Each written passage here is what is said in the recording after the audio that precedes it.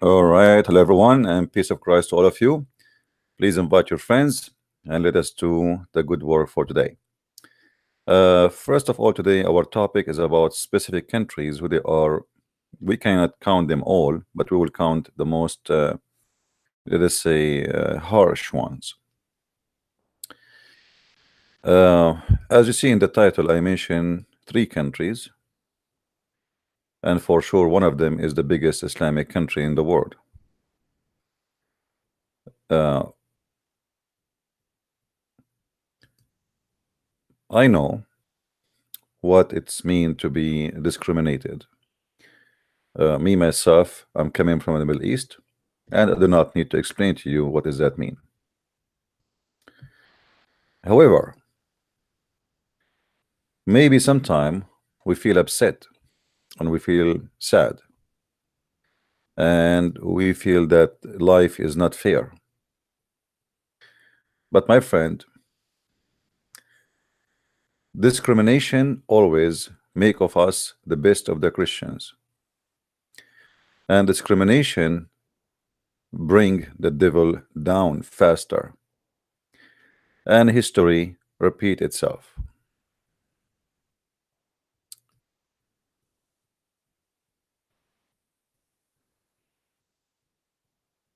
There is many article written about how some countries turn to Christianity so fast. And as an example, east of Timor, which is used to be part of Indonesia. How this country became a Christian, majority Christian, almost 2% only Muslims. The answer is very simple. If not the discrimination, they will not be Christians. Discrimination bring the truth faster to the surface. You see, one of the reasons I am very passionate about what I do is the discrimination. One of the reasons. For sure, we are warrior, we love the Lord, and we are believers, and etc. But there is more than that, and you can tell how much I am devoted for what I do. So we as a Christians, I can describe what happened to us is the same when an steel became a steel. In order to have a steel, you have to go through a very harsh process. So discrimination turn us from a rusty iron into a steel, hard, strong. They think they can stop Christianity by closing down churches, as they do in Indonesia. But that will not work. It's going to work always in the opposite direction. You will not be better than the Emperor of Rome, who they used to give us as food to their cats, to their tigers and lions.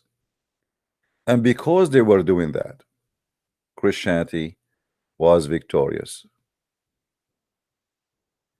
The price was high, but at the end of the day, we are the winners. And for us as a Christians, you might kill me, but you cannot kill God, and you cannot win against him.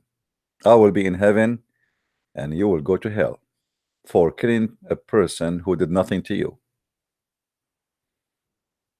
except he don't believe in your belief. So I really love my fellow Christians. I have a special love for them in Indonesia, in India, in Pakistan, where they are treated really harshly, or in China. I was in China. I cannot speak about Indonesia much. I cannot speak much about India. I've never been there. None of those three countries, Indonesia, Pakistan, or India, I've been there. So I do not really know much about them, except what we see in the news. But I was in China, and I saw how Christianity is taking over the country. You know, when you say the word China, right away, what come to your mind is a communist country. Go right now, go right now, and type in Google Christian churches in China. You will be surprised. Every few weeks, the church government destroy big, huge church. And this is their foolishness, by the way.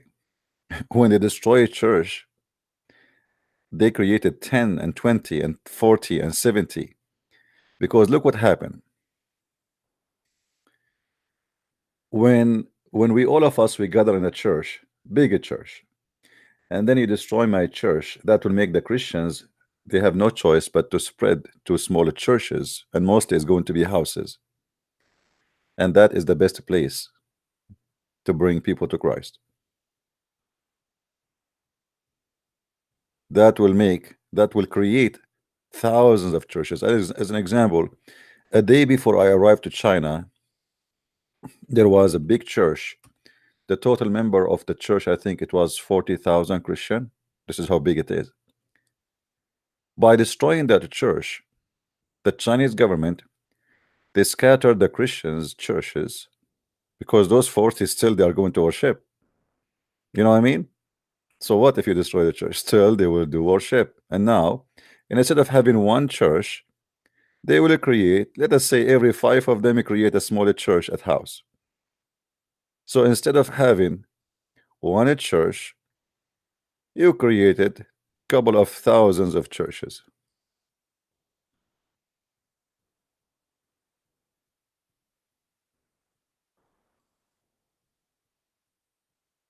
So God is good, and things is working always for the right direction. Indonesia used to have 0 Christians. Did you ask yourself why they are coming to Christ that fast? And why in Pakistan, and why in Indonesia, and why in Malaysia, why they are so terrified? Why Islam need a law to protect Islam? You see, one of the signs of stupidity of the devil, that he needed protection, because he knew he's weak. If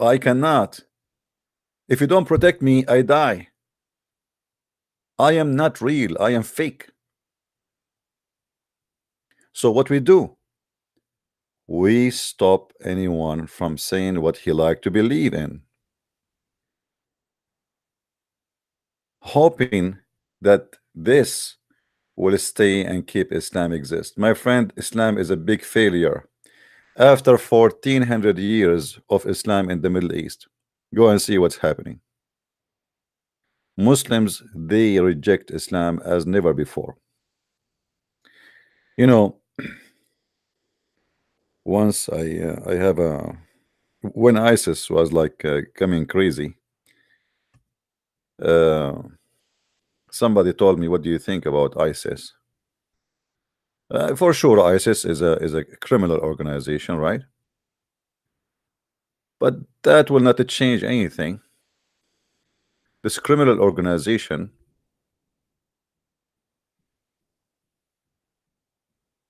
did not and will not succeed. It does the opposite.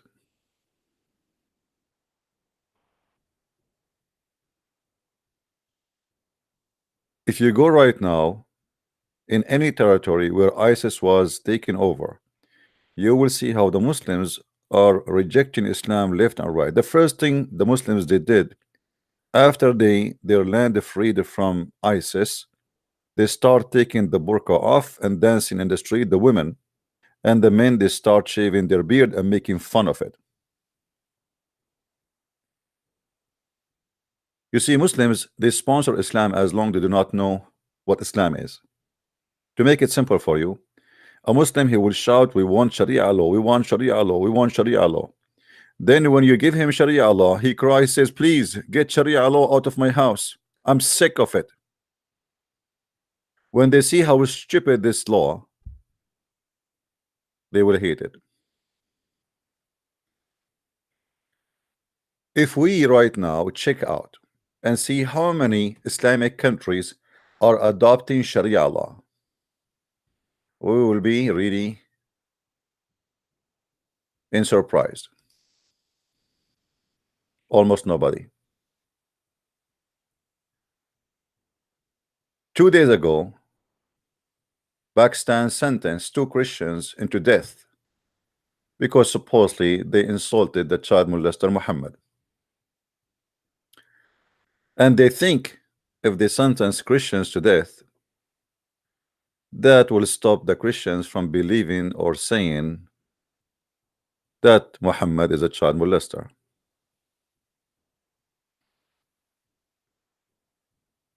And I don't believe that all Pakistani are the same. I believe all this garbage is still the import of Saudi Arabia. Saudi Arabia, because of the oil revolution, they imported all the terror of Islam to around the world. They start sending their own dawah sheikhs who teach the real version of Islam, and that turned those Muslims into terrorists. Number 1 country in the world who import terrorism is Saudi Arabia. And yet the false Western countries, they still consider Saudi Arabia as a friend. If you notice in the video, I said the tolerance of Islam, Indonesia, Malaysia, Pakistan, and the false West.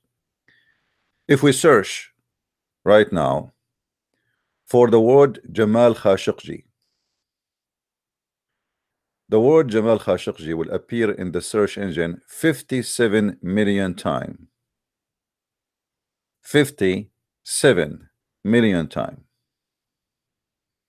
This is how corrupt and how false Western democracy is.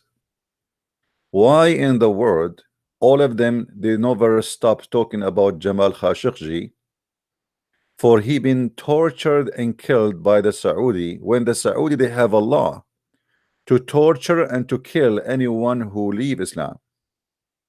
Why Jamal Khashoggi is so important to the White House, to the senators, to the Congress, but those who they are getting killed every day and tortured around the world, it's okay, starting from Saudi Arabia.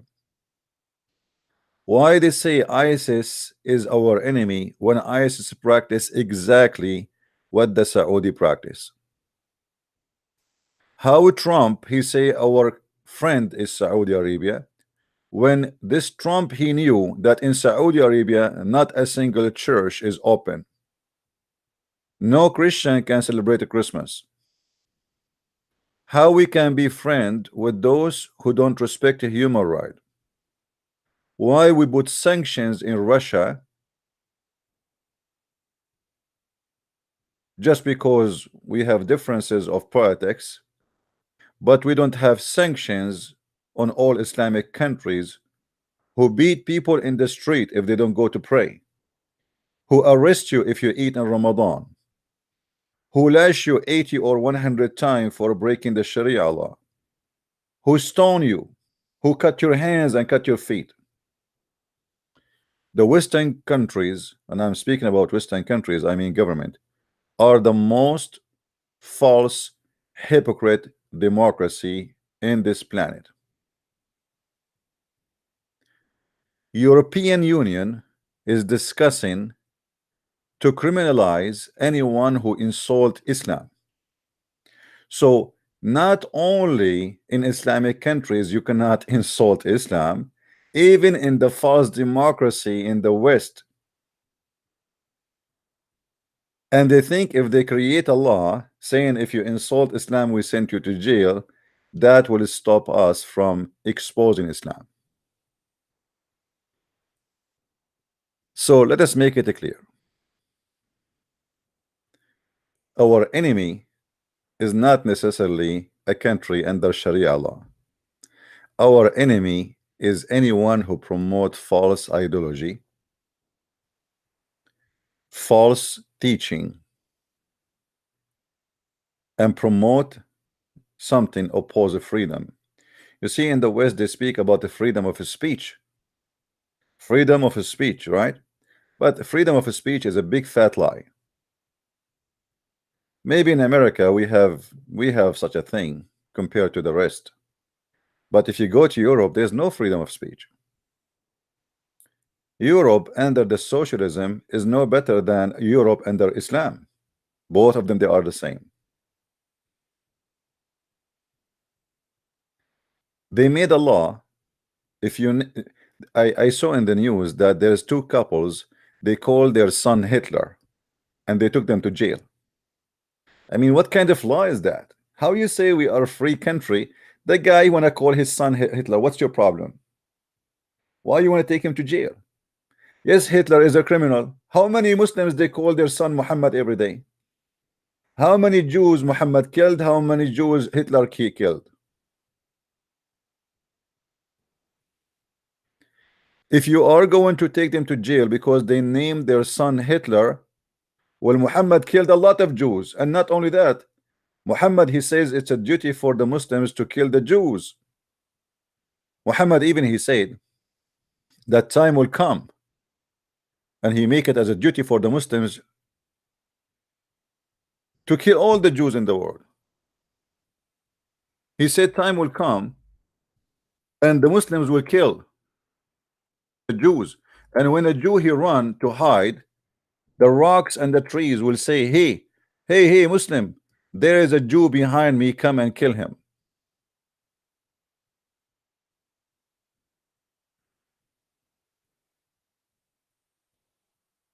So why you don't ban and why you don't jail someone who call himself Muhammad?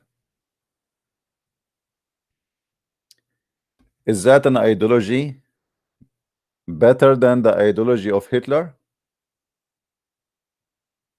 Why they say that fascism and Nazi are forbidden, but they allow Islam to build mosque in Europe or even in America?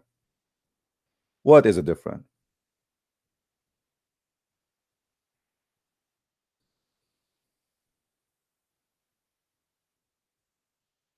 This is why I say that the West is suffering from hypocrisy.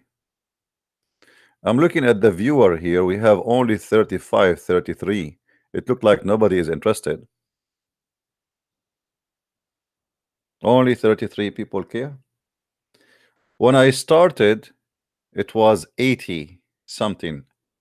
I don't believe that this is true. How we started with 80 something and we end with 33? Somebody playing from YouTube? It can't be true.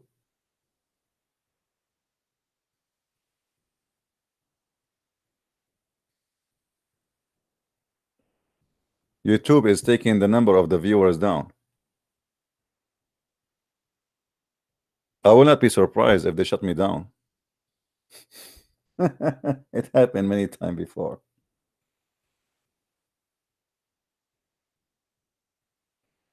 Right?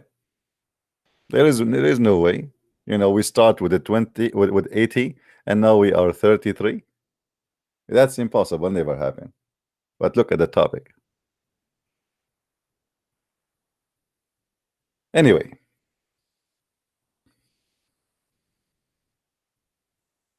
my message to the Christians. My friend, we are victorious and always the truth will be winner. Because we are people who don't teach hate and we are against hate. We don't want to hate the Muslims. We don't want the Muslims to hate us. We don't want to hate the Hindus. We don't want to hate anyone, and we will not hate anyone.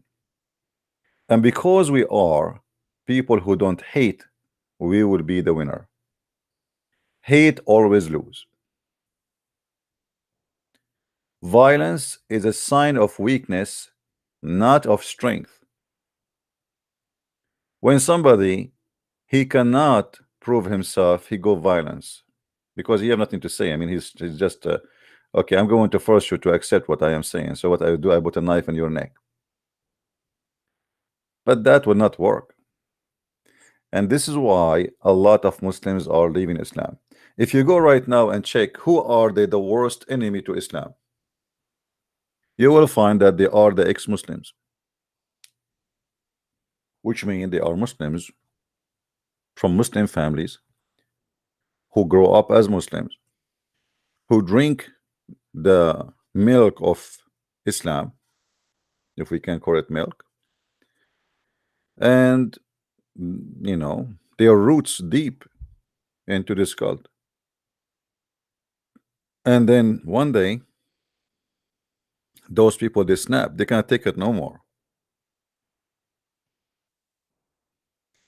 Yesterday, I saw a video made by a Muslim about those silly stuff they do, like the beauty queen of a nation, or a beauty king of a beauty queen of, like, a man who is very handsome.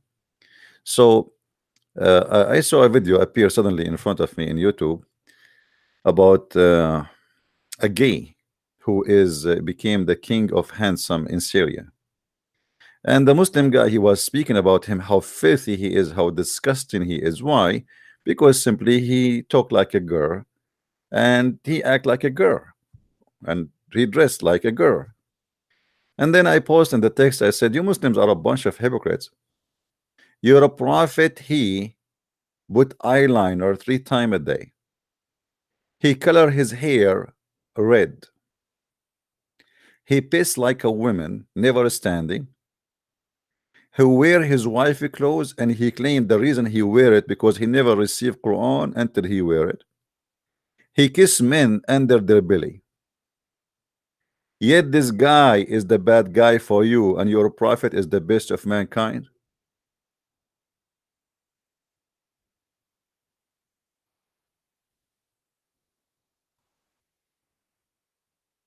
This is how easy to destroy Islam. I do not need really to present too much. You tell me what kind of man this man is. And the funny, all of this is coming from Islamic books. It's not like somebody who is the enemy of Islam speaking about Muhammad. No. This is all from their sources, from Sahih al-Bukhari, Sahih Muslim. The prophet, he pee like a woman. The people look, they said, look, he pee like women. The prophet, he put eyeliner. The prophet, he kiss a man down his belly. I mean, have you ever heard of a man kissing a man down his belly? What is there? And the man, he have no shirt, no clothes on him.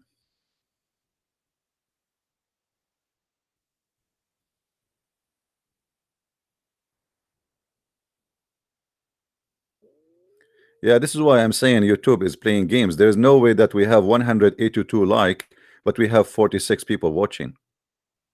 That can't be true, correct? That's mean we have at least maybe 300 people watching.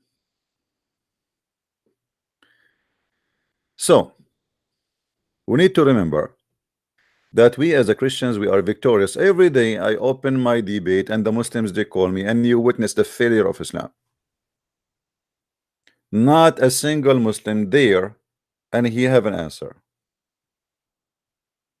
And the result of that, Muslims leave Islam left and right. One of you, he sent me a message saying to me, how many Muslims left Islam this week? I said, I don't know. I cannot count. Because the one who leave Islam under the air is a lot more than the one who leave calling, because many of them, they don't dare to call.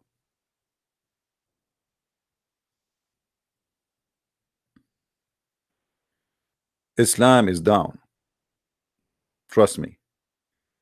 Go and see how many people watching our videos. Go and see the anger of Muslims. That will tell you that Islam is down. If I show you the comment of the Muslims, let me try to do that about my videos. You will see the Muslims do not know what to say. Let me open the topic, the previous topic, maybe. See the video there.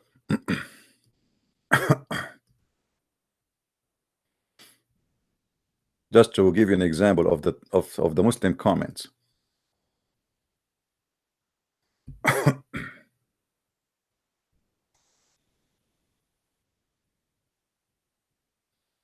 All right.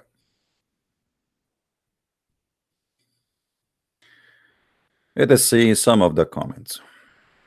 And I will read the Muslim comment only.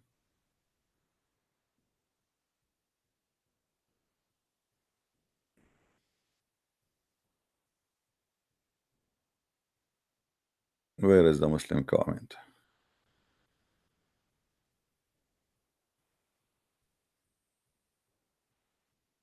Until now I don't see them.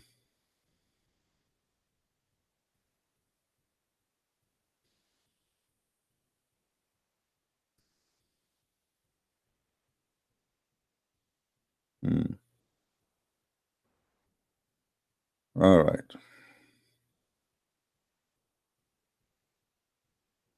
Where is the Muslims? What? When we need them, we cannot find them? I don't see Muslim comment at all.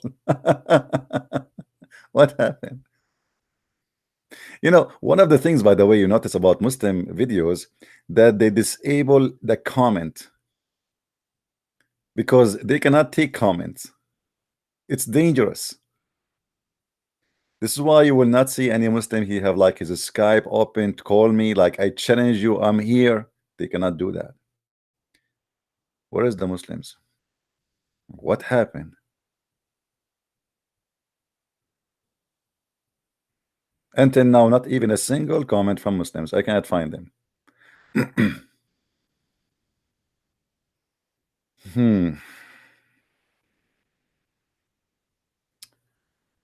No comment.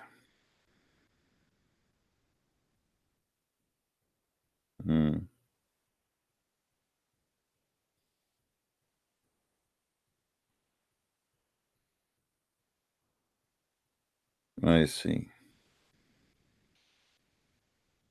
You believe it? Not a single comment? Just I want to show you an example of the Muslim comment is gone. What happened here? Oh boy. Oh, here we go. Najma Ali. Ha ha ha. CP is a complete failure. Ha ha ha. Okay. How about you call us and explain to us how we are a complete failure? Ha ha ha. Ha ha ha. You remind me of a song. It says da da da da da da Muhammad is a prophet da da da da, but he have no prophecy da da da. He have no miracle da da da. He have no God da da da. He have no book da da da. Even your Quran call us the people of the book and never call you people of the book. Can you tell me why? Even your funny Quran call us people of the book.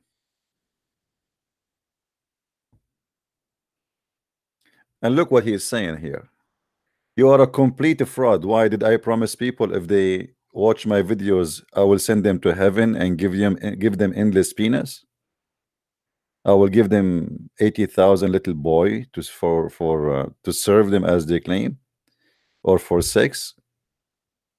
Who is the fraud?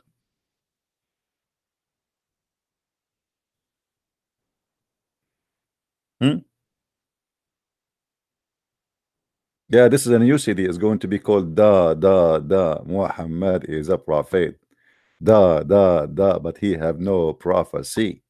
Da Da Da, he say all stupid things. Da Da Da will drive you really crazy. Da Da Da, how stupid this man is. Da Da Da, he claimed. I mean, let us see the failure. Okay, another Muslim. Okay. Look at this guy. This is another Abdul. Look how they lie. At first, I never believed that Muhammad was a prophet from God. But after reading the biography of the Prophet Muhammad, hold on, how you never believe that he is a prophet, but after you read the biography of Prophet Muhammad, I am sure that Muhammad was a prophet. Of course, but he was a prophet from Shaitan. This guy is being sarcastic. Okay. Look at this guy. Here we go. Sajid Shafi'i. This is the Christianity. They lie to fool you and lie about Islam. And who is this fool who tell you about Islam when we have our scholar and our books? So if this BCP what is the answer for what we said? My friend, the problem, I am showing you what your scholars they said. This is the problem, and this is why you are angry. In my videos, I never say anything of me. This is all what your prophet said, and your scholars they said what he said. You cannot deal with the brother. Okay, you cannot deal with the brother, but it is you who's acting like a little child. Now you are bringing your interpretation to the Quran. I bring my interpretation to the Quran. Since when? Is that tafsir Ibn Kathir, Al-Qurtubi,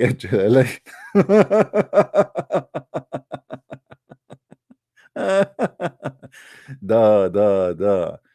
Okay, da. Let us see. Busted.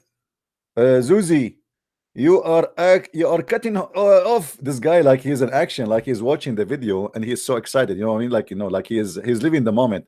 Busted. You are cutting him off.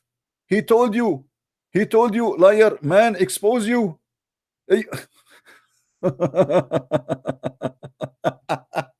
Let us continue. All right. This is what this break does. A new Christian wants Samsi or Muhammad hijab to call it, but his this cunt won't let him talk. Are you sure? I stay with the Muslim for an hour and I don't let him talk. Yeah, right. Do you think Israel matter for us? Allah mentioned it in the Quran, but it is not our doctrine. Hold on. Allah mentioned Israel in the Quran, but it's not our doctrine. Have you ever heard of a stupid statement like this? How he mentioned Israel in the Quran, how Allah in chapter 5 verse number 20, 21, 23, 24 says that this is the land of the Jews and ordering the Jews to go and kill whoever lived there, and Allah will make them victorious, and yet this is not our doctrine. If the Quran is not your doctrine, what it is then? Your doctrine, it is the yellow pages. Let us continue. All right. Christian fools, you do not know your Bible. This count think he's a clever. You know, when a Muslim he say think you are he's a clever, it's mean he is saying to you, really this guy is a clever. He does cut you off as he know he cannot answer. Do you want to hear the video I was cutting off? Let us hear it. That just to show you how I was cutting off the Muslims. Let us see if this is true. We have 37,000 viewers in this video. Let us see when the Muslim call. When the Muslim. When you say there's a unclear versus unclear to me or unclear to you. Unclear to everyone who likes. Thank you very much, guys. Did you hear this? What is your problem if I pick up a hadith which is hard to understand if you have the backup from the hadith? That's not my point. What I said is that no, your point is I am picking up a weak spots in the Quran. You are just confessing that the Quran have a problems, and I go and I bunch the Quran. I bunch the Quran in the belly. I bunch the Quran between the legs. I bunch the Quran in the places I should not punish because you are saying the Quran is weak. I said unclear verses. Yeah, so Unclear. okay, what does unclear mean? What does unclear mean? Unclear to me or to you? Unclear. Unclear to me or to Let you? me give you example. Unclear to me, my friend. Unclear, brother. You are picking up unclear verses, and this is not correct. You should not pick up unclear verses.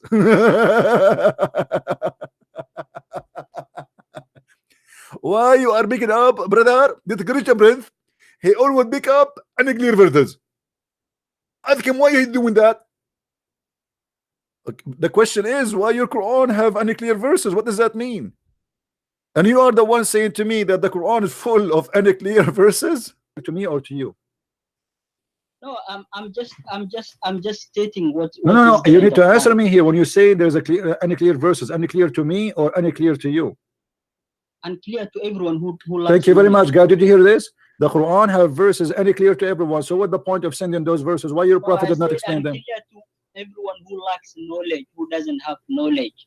It's unclear to them. That's false, my friend. That's false. That's false. The Quran says the same verse. You do not know your book. Obviously, you do not know your book. The Quran says, and those who have knowledge, they say we believe. They don't know. The one who have knowledge, to have knowledge in Islam is not about knowing. It's about just we believe. We have the prophetic tradition to explain those verses that are unclear. It doesn't mean that everything is unclear. My friend, I just told you, my friend, did you hear me? I just told you, pick up for me one verse in the Quran, and this is the challenge. Choose for me something clear in the Quran. Like, I can't think of out of head now, but there's... Okay, let me ask you. I will give you something very simple in the Quran. The Quran keeps saying the children of Israel, the children of Israel, the children of Israel, correct? Do you agree? Yeah. Okay. Yes. Who are the children of Israel? It's Moses. They okay. are from Moses. Who was Israel? The children of Israel means the Jewish. It means my friend, who is Israel? Children of Israel is the Jews. I got you. But who is Israel? Israel is a tribe or something. Who is what? Yeah. Israel is a tribe, brother. Israel is a tribe or something. I'm saying who is Israel? Israel is a tribe. Tribe? No, it says yeah, Bani Israel. Israel is a man. Children of Israel. Israel is a man. Man. That's the nickname because that's a nickname. It's a nickname. That's a Okay. nickname. Okay. Where do you get that this is a nickname, and where do you get the word that this is a tribe? Where do you get this information from? When Israel is a clan from their origin. My friend, what is Israel? Okay, they are the children of Israel. Who is Israel? Because the most prophets were from because Israel. what? Because what is the name of I'm saying you, who is Israel? I'm asking you a very simple question. The Quran repeat tons of time, all children of Israel, Israel, all over. Okay, who is Israel? Imagine I say to you, all children of Trump, all children of Trump, all children of Trump, all children of Obama, all children of George Bush, all children of etc. But I never introduced to you first who is Trump, who is Obama, who is Israel? Introduce to me. Go ahead. That's the language of the Quran, how it uses. My friend, what language? What language? Who is Israel? I'm asking you very. Guys, do you notice how low the IQ is? I am saying there is a guy. His name is Israel. Who is Israel? He keeps saying to me it's a tribe. It's a nickname. This is the language of the Quran. What's wrong with you? Who is this guy? His name is Israel. This is the language of the Quran. A tribe. You know, but what tribe? Unbelievable. Simple question. When you say to me, you see what the point of saying children of Israel is to give me a definition who they are, correct? I said children of Israel are where the most prophets came from. My friend, this is not the question. This is not the question. You see, Muslims, you see, guys, Muslim, they are people who don't even use their brain. Look what I'm asking him. What the answer? I'm saying to you, they are saying they are the children of Israel. Who is Israel? I said you there's a clan. What a clan? Who is Israel? Israel. The children of Israel. Israel is a guy, is a man. What a clan? Let me give you the answer now. Give me a second. Okay, sorry, Google. Give me a second. Google, peace upon him. We cannot find the answer in the Quran. We find it in Google. They're the Jews. The Jews. My friend, everybody knows. Guys, they are the Jews. Now he's searching Google and he come with the conclusion that they are the Jews.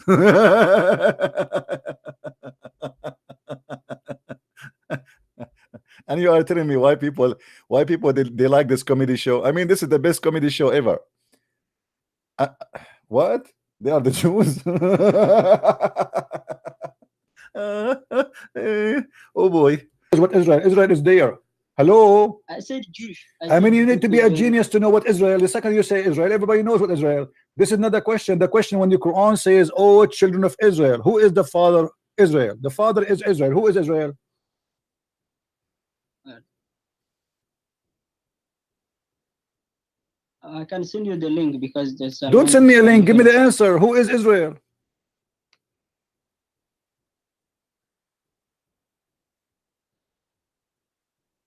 You want to call a friend? So what's your answer? Look at this. Look at this. What is the answer? What is your Give me your answer? answer. He want me, Christian Prince. I am a Christian. He is a Muslim. To answer him, to tell him what is Israel in the Quran. This is your book. You are Let the me one who give you told the me. knowledge You I are the know. one who told me the Quran is very easy to No, understand. There is some what verses I are not know. clear. Okay, here we go. I did not I ask you know. about any verse. I asked The you about just basic, a word. A word. A word. Israel. What Israel mean? the basic information I know that the children of Israel was sent by their prophet was Moses. That's all I know because in that context in the Quran it talks about the people who were sent to Moses, Prophet Musa. My friend. My friend. That's why I said it's a linguistic. I do My not, friend. My I don't friend. know the Okay. Listen. Listen. linguistic. I do not know. All right. Yeah. So Okay. don't ask me language. No problem. I'm not asking you a language. Just Guys, ask me did I definition. ask you a language? I'm saying Ask to me you, who is definition. this guy? Who is this guy, Israel? It's referring to the people that Moses Who was is sent to. who is he? Who is he? This guy. Who is Israel? Where the name coming from? Who is he? It's a tribe. It's a tribe where the origin where there was sent Okay. people to the Okay. prophet. Majority they Okay. came from that land All right. All right. around the Arabian Peninsula. So it's the tribe. It's not a person. Israel is not a person. I said Moses was sent to the Bani Israel. I'm not talking about The Moses now. definition. The I'm definition. not. All right. All right. Forget about this idiot. I'm going to open my Skype and give a chance for the Muslims to call me. If there's any Muslim in the bushes wanna call me, maybe you can do better. Stop laughing at your brother. I'm going to open my Skype now, and only Muslims can call me. Maybe we can get lucky and we find a Muslim who can do better. You never know. Maybe time will come and we will find someone who knows what he's talking about. Until now, I could not find any Muslim he have an idea what Islam is about. They don't even know what Allah is about. They don't even know what Allah mean. They have no idea. Islam is a very funny religion, and Muslims are very confused. As simple as that. Now, if you are a Muslim and you are listening, please give me a call. All right? If you are a Muslim, let us see in Skype.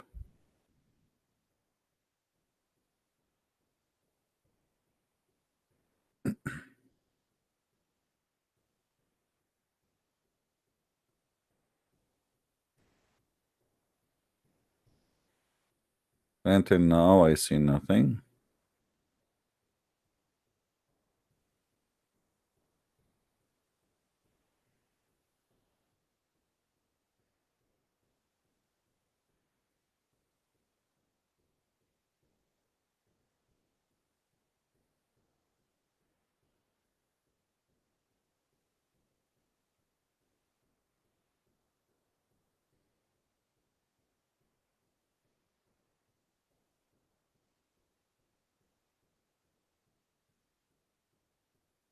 Yeah. Um, let us see.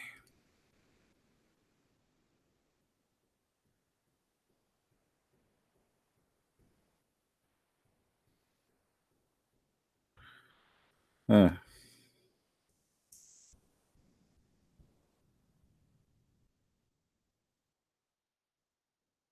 let us see this guy. His name is Ahmad. Ahmad? He's calling me a liar. All right. Can you call me Ahmad? Who is a Muslim wanna call me?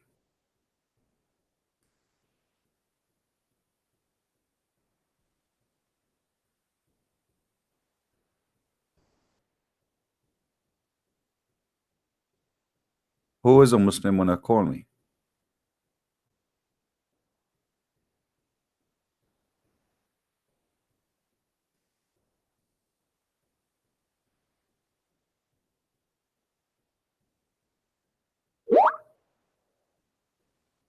Hmm?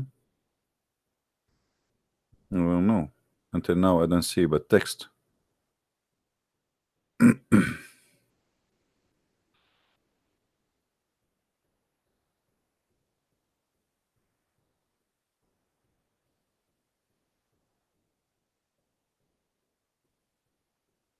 All right. Well, look like we don't have really, you know, we don't have too many. Say Muhammad is Abrahamic. Yeah, when somebody says that Muhammad is Abrahamic, do you remember what Jesus says to the Pharisees? Do you remember what Jesus said to the Jews? Did he say, if you are if your father, you do the work of your father? Did Jesus says that even to the Jews? Do you guys remember?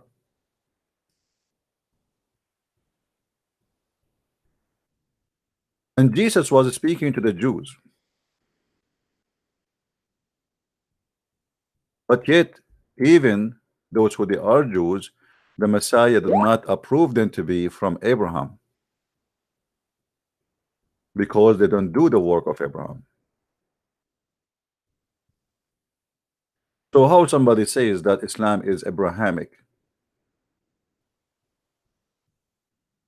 correct? When Jesus said to the Jews,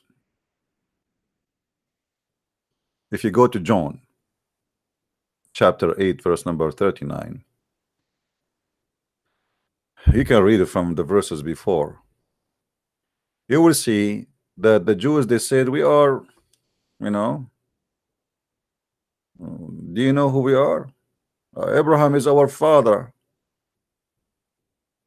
Abraham is our father. But what Jesus says to them,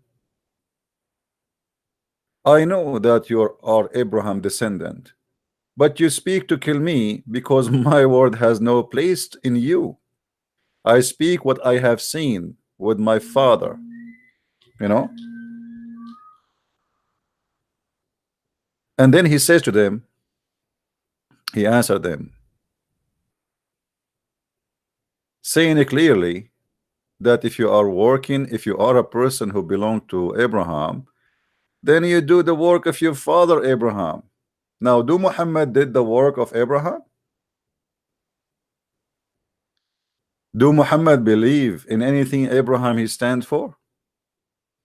What Abraham he allowed mut'ah?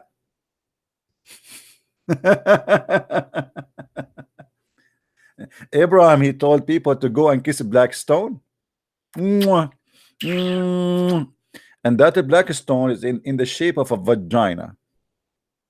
I mean, this is fantastic, right?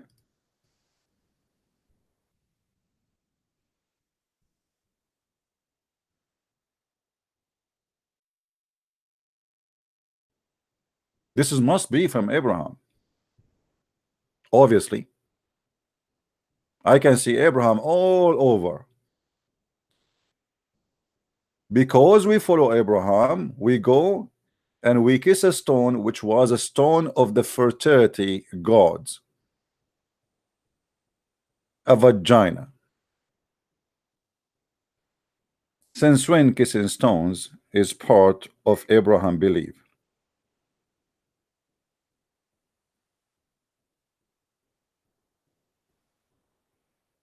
Any Muslim?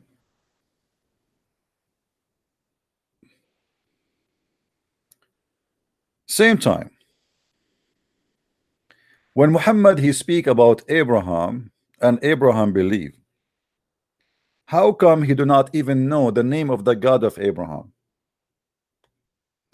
How come Muhammad even do not know the name of the father of Abraham? If we go in the yellow pages, which is in this case the Quran, we will find Muhammad saying that the father of Abraham, his name is Azar. Hey Azar, how are you? Nice to meet you. Azar, how is your son Abraham? How Abraham became the son of a man, his name is Fool.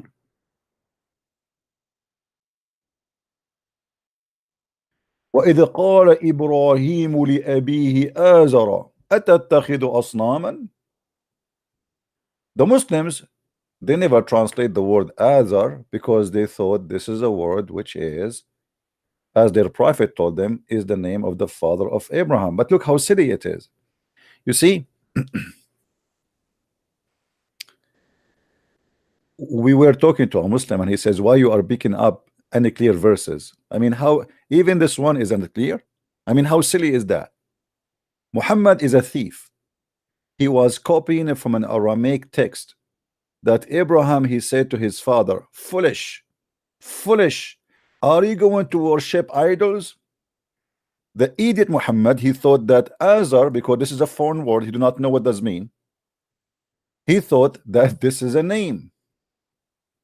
So the Muslims, they never translate the word Azar into a fool because they thought it's a name, and Muhammad, he thought it's a name. Muhammad is a follower of Abraham, but yet he do not know Abraham is the son of who. And the funny, what make it more funny, that the Muslims claim that this is the word of God, which means this is an error of God. You know what I mean? Like if Muhammad, he said that, and I say, okay, Muhammad maybe was ignorant here, he made a mistake. But the Muslim, they claim that the Quran is word by word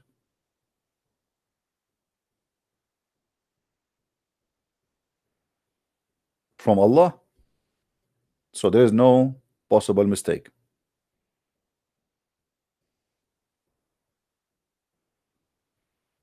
Do we have any Muslim would like to call us?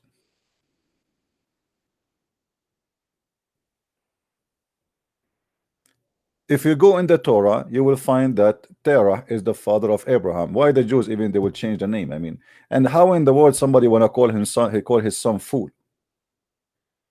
Change the word to foolish or stupid, and you will find that here it makes sense. Oh, sorry, the sound is very loud.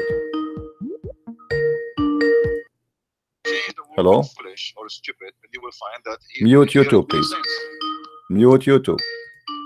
Sorry, the sound is very loud. Mute YouTube. Hello? Foolish or stupid, you will find that mute YouTube, please. Mute YouTube. Okay, I have to let you go. Before you call me, mute YouTube. Don't be silly, please. You know that the sound will appear twice. When you are calling me, you do not need YouTube. You hear me from Skype. Do we have any Muslim on a call?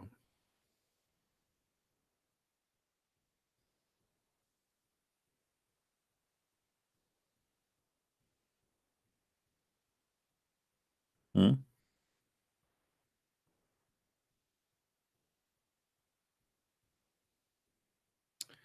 Yeah, somebody, he says to me that this guy, he quoted he is saying that Khidar was descendant of Ishmael and Muhammad came from the family. You see, this is one of the silly stupid things Muslims they say, that Ishmael is the father of Muhammad. Let us say he is the grandfather, but that can cannot be true because Khidar is not in Saudi Arabia. You can go right now and see the Bible map, and you will find that Kedar is exactly between the delta, which is located next between Israel and between Egypt. So this is a very silly statement. Secondly, even the Arab in their books, if you have my books, you will find that the Arab themselves, Muslim themselves, claim that Ishmael, he learned Arabic from the Arab. So how he can be the father of the Arab? In order to be the father of the Arab, I have to be the first Arab, not someone who learned Arabic at the age of 13 from the Arab. Secondly, if I marry from the Arab, that will not make me the father of the Arab. That will make me a father of a new nation. To explain to you, Abraham, he married Sarah and Hajar. Hajar is an Egyptian, Abraham is Aramaic. The son is an Arab. The son will be an Aramaic. Are we clear? Because even in the Quran, even in Islam, it says, "Ud'uhum bi asma'i abaihim." You are to follow the name of your father, which means you inherit his name, his last name, his citizenship, whatever it is. So this is a very stupid argument.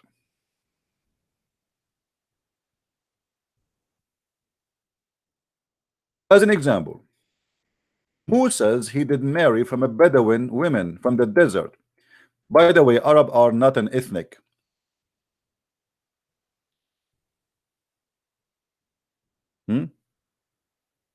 Bedouin, the Arab, the word Arab is not really an ethnic group. It is whoever live in the desert.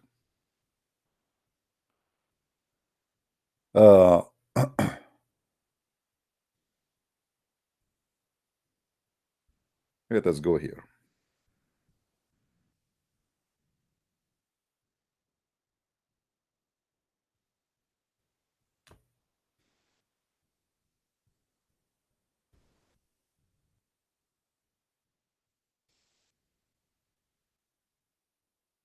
This search engine is not good.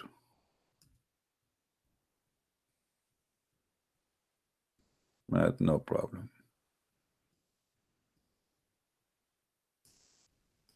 When Musa says he did marry from a woman who is from the desert, is the children of Moses considered Arab?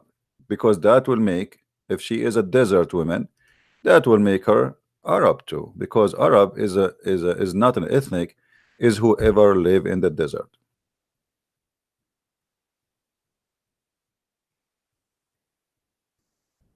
So it's a very serious, stupid statement. Secondly, according to the Islamic books, Ishmael he married from the tribe of Jurham, and the tribe of Jurham are the enemy of the tribe of Muhammad.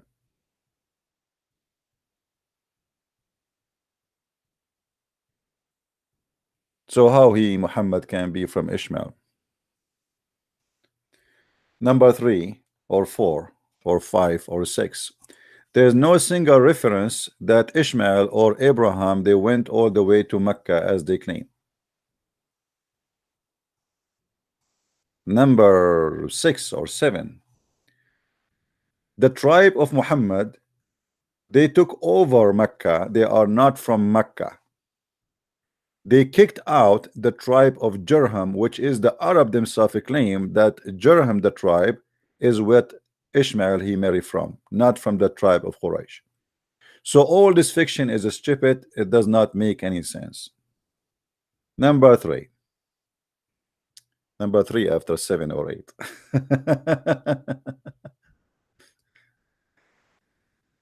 The Quran claim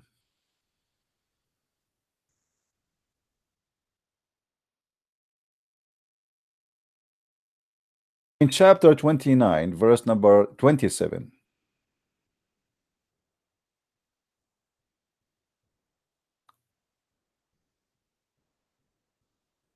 and we gave Abraham, Isaac, and Jacob, and we ordained among his progeny the prophethood and revelation. So the Quran confirmed that the prophethood will be only from Isaac and Jacob. And here you need to ask yourself why the Quran dropped the name of Ishmael from this statement. Especially Ishmael is the elder in the family. And the elder in the family is the most important man. The explanation is very simple. Muhammad at this moment, he was being a hypocrite to the Jews. And he knew the Jews don't consider Ishmael as an important person, because simply they are descendants from Isaac and Jacob, not from Ishmael. And because of that, Muhammad he was willing voluntarily to drop the name of Ishmael, which is going to be kind of offensive to the Jews. So he said to them, okay, you know what, I believe in Abraham, and the prophethood, God he said that is going to be from Isaac and Jacob. Do you see it, Muslims? Now, in the Quran, Abraham is a very ugly, disgusting man.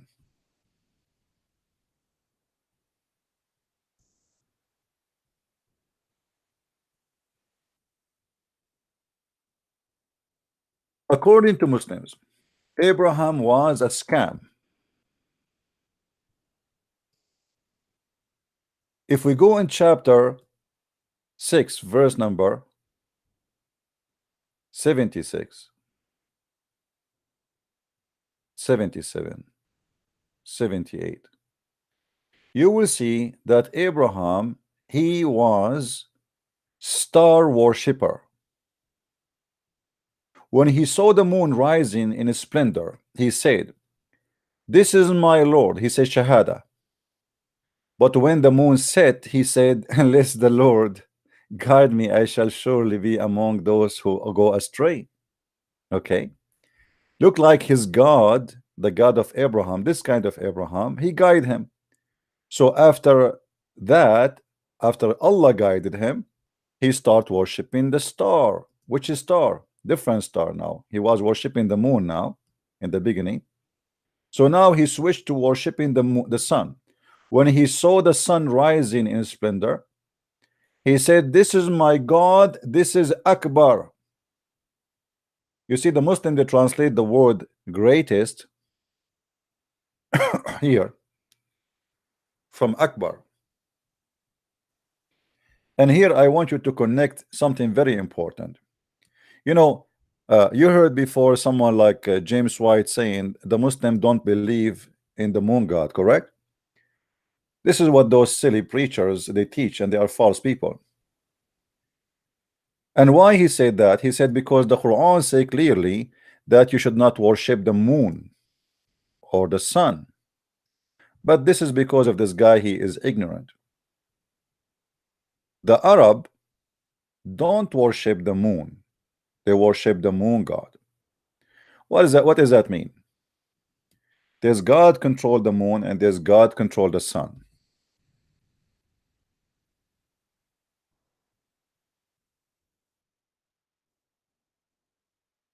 How we can prove that Allah is the moon god who married from the sun god and they have babies? It's in the Quran.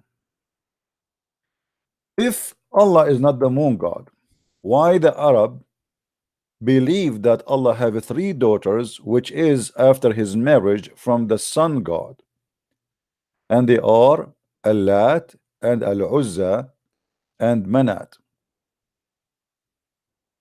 You know what I'm saying, guys? What makes somebody believe if Allah is not the moon god? What Allah? How? Where the daughter coming from? Like nobody is telling you the other side of the story. You see, when somebody says to me, "Okay, Christian Prince, you have three daughters," why nobody is not talking about my wife? What is the wife here? Is that a virgin birth? The same as what happened to Mary? No. What is the ideology those people believe in? Where the three daughters of Allah is coming from? This is what the ignorant don't mention, like James White, who is a false Christian preacher who speak and he make poo-poo defending Islam.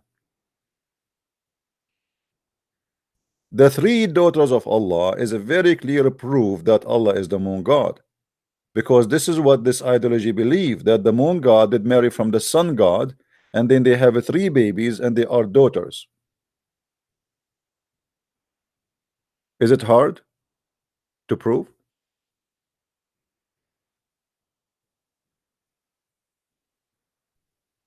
Right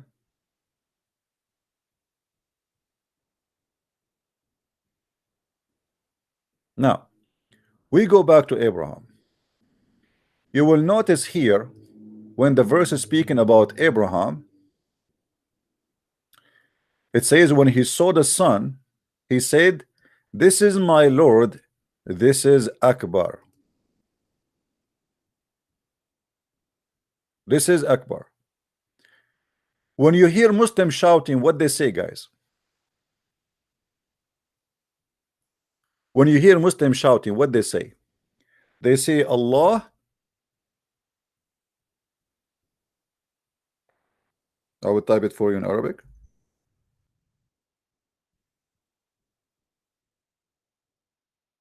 Allahu Akbar. Allahu Akbar.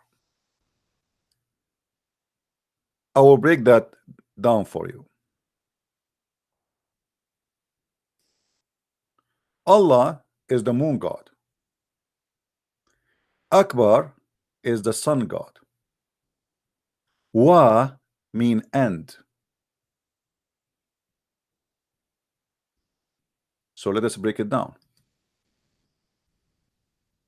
And Allah and Akbar. This is why Muslims believe in Tawheed. For Muhammad, he unite the God of the moon, Allah, and the God of the sun, Akbar, together. And this is explained why Abraham, he said, when he saw the sun going in splendor, he said, this is my God, this is Akbar, not the greatest. That's a false translation.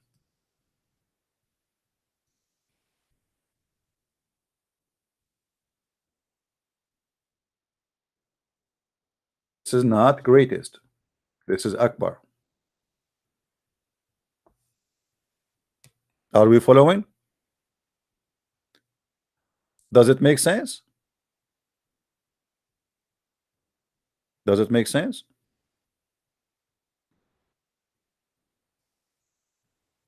And by the way, there was idols, they called them Akbar, who present the sun god, the same as Allat and Al-Uzza and etc. And Muhammad, by the way, he claimed that he killed Allat and Al-Uzza and Manat. As an example, there is a story that Muhammad, he sent Khalid ibn Walid to kill one of the daughters of Allah, which is Al-Uzza,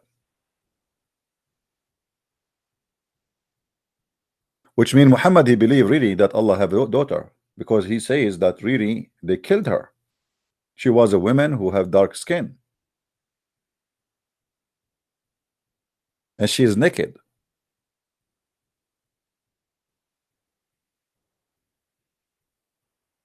Now, if there is any Muslim is listening, feel free to call me, prove me wrong. Why Abraham, he said, this is my God, this is Akbar. You will notice here, when Abraham, he spoke about the moon, he did not call him Akbar. He said, Hada Rabbi. That's it. He did not add anything. Rabbi, it's a word coming from the Aramaic, which is same is used in Hebrew. This is why we say Rabbi.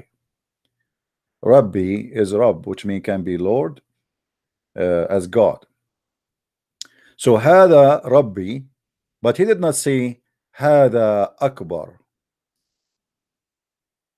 as we see here in the Arabic text, which is disappear in the English translation.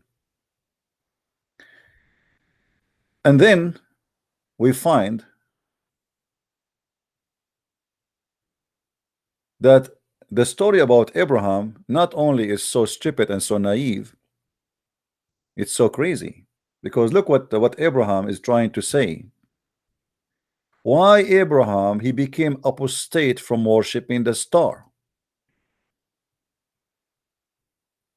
So when the night cover,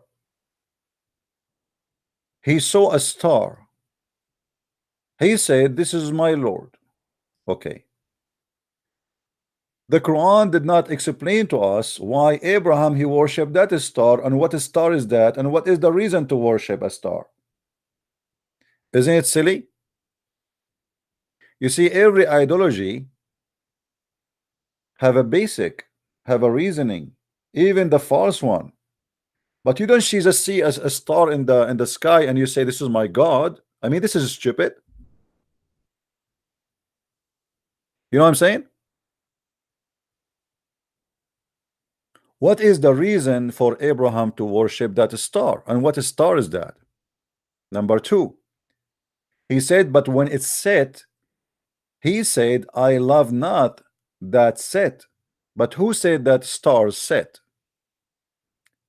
Number two, how stupid it is to say, I did not worship that star because it does set. As if Abraham, he never saw that the star disappear. He just noticed that. As if Abraham, he was born as a, as a person who never saw light before, and he was always living like a Batman inside the darkness, and he saw only stars. And then suddenly the sun came, and suddenly the stars appear. But this is something you know already, that the stars they set. The Muslim, they say to us that Abraham, he converted to this religion in order to make people leave it. But that's mean that the Muslims believe that Abraham is a scam. He is willing to take shahada to the wrong God, say this is my Lord, but yet you don't believe in that Lord. If this is the scenario, but by the way, there's no proof of that. This is the Muslims trying to defend the stupidity of the Quran. How a prophet of God he say this is my Lord if you don't believe in that Lord? Jesus said, the one who deny me, I deny him. The one who deny me, I deny him. And then the same stupid story. He saw the sun. He said, this is my God. This is Akbar. Sorry, the moon. He did not say the moon Akbar. He said to the sun. He said he saw the moon. He said, this is my God. Who? The moon. So now Abraham is a moon worshipper.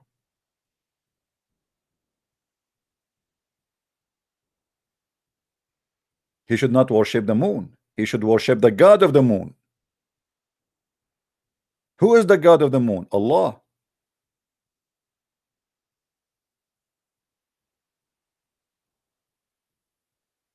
You see, if you go in the hadith, Muhammad, he is an enemy of the God of the sun. He liked the God of the moon. This is his favorite. Muhammad, he forbid the Muslims to pray when the sun come up. Why? Because he claimed that the two horn of shaitan come with the sun. Look here, the hadith is gone. Did you know that there's no translation for this hadith? Did you ask yourself why? Where is the translation? Book number 6, hadith number 578. They translated everything except this one. Why? What happened? Muhammad is saying here, don't start your prayer when the sun rose and not when the sun set, because this is where, because it appear from between the two horn of shaitan. The sun appear from between the two horn of shaitan. They try to hide the translation, but we will look for other sources to get them busted. Don't worry.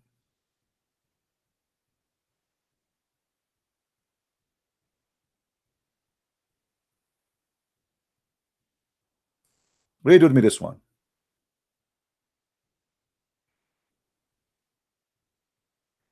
Yahya related from Malik that etc. etc. We visited blah blah blah blah blah blah blah blah blah. The messenger said,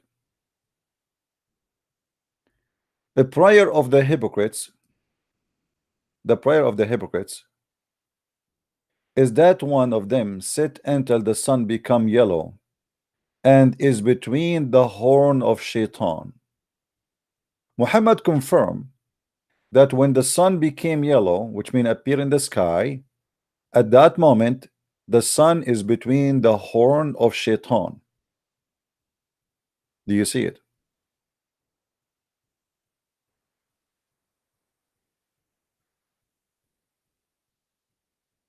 Do we have any Muslim have any comment?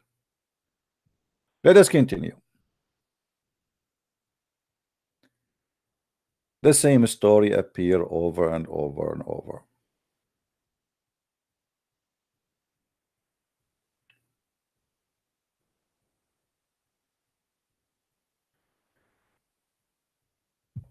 Muhammad always connect shaitan to the sun. Why? Because the Arab, yes, they have two gods, but the God which is the sun god is the female one, and this is the bad one who always kill their uh, their grass, their animals, who bring dry weather, who burn them alive, very, very hot desert. So the sun always was harsh. You see, you will notice that in the old days, those who live in a cold area, they worship the sun, and those who live in a very harsh, hot area, they worship the moon, because the moon is smooth, nice, romantic. There's no death come with the moon. The sun bring death, thirst, no water.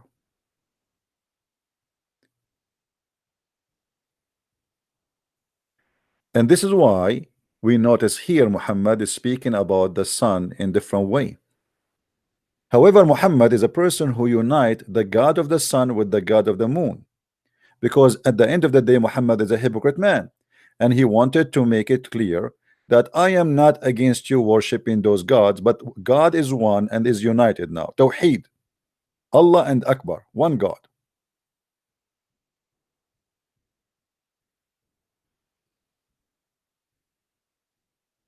The word Tawheed does not mean oneness of something. The word Tawheed is unification. The foolish Muslims, they say to you that we believe in Tawheed, but the second you say we believe in Tawheed, that's mean you believe in more than one person. Because how you can do unify something is one. You know what I mean?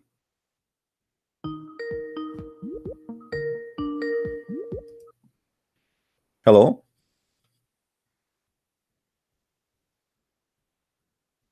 Hello?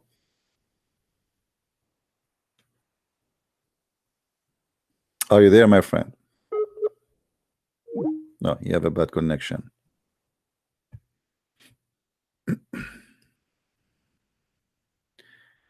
Call me again. Oh, this is an look like this is an ex-Muslim.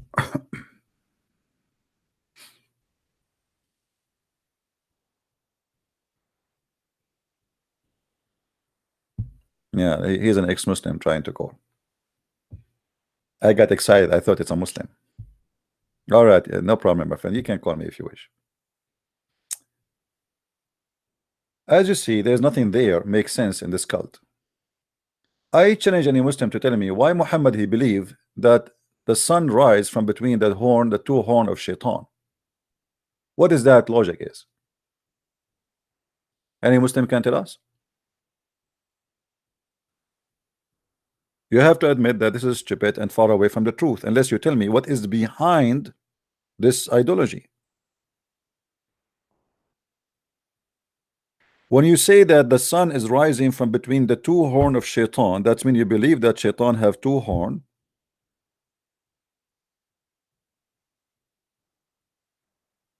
And the sun is located literally there. How that can be? You know, when I was a kid in the Middle East, like once I remember it was sunny, but it was raining. So, you know, people was walking in the street, and one of them, a woman, an old woman, she said, the Shaitan is fighting with his wife. The Shaitan is fighting with his wife. And then I wanted to know, I mean, why? What is that? I mean, why?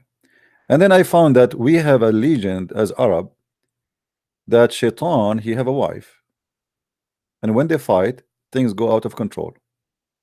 So you will see that the rain is coming when it's sunny. Like there's a few cloud, but it's sunny in our area, but still it's raining. So to explain that, always the Arab, they come with a solution. The shaitan is fighting with his wife. And that makes sense. For sure.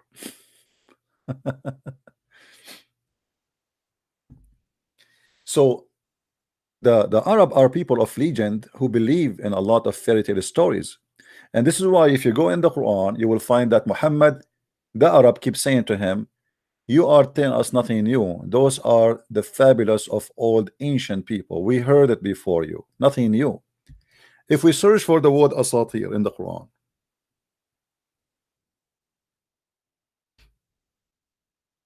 we will find that the word asatir appear all over the Quran, non-stop. Chapter 6, verse number 25, 831, 624, 2383, 25:5, 27:68, 46:17, 68:15, 83:13. This is how many times the Arab keeps saying to him, this is nothing but the fabulous fairy tale stories of the people before us.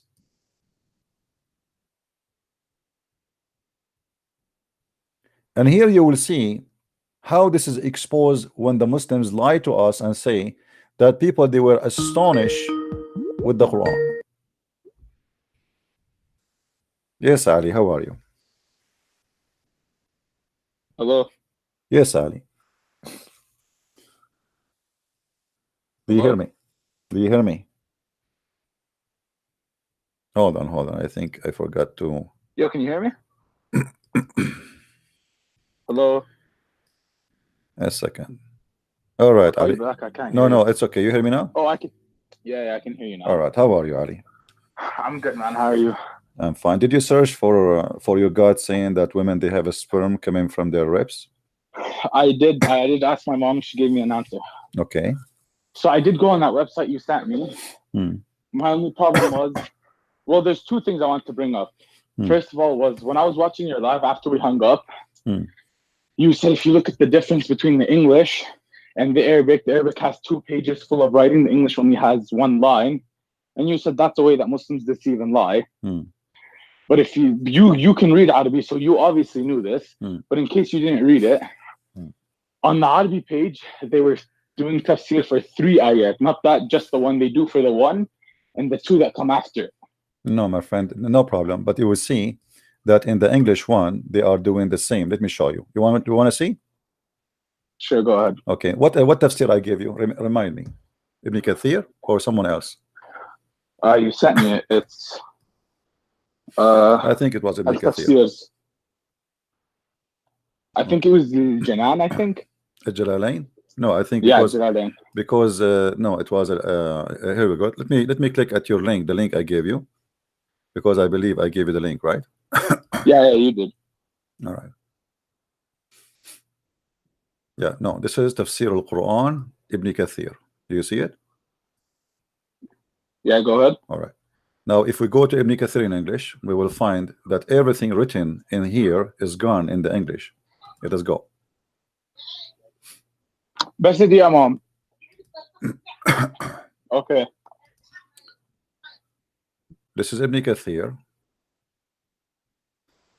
And Ibn Kathir, actually, you see, 1, 2, 3, 4, 5, 6, 7.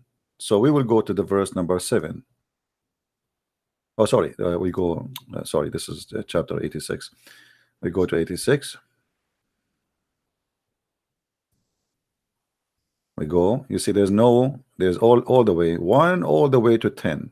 There's no between here. What is that? See? Do you see on the screen?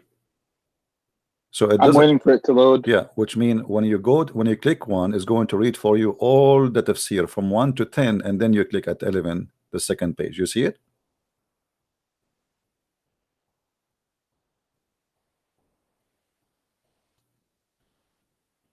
Do you see it now? The live is delayed. It's still not on.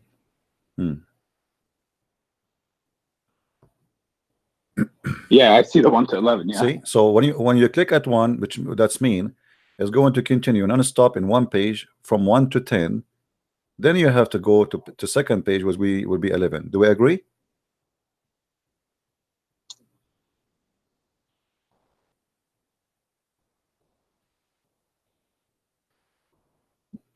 Should be like that, yeah. All right. So we click now, go. There we go. And now show me where it says what we showed you in Arabic. Nowhere it can be found. The live is delayed. Let it come. I will give you the link if you want. You can open it from your side and tell me where we can find what we read in Arabic in the English page. And if it's not there, why?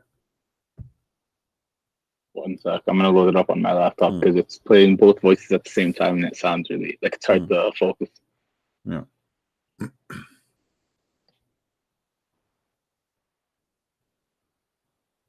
Is it the link you just sent me? Is that the one you're using right now? I send you. You have already. If you go previously to the Arabic one. Yeah, but you sent me another one right now. And I send you another one. Yeah, using? this is the English one I'm using. Now, where we can find all what is written in Arabic? What happened?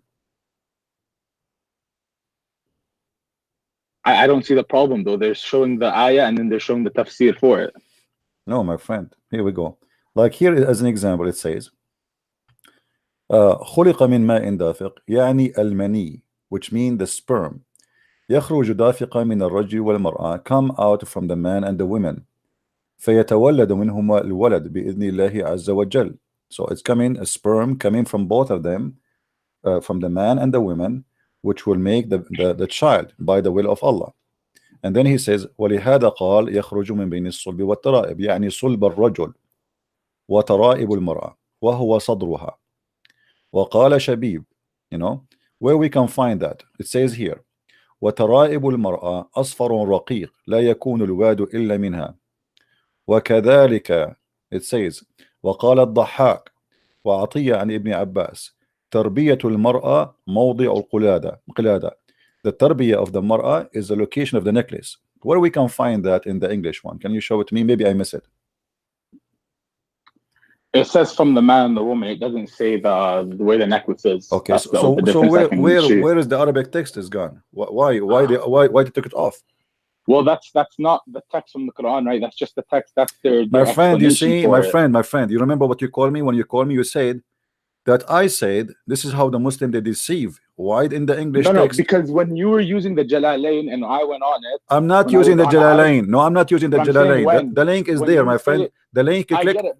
Listen, click at the link I gave you. It's just the one before. I'm on the link right now. So, I'm on the link right now. No. Listen, the link I gave you, it was Ibn Kathir, and I compared to Ibn Kathir. I did not compare a Jalalain to the English Jalalain, because a Jalalain we don't have it in English here in this website. I showed you this website. You can go to the video. So I gave you a tafsir Ibn Kathir in Arabic, and I showed you Ibn Kathir in English. Now where we can find here, it says that the word taraib mean the location of the necklace. Do you see it anywhere? Maybe I did miss it.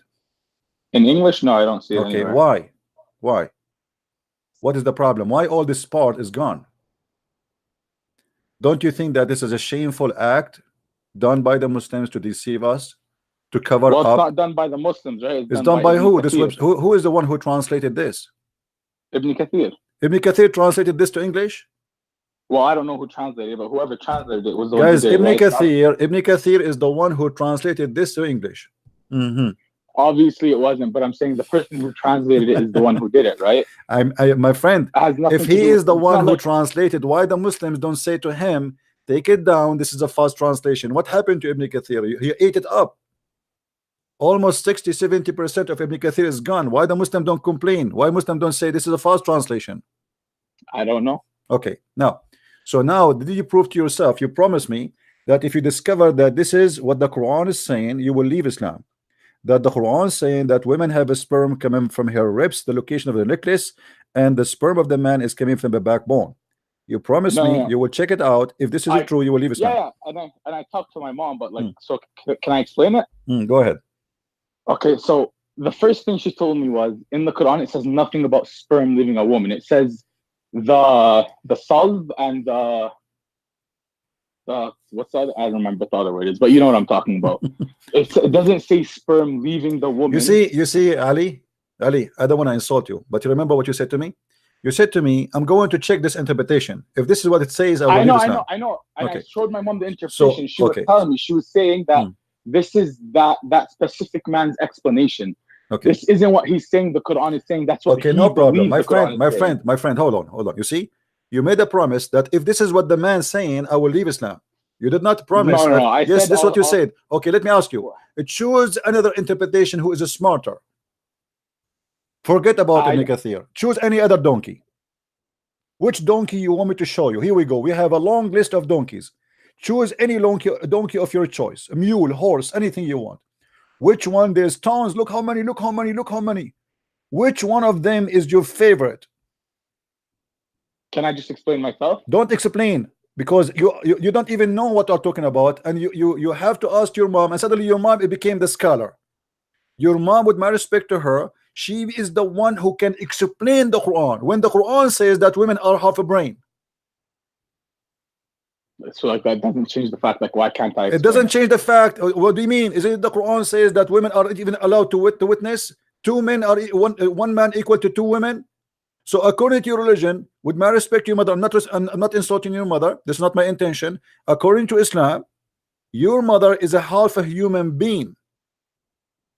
Have you ever heard of a woman explaining the Quran? No. I am asking you to be honest.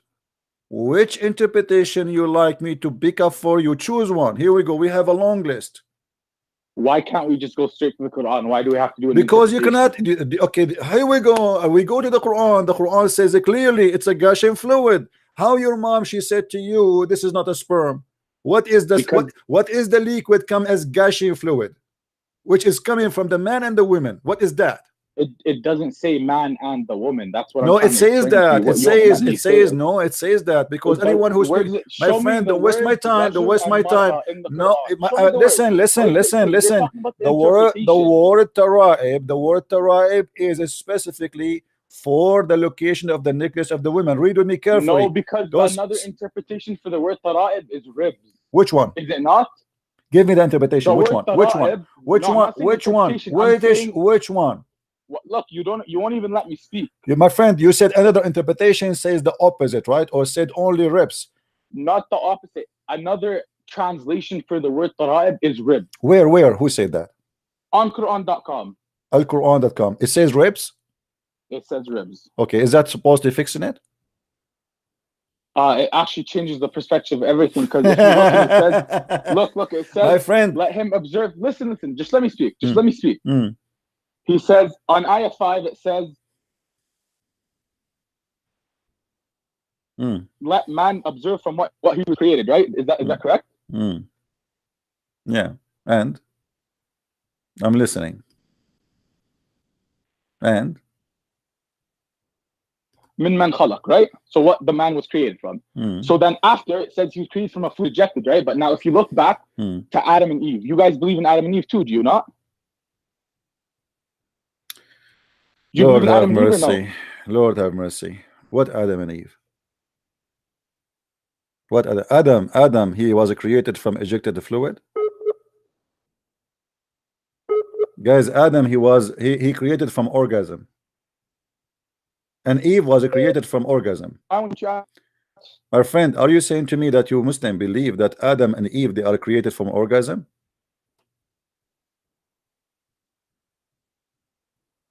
Hello? I lost you. Say again what you were saying. I said, was Eve not created from one of the ribs of Adam?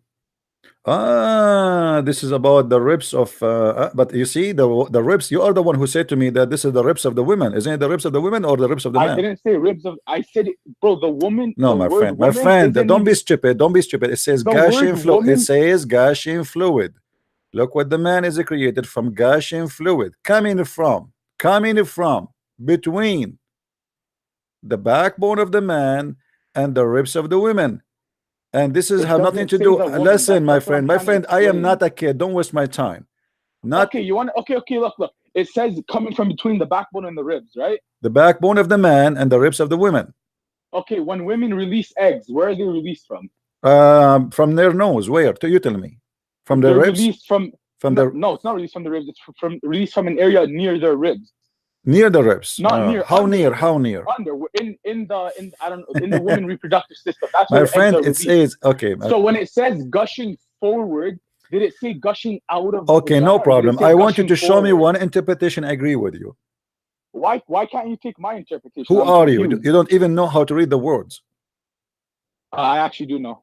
I found another app that like does it, because I don't know how to read the words when they're on Really? top of each other, but when they're side by side, Okay. I can. Okay, let me ask you. So all the Muslim scholars in the world, they are stupid, and you are the only smart guy who got it right. That's not what I'm saying. I'm saying I have my own interpretation, and I'm allowed to have my own interpretation. Okay, let me Okay, look, answer me this. Some people believe. Do you believe Jesus is God? Why you are changing topic now? I'm just giving you an example. Do you believe Jesus is God?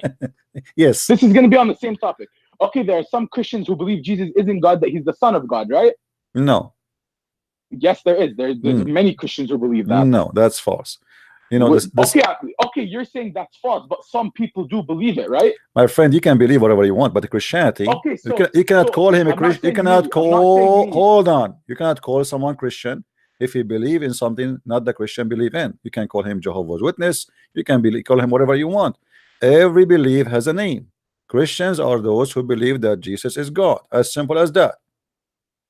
They believe in the Father, the Son. It's not up to you. No, you do not know some Christians. Those are not Christians. I do know. When I say a Muslim, okay, have you ever heard of a Muslim? Muslim who don't believe Muhammad is a prophet?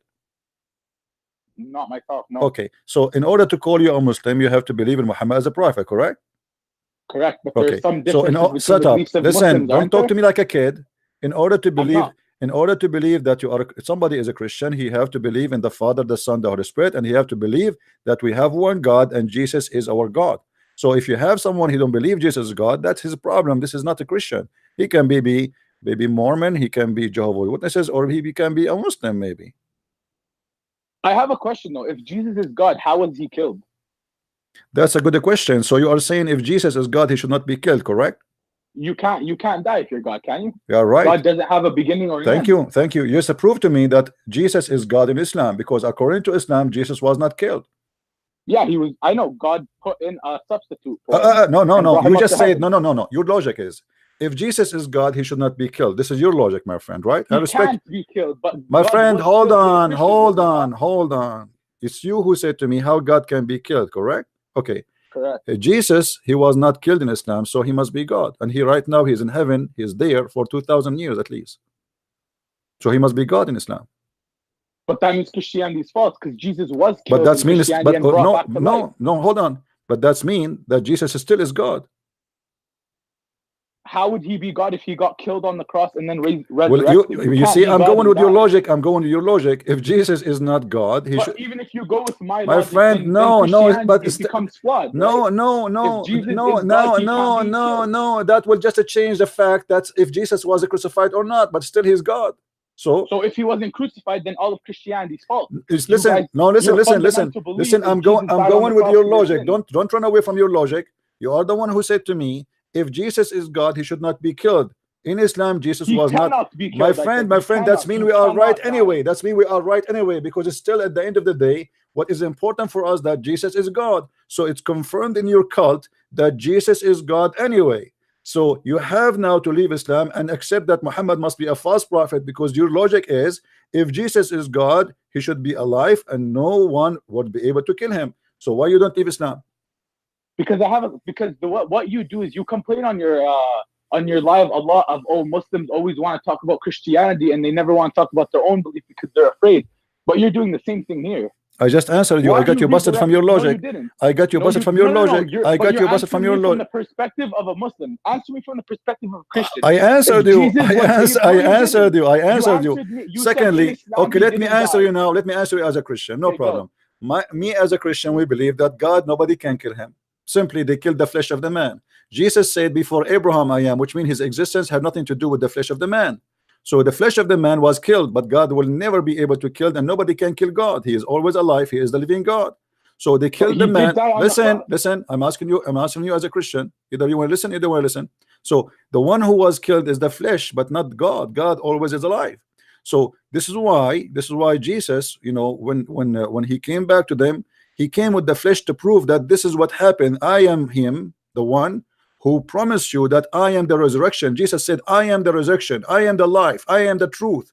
All of those are title only given to God. I am the Alpha, I am the Omega, I am the beginning, I am the end. So when Jesus came back to his disciples and he showed them his hands, that this is me, because they could not believe how he come back from life. I mean, this is your, they crucify you. So he showed them that death will not overcome him. He overcome death. In the same time, when I answered you about your logic, if Jesus is God, should not be killed, that's mean you are being hypocrite, because I didn't say should, I said could not be could killed. not. Thank you very much. Okay, you explain to me now why the Jews could not kill Jesus. Because God took him up to heaven. Why? They killed the Jesus substance. Okay, why? Explain to me why God took him up to heaven and the Jews could not kill him. God did not want Jesus to die. Okay, that's a good thing to say. Why God don't want him to die? Because Jesus is going to come back during the end of days. Why Allah did not save Muhammad? God has his plan, right? I don't know. Muhammad was killed by poison. I don't see your point. Like God, like why Allah? Jesus, why Allah? Who listen, is the highest? Who is the highest messenger in Islam? I believe it's Prophet Muhammad. All right. So why Allah he saved Jesus and he did not save Muhammad, and he let Muhammad die in a very horrible death by poison? Because that's God's plan. That's what? God's plan. So God plan? Yeah, this is God. Does okay. God not have a plan? So your God plan is to make Muhammad die like a rat? I mean, cannot he make him die normally? What is the point of making him die by poison? It's God's what's the point of some people? Okay, how he is the highest? How he is the highest, but the hero die in the middle of the movie, and Jesus is the one who is the hero who will finish all the movie. You know, which his logic is to say to me that Jesus is the one who will come. Hold on. You are saying to me that Jesus will come back. He will kill the devil. He will destroy the evil. He will establish the truth, and he will establish the justice. And even your prophet said, your God Muhammad said, that Jesus, he will come on you and he will be hakaman muqsitan. Do you know what hakaman muqsitan mean? Judge. What judge? No, judge and just. Correct? Muqsitan. Yeah, a just judge.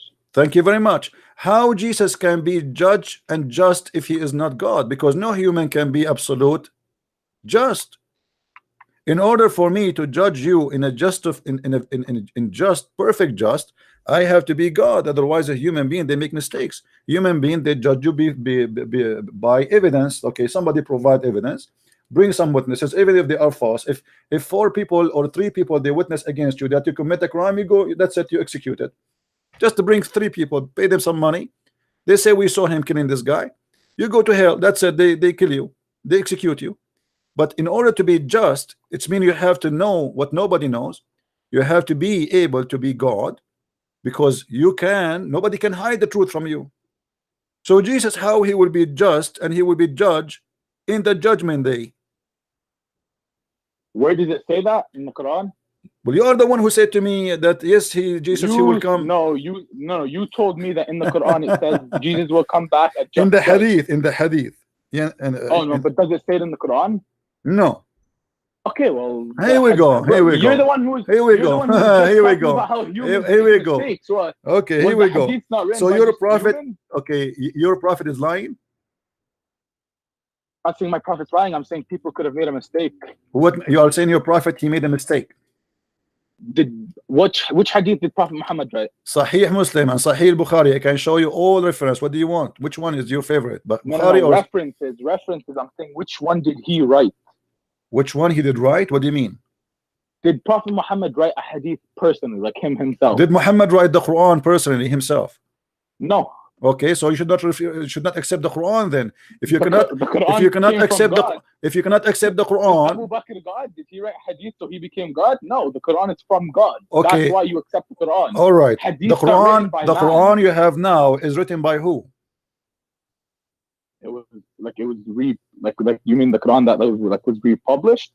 The one you have, who is coming from who? How you receive the Quran today? I bought it from a store. No. Who is the one who make it for you as a book? Muhammad? Yeah. Are you sure? God was the one who wrote the Quran. He just passed it on to Muhammad, who then put it into physical This is form another for us. question. Who is the one who made the Quran a book? That's such a vague question. Like, I don't understand what you're trying to ask. I'm asking you, the Quran you have between your hands is printed and made by who? I don't know. But not by Muhammad, right? Obviously not. He's Okay. dead. Is it done by a human being other than Muhammad? Yes. Okay. Do you have the original book? No, I don't. Okay. So how you can say that you have Quran if you don't have the original book of anything? The reason that's flawed is the same thing with the Bible, right? Do you have the original Bible? Yes, we do. We have thousands of manuscripts. You have manuscripts, but do you have the original? The manuscript is the original. The manuscript is the original. No. Yes, it is. No, it was proven that some of the It is. No. You can say, you see, when we have manuscript, it's mean we have a lot of collection, but doesn't mean that all of them have to be the exact original. But it can be a copy. So there you go. So you no, don't listen. Have the proper no, Bible, no. right? We have the original, and we have some manuscript who they are copy of copy. But that will not change anything. All of them they confirm each other. Now, where is the original Quran? Where is the original Quran? Where is the original? Where? No, we can. Let me, Abdul. Let me ask you. Let me ask you, Abdul.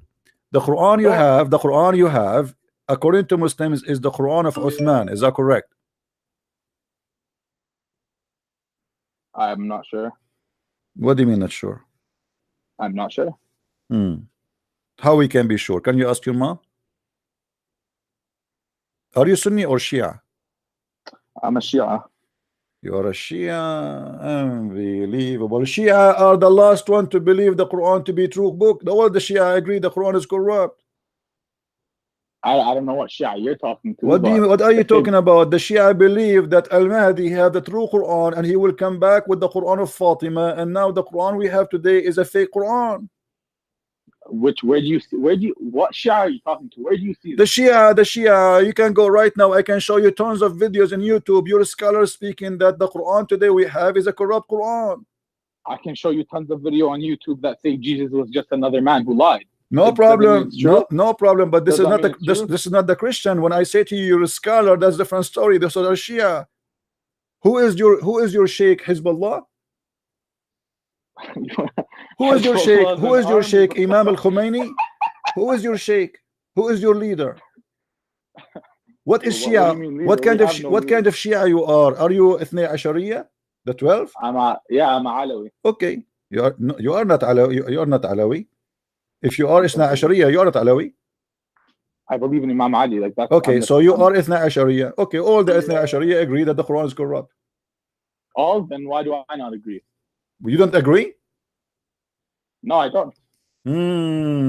All right. Well, my friend, obviously you do not know your religion, because all the Shia, agree that the Quran is corrupt. And as long as you don't want to tell me, who is the scholar you learn Islam from today? I'll go upstairs and ask my mom. I'll go upstairs and ask your mom.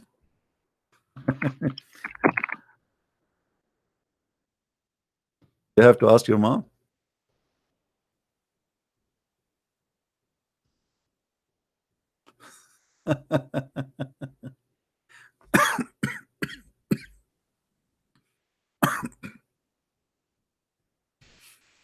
Let us take another Muslim. This guy is a kid.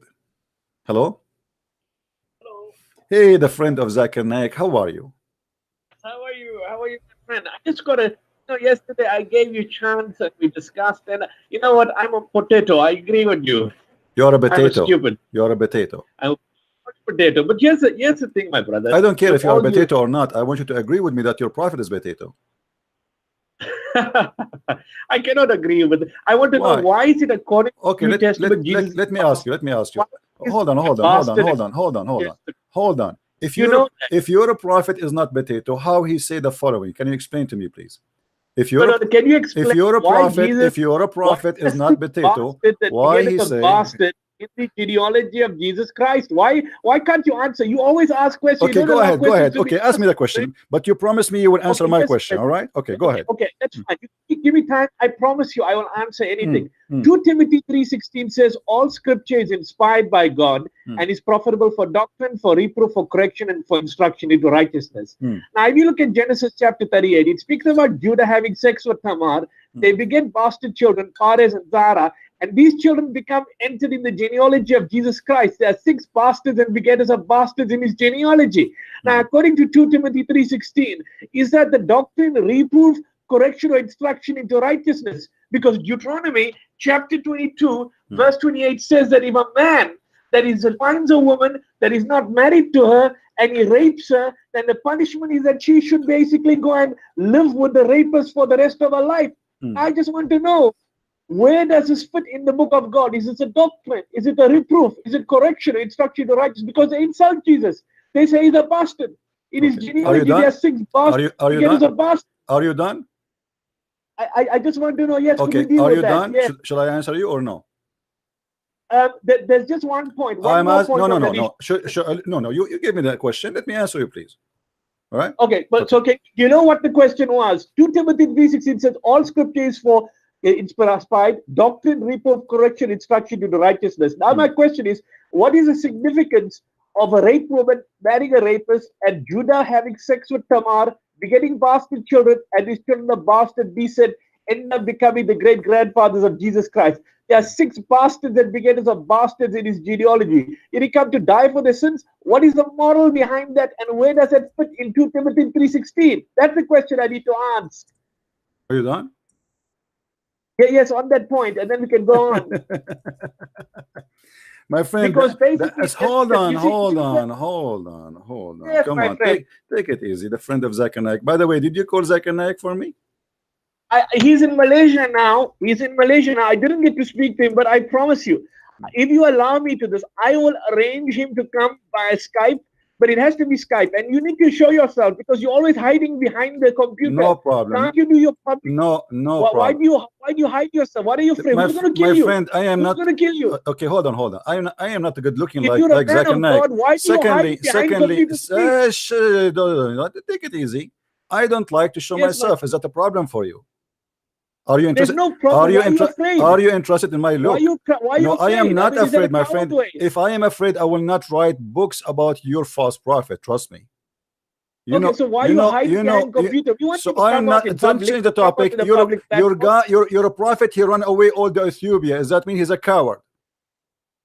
He was being persecuted. That's why he ran away to Okay, Ethiopia. thank you very much. So as long you are, so what if he's persecuted? Why he ran away unless he is fearing for his life? Does that mean he's a coward? Yeah, he's fearing for his life. Okay, so he was a coward. So he was a coward. So you are saying to me he was a coward.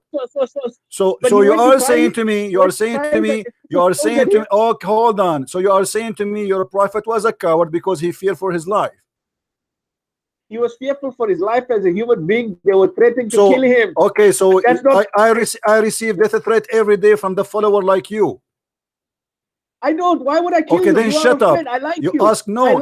This is the lie. According to Islam, the one who insulted the prophet should be killed, and you know that, and you are a liar. Now let me answer you about that. Let me answer you. I can show you that. I can show you that. I can get you busted right now. Listen. Let me answer you. Hey, Zakir Naik, potato. Zakir Naik, you are trying to change the topic because you will be busted today as never before. The answer about being bastard, your prophet was born 4 years after his father's death. That's very good. That's mean, Muhammad. Hold on, let me answer you. I give you time. I give you time to ask me the question. Please respect yourself and be a man. Let me answer you. All right? But can you answer the question? I will answer. I am answering. I'm starting, my friend. I just say this is a snack. You're a prophet. He was born 4 years after his father. That means he is for sure a pastor, and I can show you all the reference from your Islamic books. Secondly, hold on. Shut up. Let me answer you, coward. You see, you Muslims are mentally ill. If you go in Matthew, shut up. Let me answer you. Do you want to hang up on you or what? No, don't. So why you are shouting? And how I can answer you? You ask me a question. I give you the time to ask the question. You make your statement. Please respect yourself. Be a man. I'm sorry, my friend. I'm sorry. I'm really sorry. Let me show you. First of all, if somebody have sex with somebody, and that will make him a bastard because someone former generation have sex with this, etc. That's mean all of us we are bastards because the children of Adam they have sex with their sisters. And that's a very stupid logic of you. Hold on. Don't open your mouth. if somebody from my grandfather have sex with somebody and he brought a kid, and that will make all of us bastards, that means you are a bastard too, because the children of Adam, they have sex with their sister. Shut up, don't talk. Secondly, hold on, listen. Jesus answer you, and the Quran answer you, and because you are ignorant, you are making such a question. In Matthew 22, Jesus said to the Jews, what do you say of Christ? They said to him, he is the son of David. He said to them, well then, if he is the son of David, then how David call him God? So Jesus answer you, and this is why Jesus said, I am not from this earth, I am from above. By birth from Mary, Jesus is from David, but he is not the son of David. And this is the answer of Jesus to you from the Bible. You can go right now and you can shut up. Let me answer. Shut. Okay. Spank you. Spank you. Listen. So Jesus, he confirmed. Is that what your Bible teaches? Yes, this is the analogy by birth. But Jesus, as you know, he is not born of any man. So he is not the son of any man. He is not the son of Judah. He is not the son of David. He is not the son of any man. This is why he is the word of God who came down to earth. So shame on you to insult your Quran and say Quran is lying, because you just claim that the Quran is a book of shit. You just said Jesus, he must be the son of David, when the Quran saying that Jesus is the son of no man.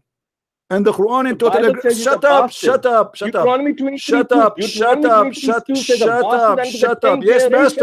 Yes, master. Listen. You see, you are a liar, first of all, because when some hold on. Jesus is not the son of any man. Do you agree or not? I agree. I agree. But not according to your Bible. Not according to your Bible. According to my Bible. According to my Bible, you are a liar. According to my Bible, Jesus is the son of no man. Are you saying the Bible says that Jesus? I accept that. Abdul, you are a coward. You will not let me answer. Let me finish. Okay. So when Jesus said to them, in Matthew chapter 22, and we can read it from verse number 42, 43, 44, 45, 46, and this is the verse, by the way, getting you and Zakir Naik busted, because you said to us, show me one verse, one place in the Bible says that Jesus says, I am God. He said there, how David called him God, Jehovah. How he called him Jehovah, if he is the son of David. So Jesus himself, he answered you saying, I am not the son of David, I am the God of David. Secondly, if we go in the Quran, he doesn't say that. Shut up. It says no, it says that. It says that. You are a coward. Okay, you want to read it? I caught you out. You want to read it? I caught you out. If I show it to you, give me the best. Listen. Matthew 22. Yeah. Matthew 22. Matthew 22. Sir, the 2 Timothy 3:16 says, doctrine, reproof, correction, instruction. Read it, Matthew 22. Read it. Potato, you said Matthew 22. Read it. Correction. Don't make me hang up on you. Potato, don't make me hang up on you. Be a man. Read it. I'm losing my voice. Read it. Because you're shouting too much. You shout and you swear. I didn't swear you once. My friend, read it. Let us laugh at you. Let us laugh at you. Go ahead. Well, what do I read? Read Matthew 22. I'll read it. Okay, I'll read it. Read it. Okay, read it from verse number. Read it from verse number. Let me show it to you on the screen so we can laugh together. Let me show it to you on the screen. I want you to read for me. I want you to read for me. I want you to read for me what is in the screen, please. Read on the screen. Yeah, if a man finds a damsel, I'm just trying to check. If a man finds a damsel, this is what I got here, that is a virgin and rapes her, she shall be his wife. See, here we go. You are a coward, you are a potato, you are a son of muta, and you will not answer. Shut up, you coward. I answer you, and you are a coward. You are not an honest man. And your prophet is the son of muta, and your prophet, he allow you to do muta. If you are if you are saying, don't call me again, coward, don't ever call me again. I want a man to talk to me. This is what the Bible is saying. And this is what the Quran is saying, that Jesus is the word of God sent down to Mary. Coward. I will call you when I'm done, because you will not let me talk. Read with me what the Bible says.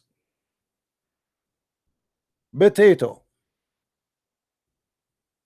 But don't call me potatoes. Don't call me, wait. But as the Pharisees were assembled, this page keep jumping.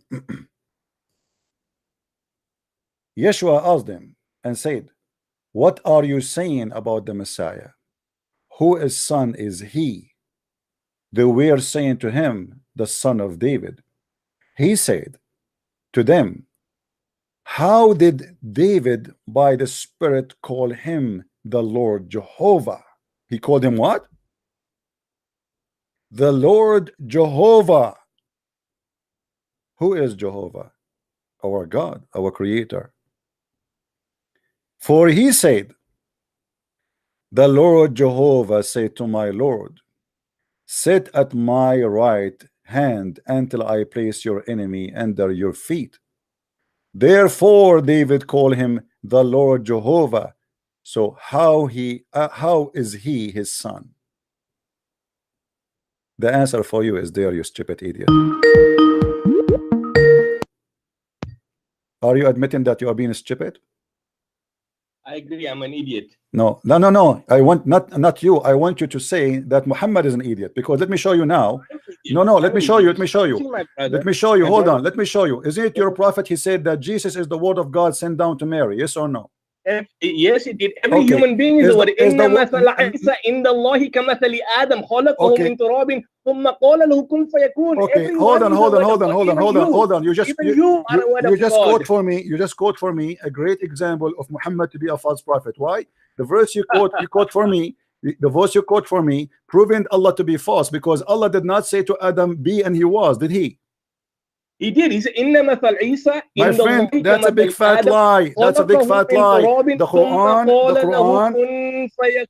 Abdul, the Quran says that Allah created Adam from mud. He did not say to him, be, and he was. But the point, every human being, no, he did not say be. No, don't lie. When you say, shut up. When you say kun fayakun, that's mean he said to him kun, and he was. But the verse saying that Allah created Adam in stages and he took him time, and even your prophet said that when he created Adam, he said to him, Allah finished me before the sun set. Is that correct? I agree. I agree. Yes. Thank you very much. So the verse you quote for me. So the verse you quote for me is shut up. Let me answer. Let me complete. Let me answer. Okay.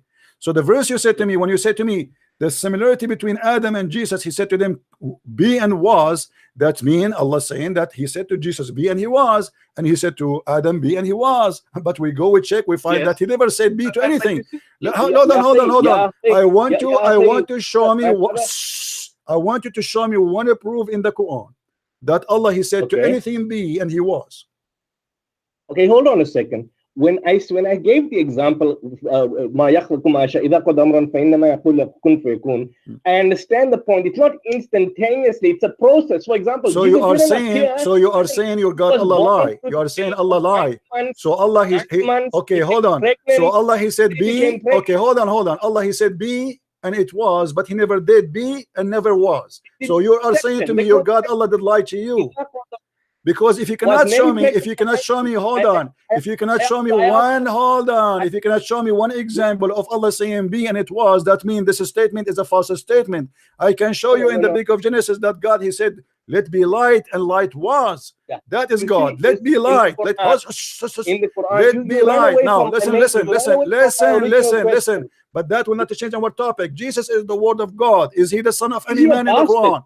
Is he bastard according to the genealogy? Because Deuteronomy 23:2 says he's a bastard. My friend, according to your stupid Quran, according to Deuteronomy, my Quran is stupid. Okay, but what about Deuteronomy 22? Guys, did you hear this? Did you hear the Quran? He just admitted the Quran is stupid. We heard him saying my Quran is stupid. Okay, listen. Okay, let me ask you. Okay, let me ask you. Do you really believe? I want you to be honest. I want you to be. You see, you are a donkey like Zakir Naik. You keep repeating yourself. You shout too much because you don't want to listen. I just answer you. Shut up. Don't call me again. You are a coward. I gave you the answer that Jesus is the son of no man, and this is what the Bible teach. He is the son of no man. He is the God of all men. Jesus said, before Abraham I am. So how Abraham can be his father? Don't call me Ali. You're a kid too. I'm done with kids.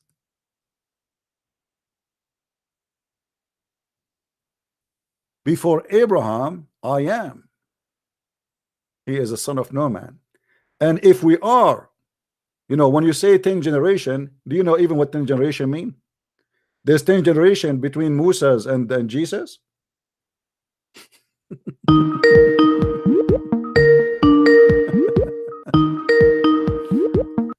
Hello? Hello? Hello? Are you there? Hello. Are you there? Yes. Hello. Yes. I hear you. Go ahead. Hello. Okay. Assalamu alaikum. Wa alaikum assalam. How are you? I'm all right. Okay. What do you say Yeah, about your brother? He was saying that Allah, he said to Adam, be, and he was. Did Allah created Adam by saying be? I heard he was created in stages. Right. So why Allah is lying, saying that Adam is the same as Jesus, when neither Jesus or Adam was created by be? Why the Quran is giving us a very serious stupid? Because he's trying to prove to us that Adam and Jesus are the same, but neither Adam, neither Jesus was created by be. So how stupid it is to say, I created you by saying be, but he did not create neither Adam, neither Jesus by be. He was created. Don't you agree with me that this is stupid from God to claim such a thing? He was clearly not created by just a word. He was created in the womb. Correct. And the Quran Jesus. never, and the God of Islam never created anything according to the Quran by be. Anything, nothing. Not the trees, not the mountains, not the land, not the earth, not the sun, not the light, nothing. So why the Quran lying, saying, why the God of Islam contradicting himself, saying that he created by saying be, but when he never did say be, and nothing created by be? You know what? When we say Jesus was created, but created means he was introduced, not that he was grown up man. Okay, he was introduced. He was in beginning to develop in the mother's womb. Okay. Okay, where Jesus was before he was created, according to Islam? According to Islam, he was. I don't know deep about this stuff. If you know, well, isn't it the Quran says that he is the word of Allah and he sent it down to Mary? Yes. Okay, so where's the word of Allah was? Word of Allah, probably with him. Okay, so Jesus came from heaven, right? Heaven, I don't know, because heaven is a creation of God, you know. No problem. But as an example, chapter 3, verse number 45, it says that the angels came to Mary and says, "Oh Mary, Allah give thee the glad tidings of a word from him." His name, here the first translation saying will be, it doesn't say will be, it says his name is Christ Jesus. Okay. So he have a name, not will be. This is the first translation. He have, do you know Arabic? I can show you the Arabic. Okay. No, I don't know. Okay, it says إذ قالت الملائكة يا مريم إن الله يبشرك بكلمة منه اسمه المسيح. Not his name will be. So his name is the Messiah. Isa, not Jesus, doesn't say Jesus here. The son of Mary. So now what we have a word from God who is coming down to earth, and that word, his name is Christ. Do you agree with that? I think here the word means the news of the pregnancy. Okay. Yeah, but this is not the question. This is not what I'm saying. I'm saying, my friend, that Jesus, before he come to Mary, he was what? He was a word from God. Okay. Right? Okay. Let me read it. Behold, the angel says, "O Mary, Allah giveth thee glad tidings of a word from him.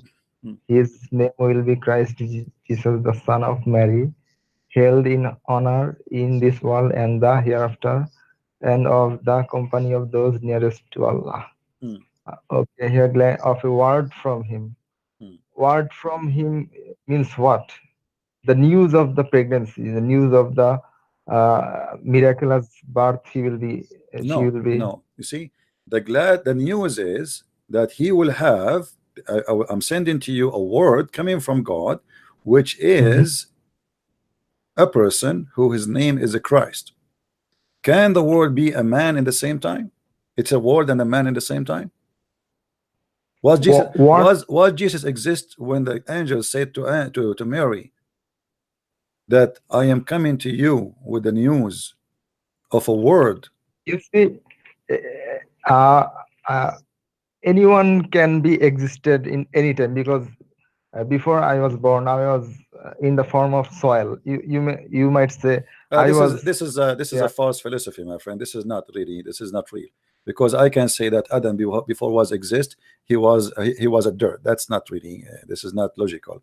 When we talk about Adam, we talk about Adam as a person, not Adam as a bunch of dust. So you know that. Yes, a person can also have various different stages. A person may be a child, a person may be grown up. But Mary now, she is not pregnant yet. She is, because after that Allah he breathed into her. He breathed. After that Allah breathed. So Jesus is not there, and Allah did not say to Mary, be pregnant, and she was. He did an action. He did breathe the same as he did to Adam.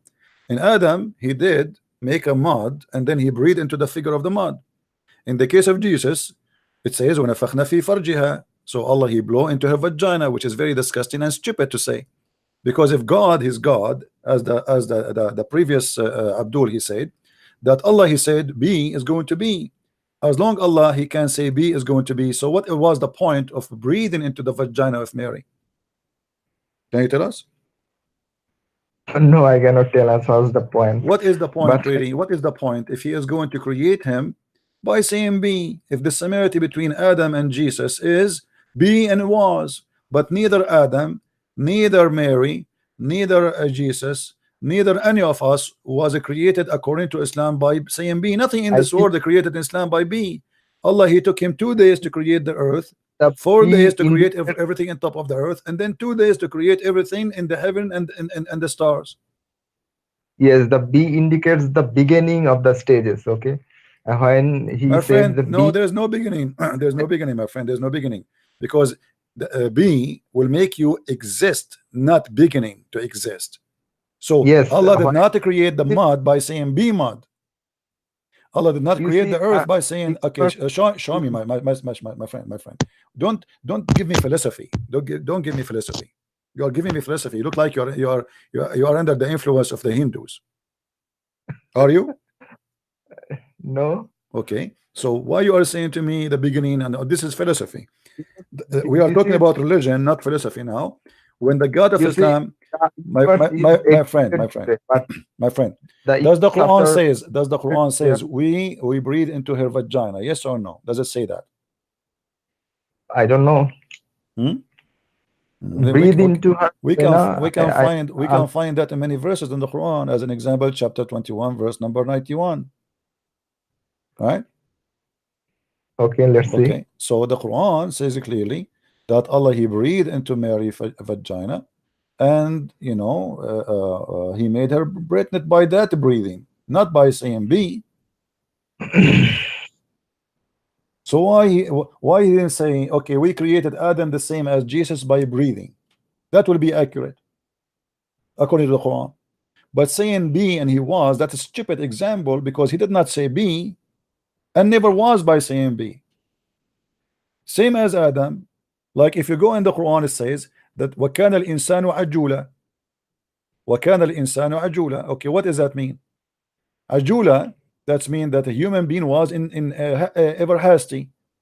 Okay, what does that mean? If you go and see the interpretation, you will find, this is chapter 17, verse number 11. You will find that a human being, when Allah was creating him, Adam, and that is the story of Adam. Adam said to Allah, finish me before the sun set. You know the story, right? And no, let's say that okay again. let me show you 17:11. This is Ibn Kathir. The favorite Abdul for the Muslims.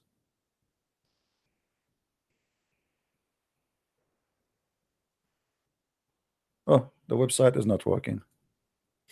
Suddenly. All right. Let us see. Chapter 17,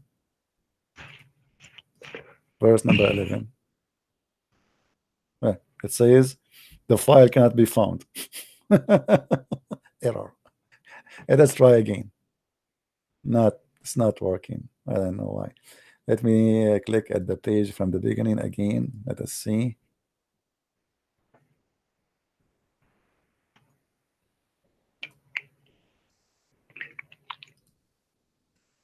No, it's not working. Anyway, you can see the story where it says that when Allah he breathed into Adam. Let us see if in this website maybe we can get the story here from different 17.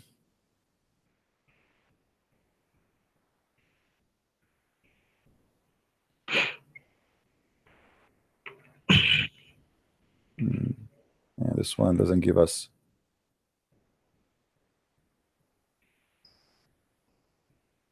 Yeah, it doesn't give us the details in here. But in Ibn Kathir, you will see the details that when Allah he breathed into Adam, when after Allah he breathed into him, he tried to open his eyes, and before his soul reached to his limbs, he sneezed. He said, "Achoo!" So Allah he said to him, "Bless you." And then Adam he said, "Al-Hamdu Lillah." Adam is born, he speaks Arabic. We say Alhamdu Lillah. Do you really believe in this garbage that Adam he is born, he speaks Arabic? Really? I mean, isn't it obvious that this is really stupid? I mean, how you can believe in such a madness? Adam he speak Arabic right away. He said Alhamdulillah, and then Allah he said to him, may your Lord bless you. If Allah is his Lord, how he said to him, may your Lord bless you? Unbelievable. And then before the soul of Adam reached to his limbs, which means to his feet, supposedly he wanted to stand up, he could not. So he said to Allah, Allah, please finish me before the sun set. How in the world Adam he knew that the sun is going to set? He is just he's in the process of making. So when that Abdul he says that Allah he gave Adam, he created Adam same as Jesus by saying B, that is the most stupid argument Allah he came with and Muhammad came with, because neither Adam neither Jesus was created by saying B. Correct? In a sense that be and become a grown-up man, no, they are not created like that. Let me ask you, I want to give you a chance. I don't want to criticize Islam. I want to give you a chance to prove to me Islam is coming from the true God as a Muslim. What do you want to do to me? I mean, what is the most strong argument you Muslims have for us to prove Islam to be a true religion?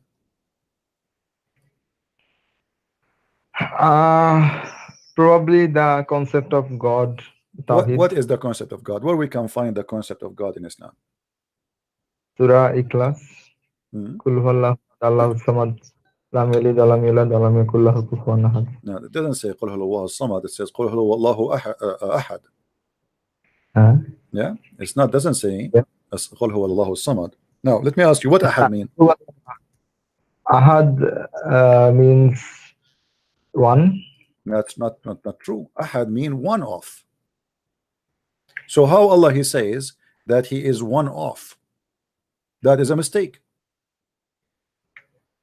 You can go right now, I can type for you the word ahad in the Quran, and you will find that the word ahad always come as one of, never as one. Here we go. I will type the word ahad in the front of you on the screen. I want you to look with me. You can copy, take a snapshot. Here we go. Okay, ahad. Here we go. Look, all those verses.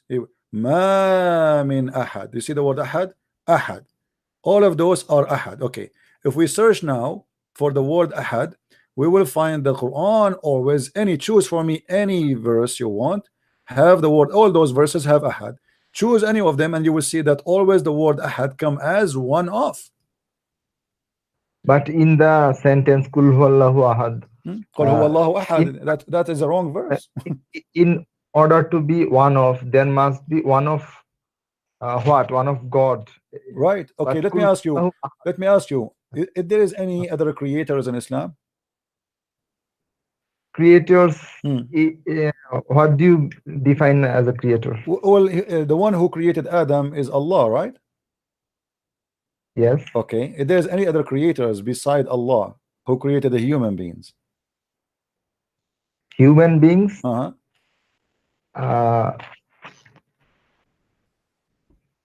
If Allah give anyone the power to create, then he might be able to create. Okay, that's a good answer. Who is the one Allah gave him the ability to create beside him?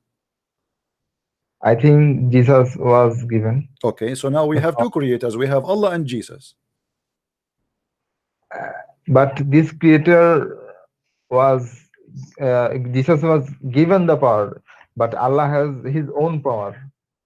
But no problem. But Jesus, now he became a creator, correct? Yeah, you can say that. Okay. He was the creator of a bird. Okay. Jesus, he can create a human being. Can he resurrect a human being from death too? Yes, he was given the power. These are called models. But isn't it the Quran said that only Allah can resurrect people from death? It is the one who created it first time. I think it says that. Okay. In chapter 36, verse number 77 and 78, it says, and 79, they said, say, okay, who is the one who can make people come back to life? Who is the one? Did the human being forget who the origin of the creation? Says, who can give life to the dry bones? Do you see the verse, my friend, in the screen? That's number what? This is chapter 36, verse number 78.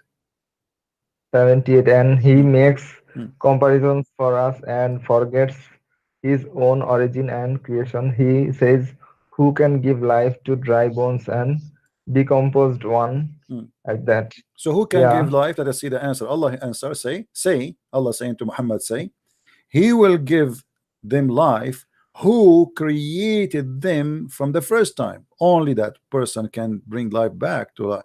Is the one who created them first time. Is that correct? Yes. Well, if Jesus can resurrect you from death, that means he is the one who created you first time.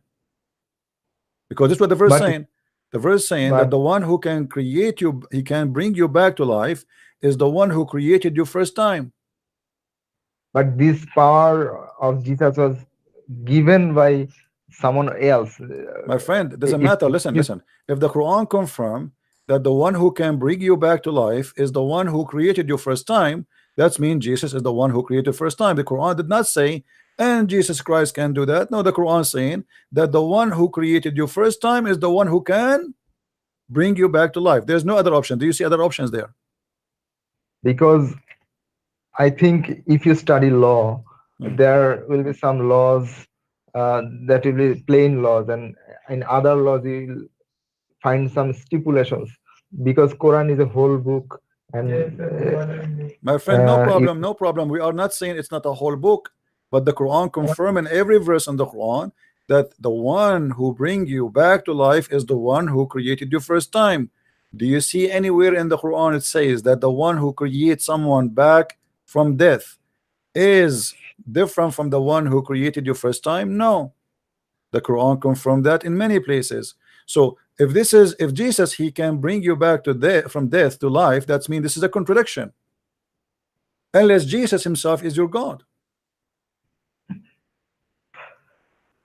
My friend, you can tell this is a contradiction, but to me it is not a contradiction. Because so explain to me, okay, why, first of all, what is the logic that Allah, he gave his power now? Because now we discovered that Jesus have two power: the power of a creation, a human being from nothing, and the power of a creation you from dust again when you are dead and bones.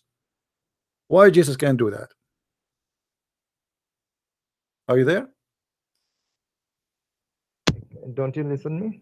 Okay, now I hear you. So what is the reason Jesus was given the ability to create you and the ability to resurrect you? I cannot tell you the reason, but I can tell you that he was given this power. I cannot tell you the reason. Do you have a proof that he was given? What is the proof? what is the proof that Jesus was given from Allah such a power? I can say I gave Jesus the power. You can say that too. If there is any proof that Allah can do even what Jesus did Allah did to Muhammad any miracle in his time?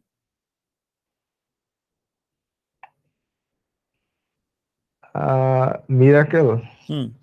Why Allah cannot do what Jesus can do? Here we go. The Quran confirmed that Jesus can resurrect you, Jesus can create you.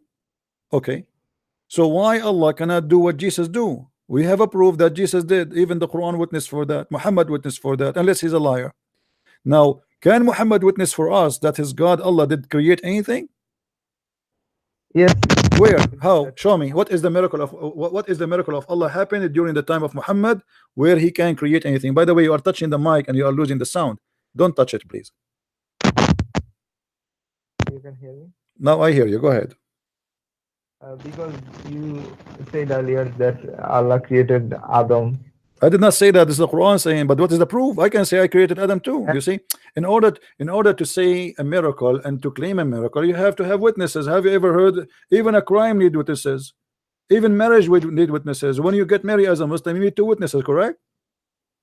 Yes. Okay, so everything, even if you take money, you borrow money, the Quran says you have to have witnesses. So okay, if we need to have witnesses in a city stuff which is about money, shouldn't we have witnesses about God? Who is the one who will witness to your God that he was able to do any miracle? Nobody. My friend, don't touch the microphone. When you touch the microphone, you are making a bad noise and I'm losing you.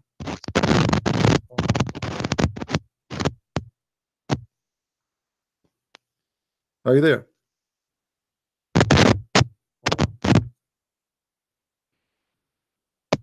Are you there? Fix your microphone and call me back. Are you there? Okay. So do you have any proof that Allah can create anything? No. I will give you a clear proof that Allah can do nothing. As an example, you know the story when the angel came to Muhammad and he told him what Allah told him, right? About when he came to him to the cave. What Allah he said to Muhammad in the cave? Did he say to him, read? Yes, recite, okay. I think. All right.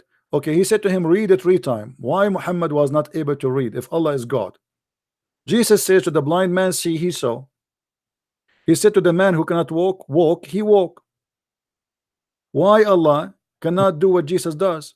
Allah said to Muhammad, 3 times read, and still Muhammad cannot read. How this happened?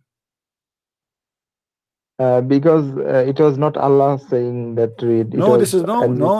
This is Allah. No, this is read. Allah. Because remember, in the Jibreel, he is just bringing the word of Allah, not his word. It's not him who is saying read. Jibreel is just carrying the word of Allah. Do you agree? All right. If he cannot read, but then why he could understand that he is saying read? No, he did not understand anything. The angel, he squeezed him 3 times and there's no ketchup, no mayonnaise coming out. So the angel, because Muhammad is being ignorant, obviously, and he don't understand him, so the angel, he said to him, read, which Allah, he command him to say to him, read. And Muhammad says, read what? Like, and the Muslim, they say, no, this means he cannot read. Okay, so why Muhammad saying to him, I cannot read, and the angel insists to say to him, read? What is the point if he will not make a miracle? Here we go, Muhammad cannot read. And then I squeeze him again. And I say to him, read. And then he said, I cannot read. And then I squeeze him again. And I say, read. And then he said, I cannot read. And then I squeeze him again. And I say, read. And he say, I don't read. I know how to read. So what the point of this drama? Why Jesus said to the blind man, see, he saw. He said to the one who cannot walk, walk, he walk. Why Allah, he said to Muhammad, read it 3 times, still is not working. I don't know the reason. I will tell you the reason, because this is a false God. Because if God, he said to a donkey, read, even if it's a donkey, he will read. Don't you agree with me? If God, he said to a camel, yes, speak, he will speak. Okay, so how Allah, he said to Muhammad 3 times, read, after 3 squeezing, still Muhammad, he have no idea what's going on. I don't know the reason, actually. Let me tell you what is the reason. Because obviously this is a fabricated story. Because there's no way God, he cannot explain to his prophet what he meant. At least obviously Muhammad, he don't even know what's happening. And why Allah cannot explain himself? Here we go, he's speaking to Muhammad and Muhammad did not get it. Why Allah is making an order? The Abdul before you who called me, he said, Allah, if you want to say something to happen, he said B is going to be. Here we go, he said read. He said read. 3 times, and yet Muhammad, the poor guy, he cannot read. I feel sorry for him. All right, friend. I called you to ask you something about Christianity. No problem, my friend. But before you ask me about Christianity, what do you think about this foolishness in Islam? Do you agree that this is stupid? The story is stupid? What do you think? I think I have some lack of understanding in these stories. No, but I mean the story here about Muhammad, he cannot read. Don't you think this story is stupid? Because there's no way that God, he said to a man, read it 3 times, and still he will not be able to read. Because God, as your Quran says, if you want something to happen, he say be is going to be. And here we go. He said to him, read it 3 times. And instead Muhammad, he have no idea. He went to his wife. He said to her, cover me, cover me. You know, and he started shaking and breaking and going crazy and freak out. So why Allah could not even explain himself to Muhammad? What do you think? I don't know. I don't know. But don't you agree with me? Be honest. Don't you agree that stupid here? The story here is stupid. I think many of the stories in the Hadith and the way Muslims tell that weak Hadith is false or strong. I didn't think this argument of weak. But this strong. is in Sahih al-Bukhari and Sahih Muslim, and the Muslim, they say this is a very authentic. No, hadith. I think that the whole point is very stupid. That this hadith is strong. Okay, thank you very much. So we agree that the story here in the hadith at least is stupid.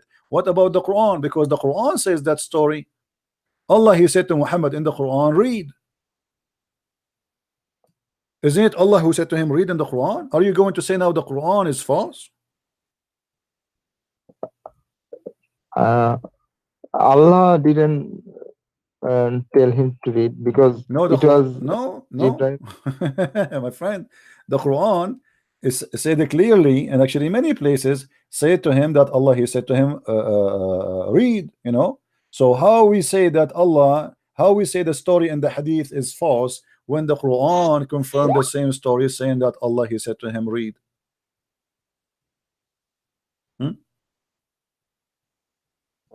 Allah said to him, read, or there was something written Jibril brought. What? I think Jibril probably brought some written materials to Muhammad in the cave. No problem. Okay, I will go with you with this theory. Guys, Jibril, he brought him some written material. How stupid it is from God to send Muhammad written material, but Muhammad cannot read. You just confirmed to me. I'm not insulting you, by the way. You sound like a nice guy, gentleman. But you just confirmed to me that your God is a stupid, because here we go. You bring me a letter and I cannot read, and you say to me, read. So who's the stupid here? Either you are going to make a miracle of me, I cannot read, and you say to me, read, and suddenly I am a person who can read, or it's a stupid to say to me, read, and you give me a letter, but I cannot read.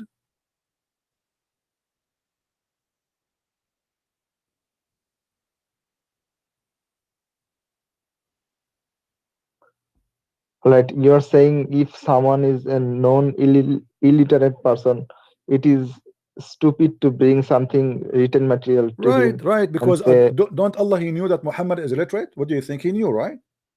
Of course. Okay, so how he bring him a letter to read, but Muhammad cannot read? So what the point? Yeah. Okay, if Jesus, let me, my friend, if Jesus said to the blind man, look at me, and the blind man is blind, he would say like, what? I'm blind. What are you talking about? So if Jesus said to him, look at me, if he is God, should make him be able to see, right? Because there's no point to say to a blind man, look.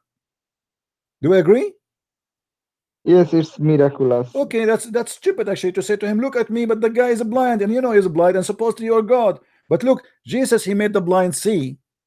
He made the one who cannot walk. Like when Jesus said to the man he cannot walk, who is sitting down on the ground, when he said to him, carry your bed and walk, the guy should say to him like, what are you talking about? How I can walk? He did not do that. He carried the bed and walk. Here we go. We have Jesus, who is the God of the Christian. He said to the man who is a blind, see, he saw.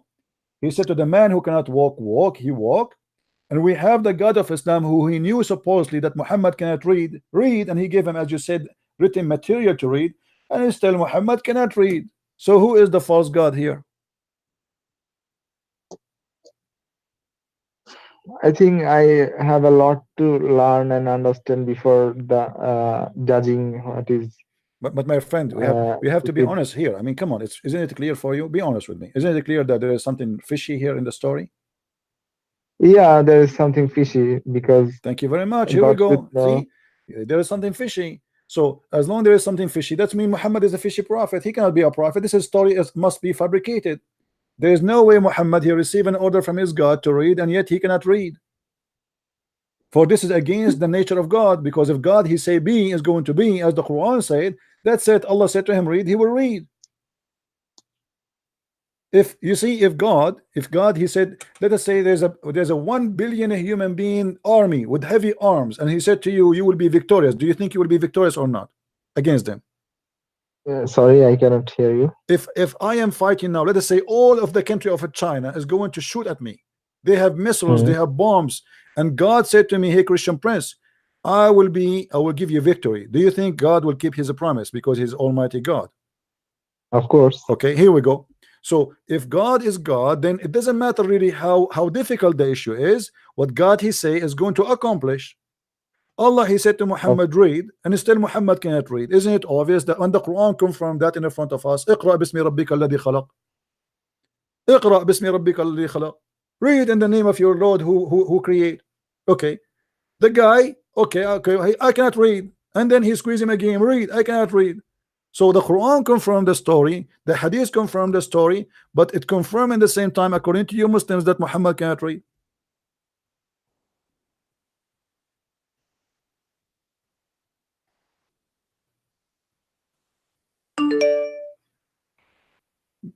What do you think, my friend? Are you willing to leave Islam?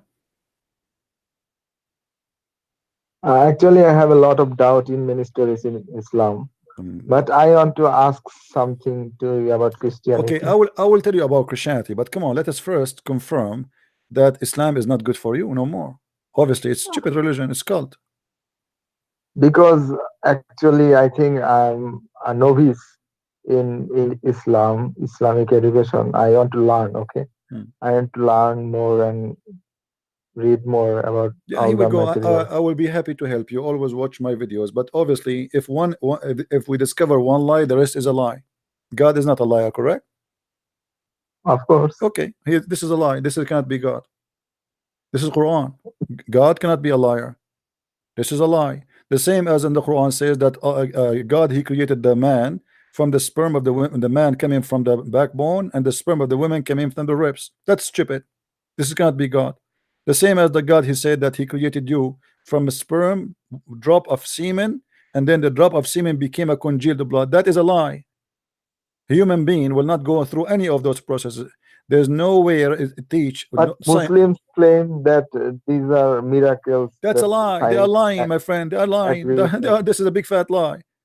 I challenge any Muslim who claim that this is a miracle to call me. Here we go. I'm live on air. I have 1,000, almost 200 people watching. Who dare to call me and say this is a miracle? That is the opposite.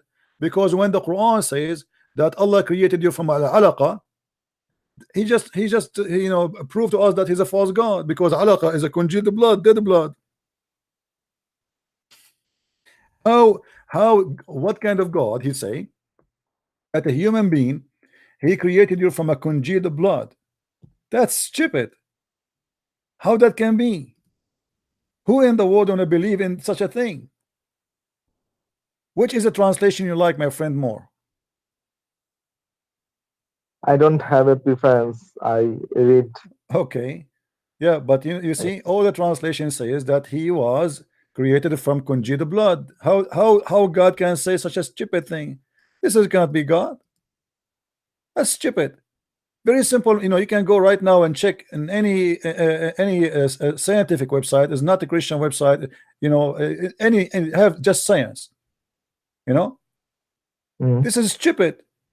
Then we made a nutfa into a clot. There's the nutfa is not. It's a drop of semen. That's mean millions of semen. They became a clot of a congealed blood. How such a mistake can be happen? The semen would transform into a congealed blood, and that will be the baby. No, semen and egg will create. There's no egg. You see, the Quran speak about something else. How the maybe baby and the woman they come together, and Muhammad explained it that the man have a sperm coming from the backbone. This is in chapter 86, verse number 7, and the women have a sperm coming from her ribs, and specifically the location of the necklace. And I can show you that even Muhammad explained that in the hadith. Muhammad in the hadith, he said, the messenger of Allah said that the man water is thick and white, and the women water is thin and yellow, and which of them comes first, the child will resemble the parent, which means will be a boy or a girl. Do you agree with this stupidity? That if a man have orgasm first, no. okay, so you are smarter than this, my friend. How you can believe in such a garbage? This is science. They lied to people. You know, we are here to get busted. I am live on air every day, and no I Muslim. also think the hadith for weak, strong. My friend, this is a strong. This is a sahih. This is a sahih hadith. This is a sahih hadith. This is a sahih hadith. Do you see it? It says sahih. Yeah, I know. I believe that all the Sahih and what are other two. My friend, but this is Quran. This is Quran too. Quran chapter 86, verse number 7. This is not only hadith.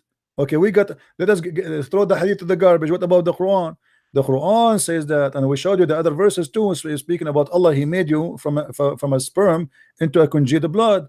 So this is a stupid thing to say. It's not the one mistake. It's all over the Quran. Quran is a book of mistakes. It's a chain of mistakes, endless mistakes. How God he say that you are created from a gushing fluid coming from between the backbone of the man and the ribs of the woman? This is garbage. Based in the Quran, with my respect to you and your wife, or if your family, Muslim women, they have a breast in the testicles. They have testicles in their chest, in the location of the necklace specifically. This is what the word taraib means. Taraib is not only the ribs. Taraib is the location of the necklace specifically for women. So Allah created you from a gushing fluid coming from between the backbone of the man and the ribs of the women. So the gushing fluid coming from two sources, the backbone of the man and the ribs of the women, which is the location of the necklace. Do you believe in this garbage? This is Quran now. What you will do? No, I don't believe that. Okay, so say here we go. Say I'm out of Islam. You don't believe in the Quran. That's wonderful. So say I am out of Islam, my friend. If it says that semen can come from the backbone and ribs, then it's obviously false. Okay, here we go. It's in front of you. This is Quran. This is Quran, my friend. This is not hadith. Tafsir, even Abbas, it's. Forget about tafsir. Even in Arabic it says there يخرج من بين الصلب والترائب. الترائب, you can go and check now. Taraib is the location of the necklace of the women. Arabic language is very rich. They name part of the bones. So the location where the two ribs in the top, where the location of the necklace meet, that is called taraib. And they call it that name for the women. So here we go. What do you want more? Leave us now, my friend. I think I'll study more about Islam, and you see, you are scared. You are scared. You just said that. You just said this is stupid. You just admitted that this is stupid. So why you don't want to say? If it actually says, my friend, here we go in front of everybody. Do you think really all the Muslim scholars they misunderstood? Do you think the Muslim scholars who don't speak Arabic, all of them they get it wrong? All the scholars they say that this is about the backbone of the man and the ribs of the women. Let me ask you a question. Which scholar you like me to show you? Name one. I don't have any. Yeah, but you see, when I say anyone you wish, that's mean I am very sure, correct? Because you might choose someone, maybe he say the opposite, but all of them they agree that this is, here we go, this is Al-Jalalain. We change Ibn Abbas. Ibn Abbas is the cousin of Muhammad. This is the very early Muslim scholar, the earliest actually. But this is Al-Jalalain issuing from between the loins of the man. By the way, it doesn't say loins, it says backbone of the man and the breastbones of the women. Forget about Ibn Abbas. We can go to the Arabic because here we have. Let us go to Ibn Kathir. Let us see if Ibn Kathir is working now. Let us try.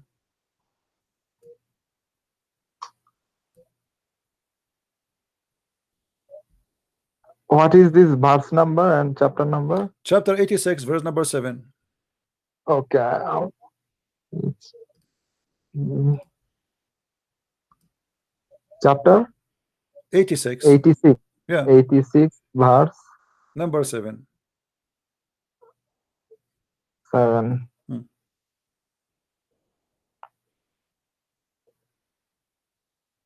This is Ibn Kathir. Here we go. It's working now. It says, He created you from gushing forth fluid, water gushing forth, meaning the sexual fluid. So the Quran claimed that women have a gushing. Chapter 86 verse 5 to 7. Yeah, you can read it all So anyway. It's a short chapter let anyway. man observe from what he was created. He was created I will let you read from for a me. I fluid. want you to read for me. I will be back in a second. I'll get some water, please. Okay? You can go. I will hear you. Go. So let man observe from what he was created. He was created from a fluid ejected, emerging from between the backbone and the ribs. Indeed, Allah to return him is able the day when secrets will be put on trial. Yeah, it is saying emerging from between the backbone and the ribs. What does it mean from between? From between means what?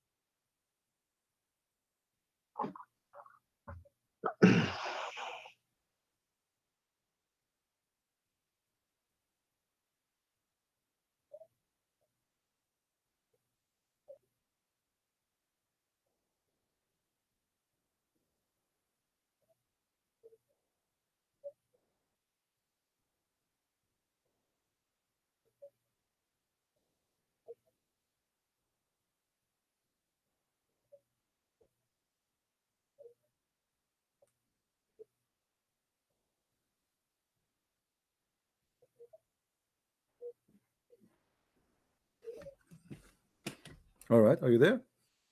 Yes. Okay. Yes. Did you see it? You see emerging from between the backbones and the ribs. From between. What does it mean by from between? It's between because it is two-person, the man and the women. So between the man and the women, the backbone of the man and the ribs of the women. That's what between mean. Between what? There's a man and there's a woman. Do you see Ibn Kathir? Here we go. Proceeding from between. The word between here mean what?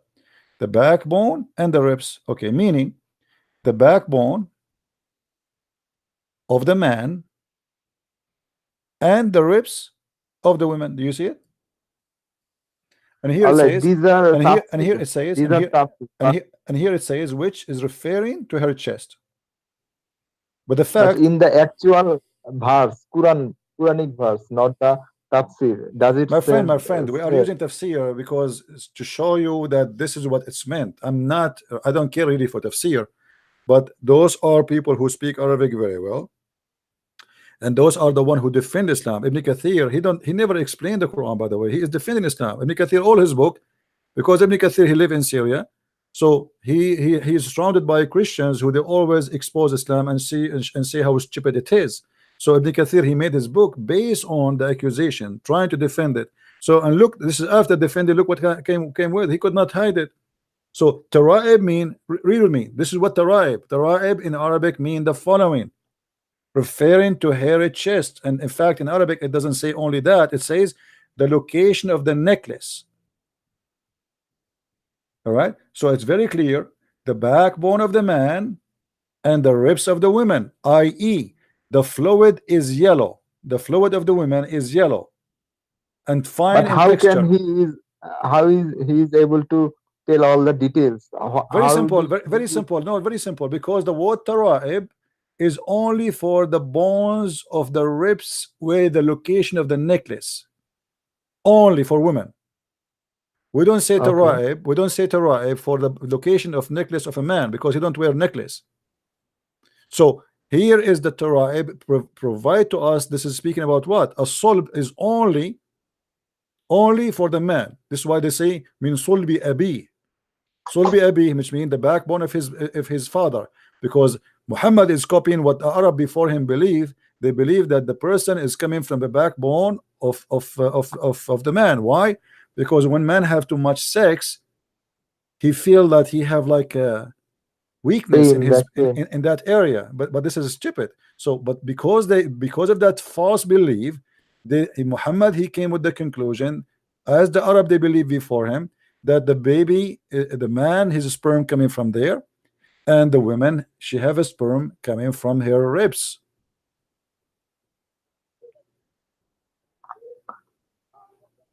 So my friend, what you will do now? You want to stay as a Muslim? Come on. I mean, it's very clear. Is there any hadith explaining this verse? Sure, no problem. Here we go. Tons of hadith, no problem. Let us start with this one. Here we go. Dr. Muhammad, he have a clinic, and people, they come to ask him questions about sex. The Messenger of Allah said, the man's water is thick and white, and the women water is thin and yellow.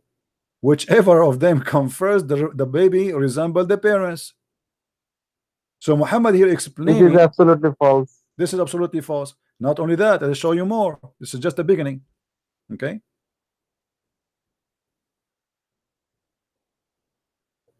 This is Sahih Hadith. Sulaim, she asked the Messenger of Allah about a woman who see a dream. And look how filthy, I mean, with no shame, a woman, she is coming to Muhammad saying she was touching her vagina and she have orgasm. Yeah, I also think, how can the woman tell? But Muhammad is the expert of sex. He's Dr. Sex. He's Dr. Phil. So who sees Sulaim, she said to Muhammad, asking Allah, Messenger of Allah, about a woman who sees in her dream something like which men sees. So she is masturbating, dreaming about men doing bang bang to her. The Messenger of Allah said, if she sees that he and has discharge, then let her perform bath. Salama, and this is the wife of Muhammad, said, oh Messenger of Allah, does really that happen? By the way, Salama, do you know who's Salama? No. This is the wife of Muhammad. Salama, she never have orgasm because she is asking Muhammad, really? Woman, she have discharge? That's mean Muhammad never made his wife have orgasm. This is how good he is in sex. His wife, she is like, what? Really? Women, they have orgasm? What? Are you serious? And look what Muhammad said. Yes, the water of the man is thick and white, and the water of the woman is thin and yellow. Whichever of them come first, the child resembles the parents. Do you see it? Yes, it is false. It's false. Your prophet is false, my friend. Leave Islam. Come on, be a man. Be the man who make a decision. Yeah, if these stories are true, then of course it's all made up story. Okay, so are you by the way, how other people who reported this story? Because this is Salama, the wife of Muhammad, and now you see it's Sahih. Do you see it says Sahih? Sahih. Yes. Okay. I'm seeing it, sorry, but these are personal stories. This should not be distributed as a book. My friend, who care about they are personal or not? They distribute them and they are there and they expose Muhammad. So now it's your decision. After all what you saw, really you want to stay as a Muslim? I think if these all are true, then yes, of course. Okay, so say I am out of Islam. Say it. Do I need to say it? Why not? People can understand. Why not? Because I wanna see that you made a smart, intelligent decision. I mean, I'm wasting my time with my friend. Would you know? I'm explaining to you because I want to talk, open my mouth. No, I have a target, and the target is to share the truth. And I want to see my truth is giving fruit. I want to double check after this. My friend, here we go. We are doubling. Does it say hadith Sahih in the front of you or not? This Yes, is it's this is saying sunnah.com, my friend. This is not a Christian.com. Do you see it? This is sunnah.com. Right? okay. Okay. So how we can double check more than this? What you will do? What extra you can do? You will go to the time of Muhammad? No. That's it. This is the hadith written by the Muslims, approved by the Muslims, and it's authentic. So what we can do more?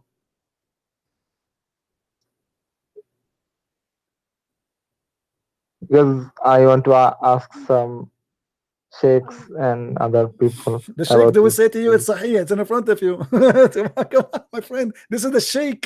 This is sahih. This is Ibn Majah. We can show it to you from Al-Bukhari. This is the biggest sheikh. What sheikh?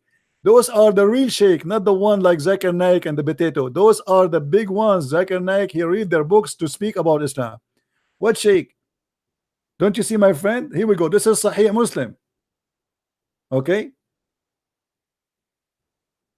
Anas ibn Malik, this is one of the companions of Muhammad, reported about Umm Sulaim, narrated that she asked Allah Messenger about women who sees a dream, what man sees, sexual dream. The Messenger of Allah said, in case women sees that, she must take a bath.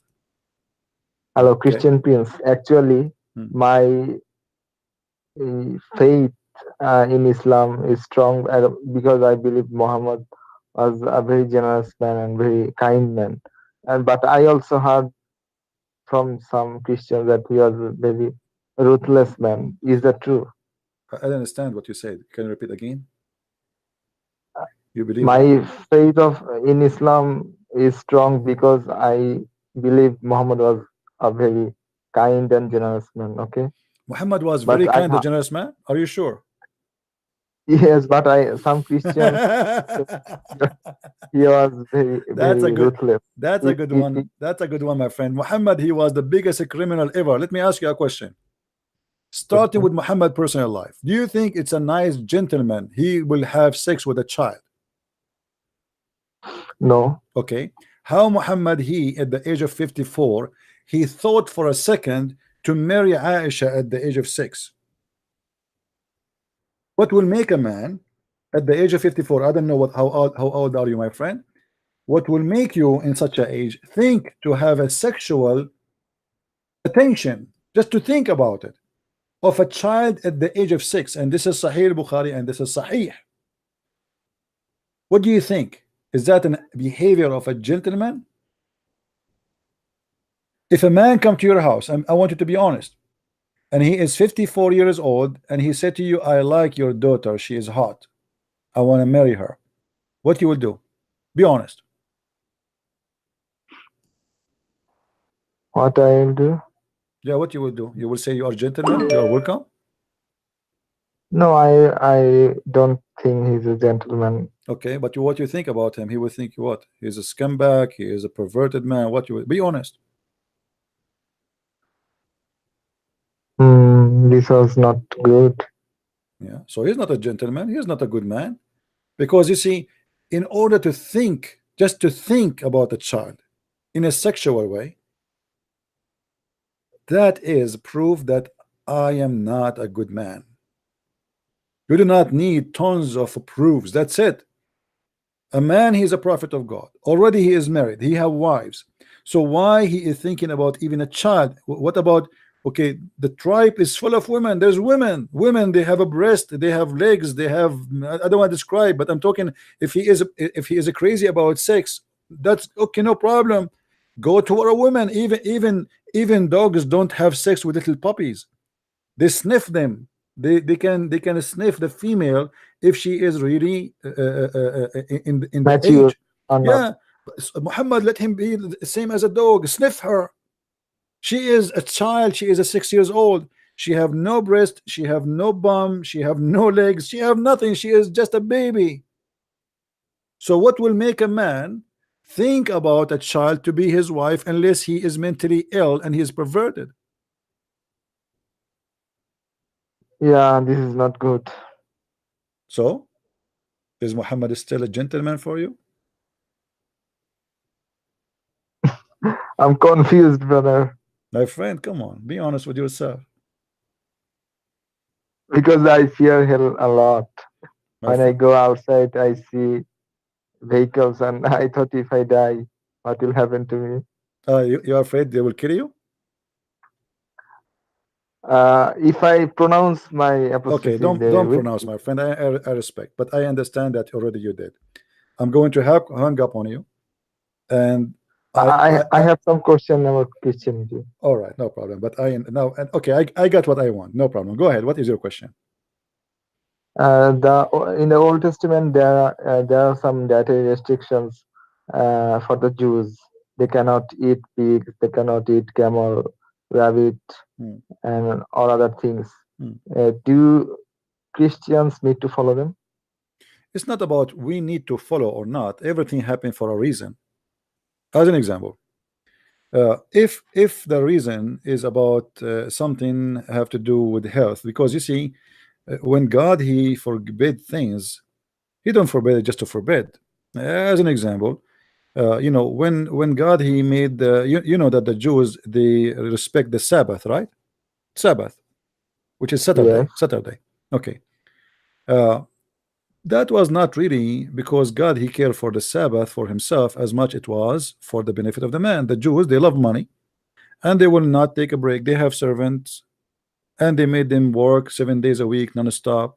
So the Sabbath was made to force them to stop. They are so obsessed with money, and they don't want to stop. He forced the Sabbath on them. So it was for the benefit of the man, not for the benefit of God. This is why Jesus said, Sabbath was made for the man, not man made for the Sabbath.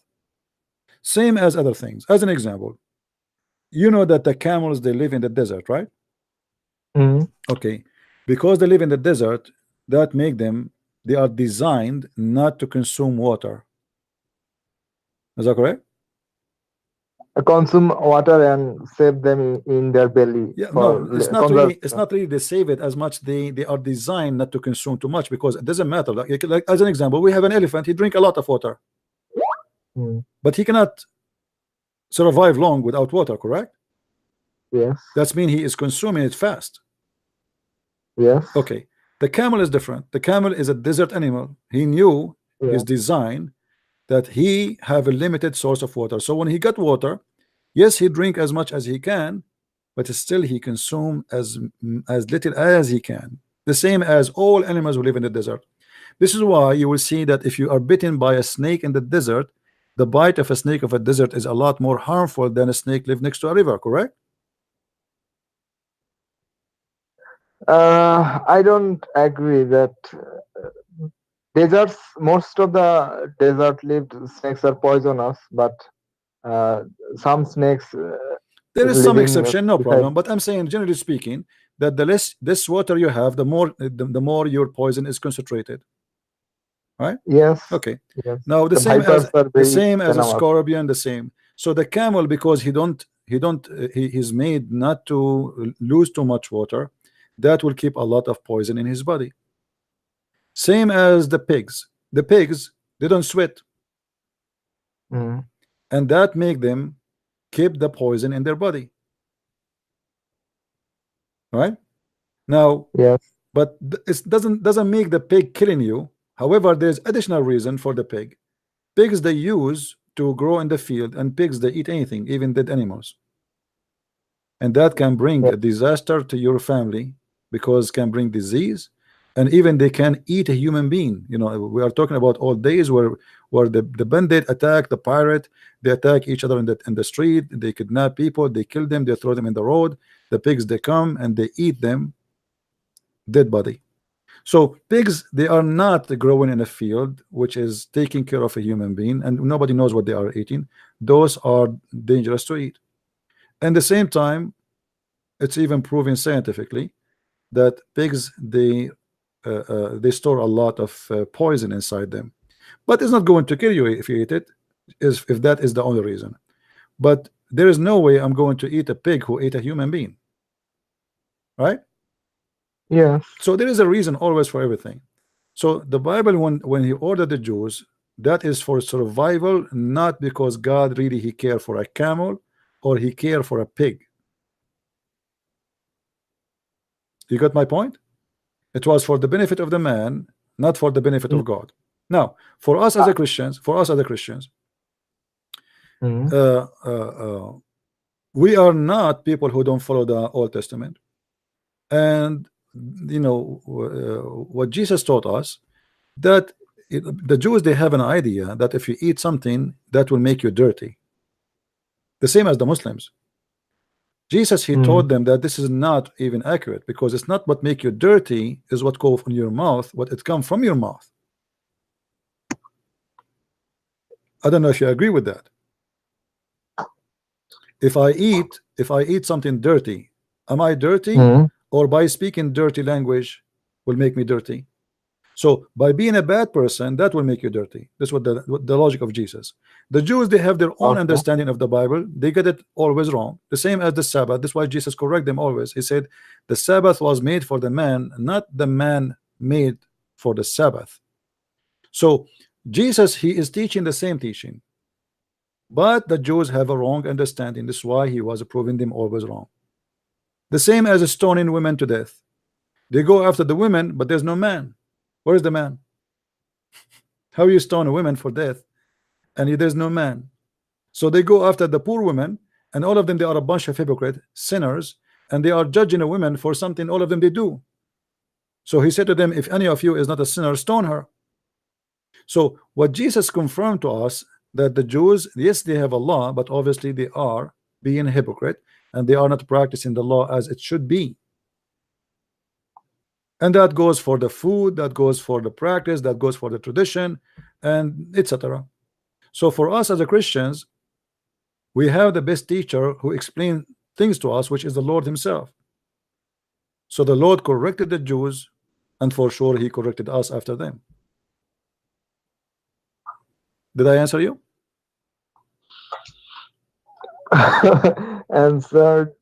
Answer was very long. I want a short answer. Okay, the short answer is that God, he made things for a reason, and the reason is for the benefit of the man. If the benefit of the man is not there, the reason is not there. I asked that there are some dietary restriction in the Old Testament. And I told you, I answered why. Do modern Christians need to follow? And I told you why. And I told you why. Because if the pig was eating a human being and today is not eating a human being, so it's okay. If the camel is still poisoned, and actually even the pork, actually Christians, is not about they don't follow, but this is like an own personal decision. So if you think this is what is good for you, go and eat it, but that will not really offend God. But the Jews, they were in the stage of survival, and because they are in the stage of survival, the law came for them to survive. Everything have a reason. So for us as a Christian, still we follow the Old Testament. Who said we don't? There's nowhere it says that like, okay, go and eat pork.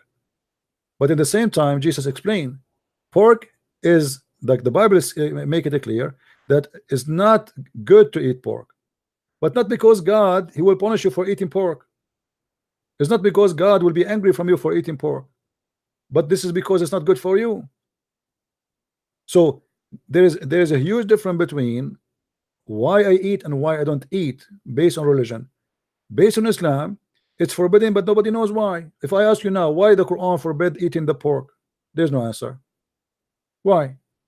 Christian Prince, in Islam, you know that the haram foods, if you eat them, there will be guna. There will be what? But guna, I mean, guna, sin. That then your prayer will not be accepted if you eat haram foods for 40 days. That's not true. That's not true. The Quran, the same verse forbid you from eating the pork is the same verse approve you to eat the pork. Don't you know that? Oh. Okay. Well, let us go to the Quran. Chapter 5, verse number 3 is the one speak about forbidding for you to eat pork. But at the end of the verse says, but if any one of you is forced into hunger, eat all of those things. The same verse. Yes, in situations where the situation is not favorable to you. Okay, let me show you how stupid this statement is. Here it sounds logical, right? Yes. Okay, But in different verse in the Quran, Allah He forced the Jews into hunger, and He told them not to do fishing in Saturday. Huh? Told them not to do fishing in Saturday. And then He made the fish not to come to them except in Saturday. So He forced them into hunger. And then after that, because they did fishing on Saturday because they are hungry, Allah He turned them into pigs and monkeys. What is the logic? Since I wanted to be sure in a point in Christianity, I asked you that in Islam, if you eat haram foods, your prayers will not be accepted for My 40 friend, my days. friend, But I want you to focus, my friend. I want to focus with me. The verse you said to me, okay, if you are hungry, you can eat, right? We agree. In the other verse, okay, here we go. The Jews, Allah He forced them that the fish will not come to them unless it is Saturday, but He forced them not to fish in Saturday, and now they are hungry. So they ate in Saturday and they fish in Saturday, and Allah He made them pigs and monkeys. Why Allah don't make the pigs, the Muslims, pigs and monkeys if they eat pork? He forbid them from eating pork if they are hungry. And why, if the Jews are hungry, they cannot eat and fish? And this is fish, not even pork. Do you see the logic? Why He gave a license for the Muslims that if you are forced into hunger, then eat whatever you want, even pork. But in the case of the Jews, they are hungry and they cannot find their fish, and they are fishermen. This is how they live. Yet Allah He made them pigs and monkeys, which is a very stupid story, just because they did fishing on Saturday. Do you get my yes, point? I get your point. Okay. I can get your point that That's not fair, because if all of us, we are human, and all of us we worship the same God as Islamic claim, okay, be just. The Muslims, yes, they can eat I pork. agree with you that this was not fair for all people. It was not fair to those people that are turned into monkeys and pigs. Anything But else, my friend? Yeah. But I asked you that in Judaism, is it similar to Islam that if Jews eat pork and camel, their prayers will not be the Muslims can accepted eat for camel. 40 The Muslims can eat camel. The Muslim can eat Yes. camel, but the Jews, they cannot. And this is a proof again that Muhammad, it cannot be from the same God, the same religion, because why he is making the camel lawful for them, and he pick up what he like. He pick up the pork. How come God he changed his mind? Why it was forbidden? Like the rabbit was forbidden, the camel is forbidden, the pork is forbidden. Okay, why Allah he changed his mind and he kept the pork, and he did not keep the rabbit, he did not keep the camel?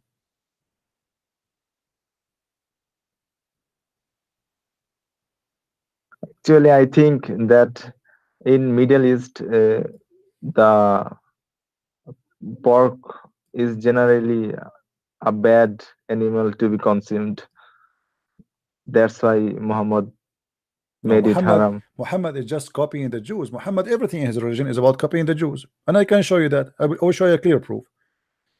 Have you ever heard of something called the punishment of the grave? Have you ever heard of something called the punishment of the grave? Yes. All right. Where Muhammad get that? Where did Muhammad come from? I don't know. From the Jews. From the Jews. Muhammad never spoke about the punishment of the grave until a Jewish woman, she came to Aisha and she said to him that there is seek refuge from the punishment of the grave. And then Aisha, she said to her, you're a liar, there is no such a thing. And then Muhammad, he heard her talking to the woman. She said, what's the problem? Why you are shouting? She said, this woman, she said there's a punishment of the grave. This is crazy. So Muhammad, he said to her, yes, yes. You know? Here we go. Read this hadith with me. A Jewish woman, you see the screen? A Jewish woman enter into me. Aisha speaking. The one is talking is Aisha. And she said, the torment of the grave is because of urine. See, this is a Jewish. The Jewish, they have a lot of false teaching too in the Talmud. and you know, and some books is not from the holy book, legends and fairy tale stories. I said, Aisha, she said to her, "Oh, you're lying." She said, "No, it's true. We cut our skin and clothed because of it." Which means if I imagine if a urine touched their skin, they will cut their skin. This is how crazy it is. The Stupid. messenger, yeah, the messenger of Allah went out to pray, and our voices became loud. He said, "What is this?" Aisha, she said, so I told him what she had said, which means the Jewish woman. He said she spoke the truth. And then she said, look what she said. And after that day, he never offered any prayer, but he say the following After prayer. that day. After that day, you see, you got it right away. You are smart. So after that day, guys, Muhammad, Aisha is a wife of Muhammad. She never heard Muhammad mentioning that thing, to the point she accused the women of what? Of being a liar. Right? Now Muhammad, he heard the idea, he liked it. After that day, he never pray unless he say, I seek refuge by Allah from the punch of the grave. Suddenly it became so important. Suddenly this prayer became so important. Suddenly he cannot pray without saying it. But he never said that before. If you type on YouTube Ajab, Qabr Ajab, you'll find some funny stuff. I mean, Islam is a stupid religion, my friend. Anyway, I'm so glad that you left Islam, even if you don't want to say so, but I understand. You are afraid. I'm happy for you, my friend. But before you leave, I will do my duty to invite you to accept my Lord and my Savior as your Lord. I understand you are afraid to say. You can leave me a text in Skype, and I will be happy to hear from you. Actually, afraid that I'm actually afraid of the hell, the way. My friend, there's no hell with Jesus. There's hell with this man, this liar. Here we go. This guy, he never said, I seek refuge from the punch of the grave, which is from what? From piss. I mean, how stupid that is. Invest a lot of your year in this religion. You cannot just get out of it. No, you can, my friend. You can, and you're already out. You're already out. I get it. You're already out. And you just said made fun of it. You know, you just made fun of it. Come on, you are already out. Anyway, you want to say, it's up to you. Thank you for my friend for calling, and you can leave me a message in the text if you decide to accept the Messiah because you're afraid to say. All right? Okay. Okay. Take care. God bless you. Goodbye.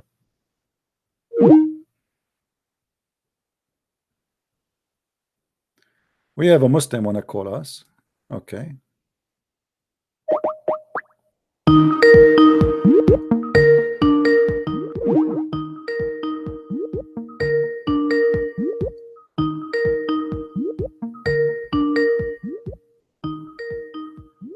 I hope he will answer. He told me to call him.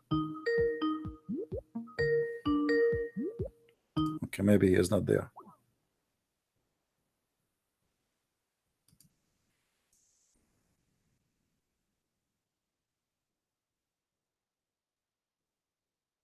Who is the Muslim was trying to call?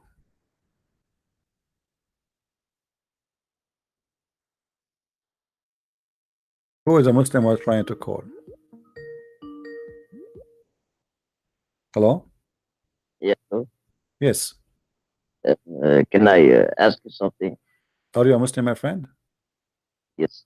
All right. What it mean to be a Muslim? What do you mean? When you say I'm a Muslim, what does that mean? I'm a Muslim. What does that mean? I don't know. I don't know. You don't know what a Muslim mean? So why you are saying I'm a Muslim if you don't know what it means?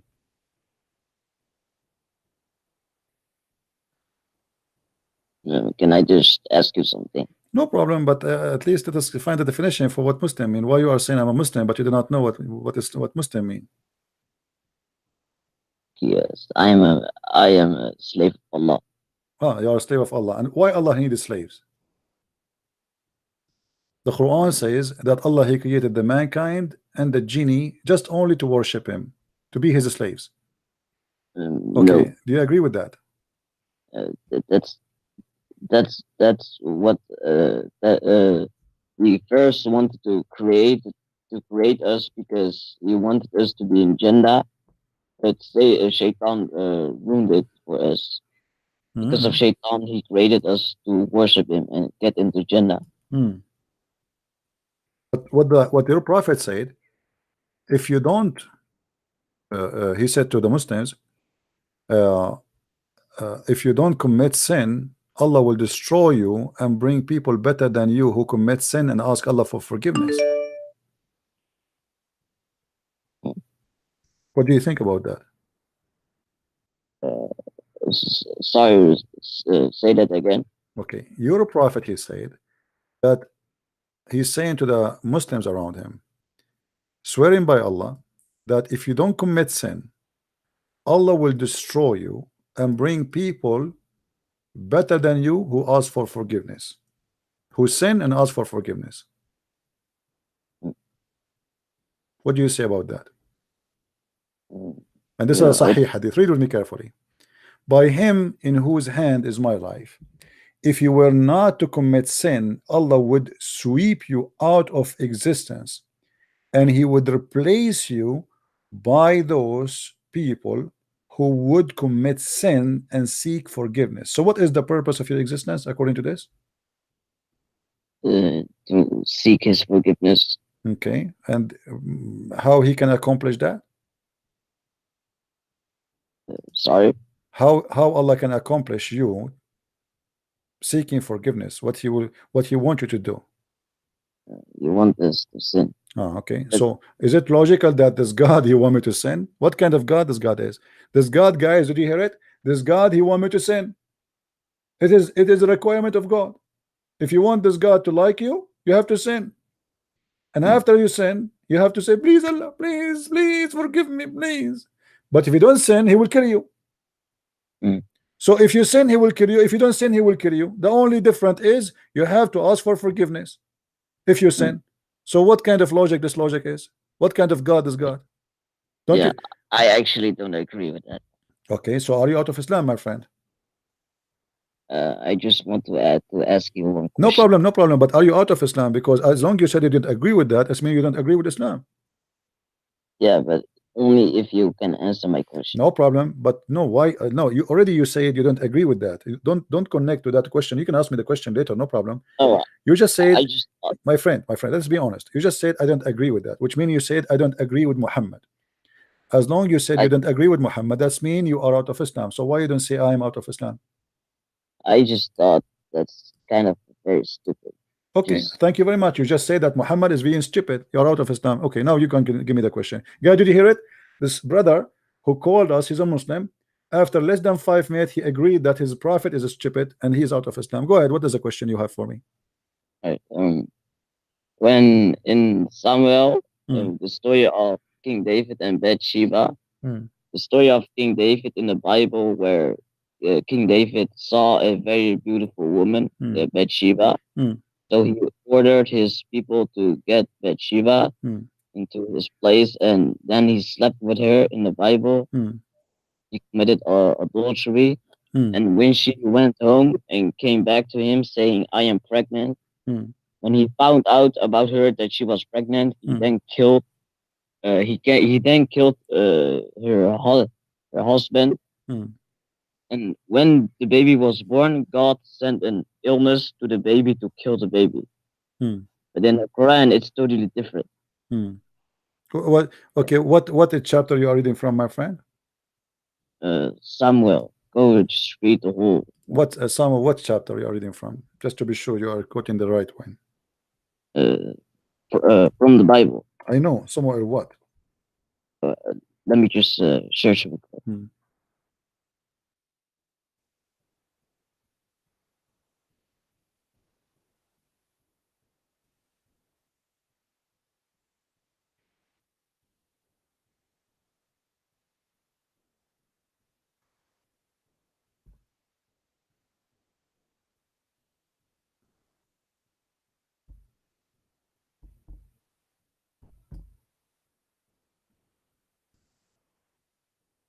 Okay, I will give you time. You can text me later or you can call me later until you find it. Oh, yeah. Sure. All right, take care. No problem. But I will answer you anyway. I will answer you. You see, the Bible speak about David. David, he commits sin, and David, we are not proud of David for he's a sinner. Yes, the Jews, they are proud of David because he brought victory for them. He is a king, etc. But the Bible is not praising David for he is being a sinner. David, he cried for God, asking for forgiveness. However, you said to me something very wrong. You said to me that in the Quran that David is not the same. That's false, my friend. The Quran says that David, he killed a man so he can get his wife.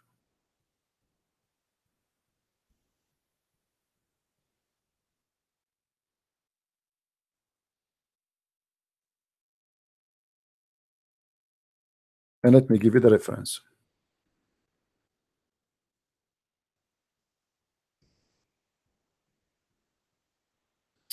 Here we go. This is تفسير الجامع لأحكام القرآن القرطبي. وهل أتاك نبوء الخصم إذا تسوروا المحراب إذ دخلوا إلى داود ففزع منهم, etc. So the story here is speaking about David. He wanted to have more goats, and the goats here stand for women. So he said, this is my brother, he have 99 goat and I have one goat. And you can read the rest of the story. And here it says, and I want you to read with me.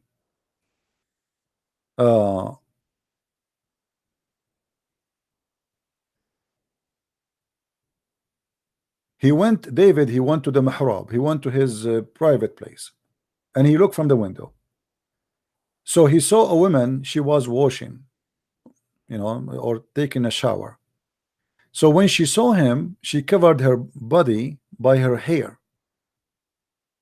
السد, he said, فوقعت في قلبه. So he fell in love with her. قال ابن عباس وكان زوجها غازيا. Hello?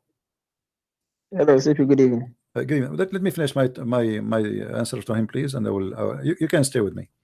Okay. وكان زوجها غازيا في سبيل الله, and her husband was doing jihad, the husband of the wife, the Jewish woman, and his name is Uriah, the son of Hanan. Then David, he wrote, which means he made an order to the leader or the prince of the attackers, which means the army, his army, to make her husband from those who carry the tabut, where they put the Ten Command, and hoping that he will be killed. Either they will be victorious or they will be killed. So they put him there, and the guy, he was killed. And this is how he have her, okay, and he slept with her. So the story you are talking about, my friend, the Quran confirm, the stories of Muslims confirm. The difference is between us and you Muslims. You praise the sinners, we don't. Muhammad, he did the same exactly. Muhammad, he went to his own son, adoption son, Zayd, and he flirted with the wife of the man, and then he took her, he slept with her. Muhammad, he said that Allah told him that. David, he did not say God told me to do sin. David, after that, he cried asking God for forgiveness. And this is the difference between being filthy sinner who celebrate being filthy, proud about yourself, and somebody commits sin and he asks God for forgiveness. Me, myself, you, yourself, everybody is sinner. So if I make sin that it is an order from God, that is a different story. If I cry for for forgiveness, that is different story. Yes, my friend, I hear you now. Please, CP, I'm looking for a debate of you. You debated with one guy, I don't know his name. It was an official debate. I learned he cried. I'm searching for that debate. I can't find it on YouTube. My friend, how I can find it too?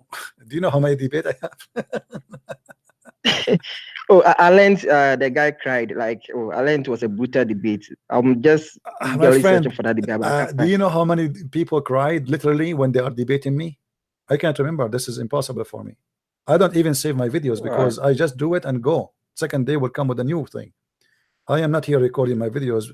YouTube giving us opportunity to record, but I have tons of thousands of debate, and many they cry and they leave Islam, etc. So you need to search for it. I don't know. This is why I say when something happened, download the video right away. So you saw it, as long as you saw it before. Ireland was an official debate between, I've forgotten the name because I needed that debate to show to a friend of mine, but I'm searching desperately for that debate, like almost 24 hours now. I'm still searching, I can't find it. You see, if this is something happened once, then I will remember, but this has happened always, so it's impossible for me to tell you which one. I don't know, and I don't know even how to find it, even if I know it. All right. All right. Our dear CP, thank you very much. Thank you, my friend. Take care. All right. Muhammad himself, he cry every day talking to me.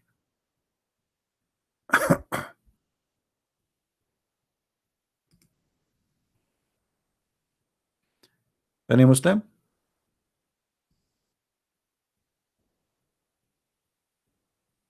Do we have any Muslim?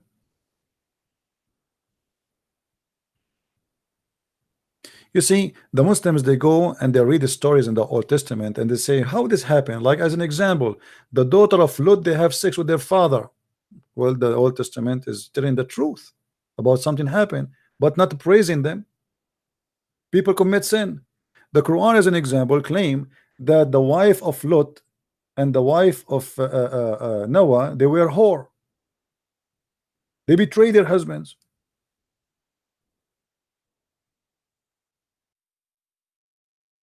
Does that mean the Quran saying that Allah, he is the one, you know, praising them?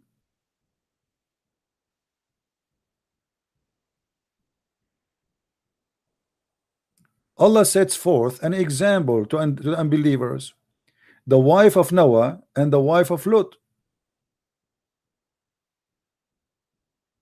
And here they give you a translation which is funny, but in Arabic it says clearly, khanatahuma, which means they betrayed them, they cheated on their husbands. So the Quran is saying that the wife of Lot and the wife of Noah, they are both are whore. Why the Muslim, they say, how a prophet of God, his wife is a whore? The Muslim accuse that Aisha, she was a whore, and this is in the Quran. And 3 witnesses, they witnessed that Aisha, she was with that guy. After a few weeks, Muhammad, he have to clean his name, so he fabricated a verse saying that Allah told me that the one who accused my wife that she is a whore, they are a liar, and he punished them for being witnesses. Here you notice that the Muslims, they have a double standard. The Quran says to you, as an example, the Quran speak about the children of Adam, that the son of Adam, he wanted to have sex with his sister from his twin. According to the Muslims, Adam, he have 2 sons, Cain and Abel. And according to Muslims, each time Eve, she give birth to twin, 1 male, 1 female. And then what Adam he do? He married this male to the other female from the other twin. And what happened is that one of the male, his twin, she have a cross eyes. So now the 2 brothers, they want to have sex with the both of them, they want to have sex with the same female, because she have you know, she don't have what the, you know, she have a cross eyes.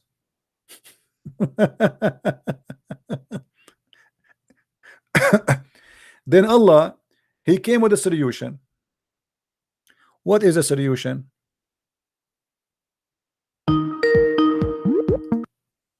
Hello? Hey brother, are you still Muslims only right now? No, it's okay. You can, you know. Oh, okay.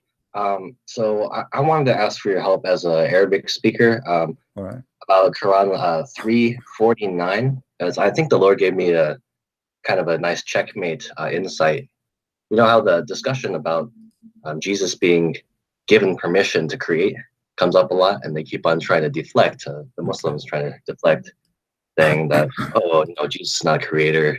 You know, trying to say that Allah gets all the credit. And I was wondering, because I was trying to look into it. Admittedly, I only looked at Ibn Kathir, but I didn't look at the other tafsirs. But the word is, in Arabic, does the word mean just give permission, or is there any other synonym or other words? Because if it's really just permission, then Well, I want to ask you that first, because if the answer is yes, then there's a great game over afterwards. Yeah, well, it says it doesn't say, it says that by the permission of Allah, but that will not change anything, because simply this is the claim of Muhammad, right? Right. Okay, same time, as long he have a permission from Allah to create, that will not change the fact that he became a creator. Right. Because the second I create, you see, the permission from Allah is not Allah doing the creation, it's Jesus doing the creation. Because here it says, Inni akhluqu lakum, I, inni, or anni, it's me, I, akhluqu, I create for you from the mud, the look of a bird, the figure of a bird, and I, not Allah, I breathe into it. So the one who will breathe into the mud is I, Jesus.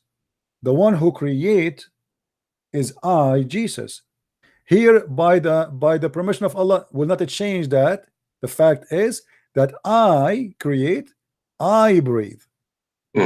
So it's the first person pronoun there. Okay, so now here the claim is that he been given permission, but that will not change anything. Because if you say to me, okay, I give you permission, which means I give you what? When they say I give you permission, it's mean I give you ability, correct?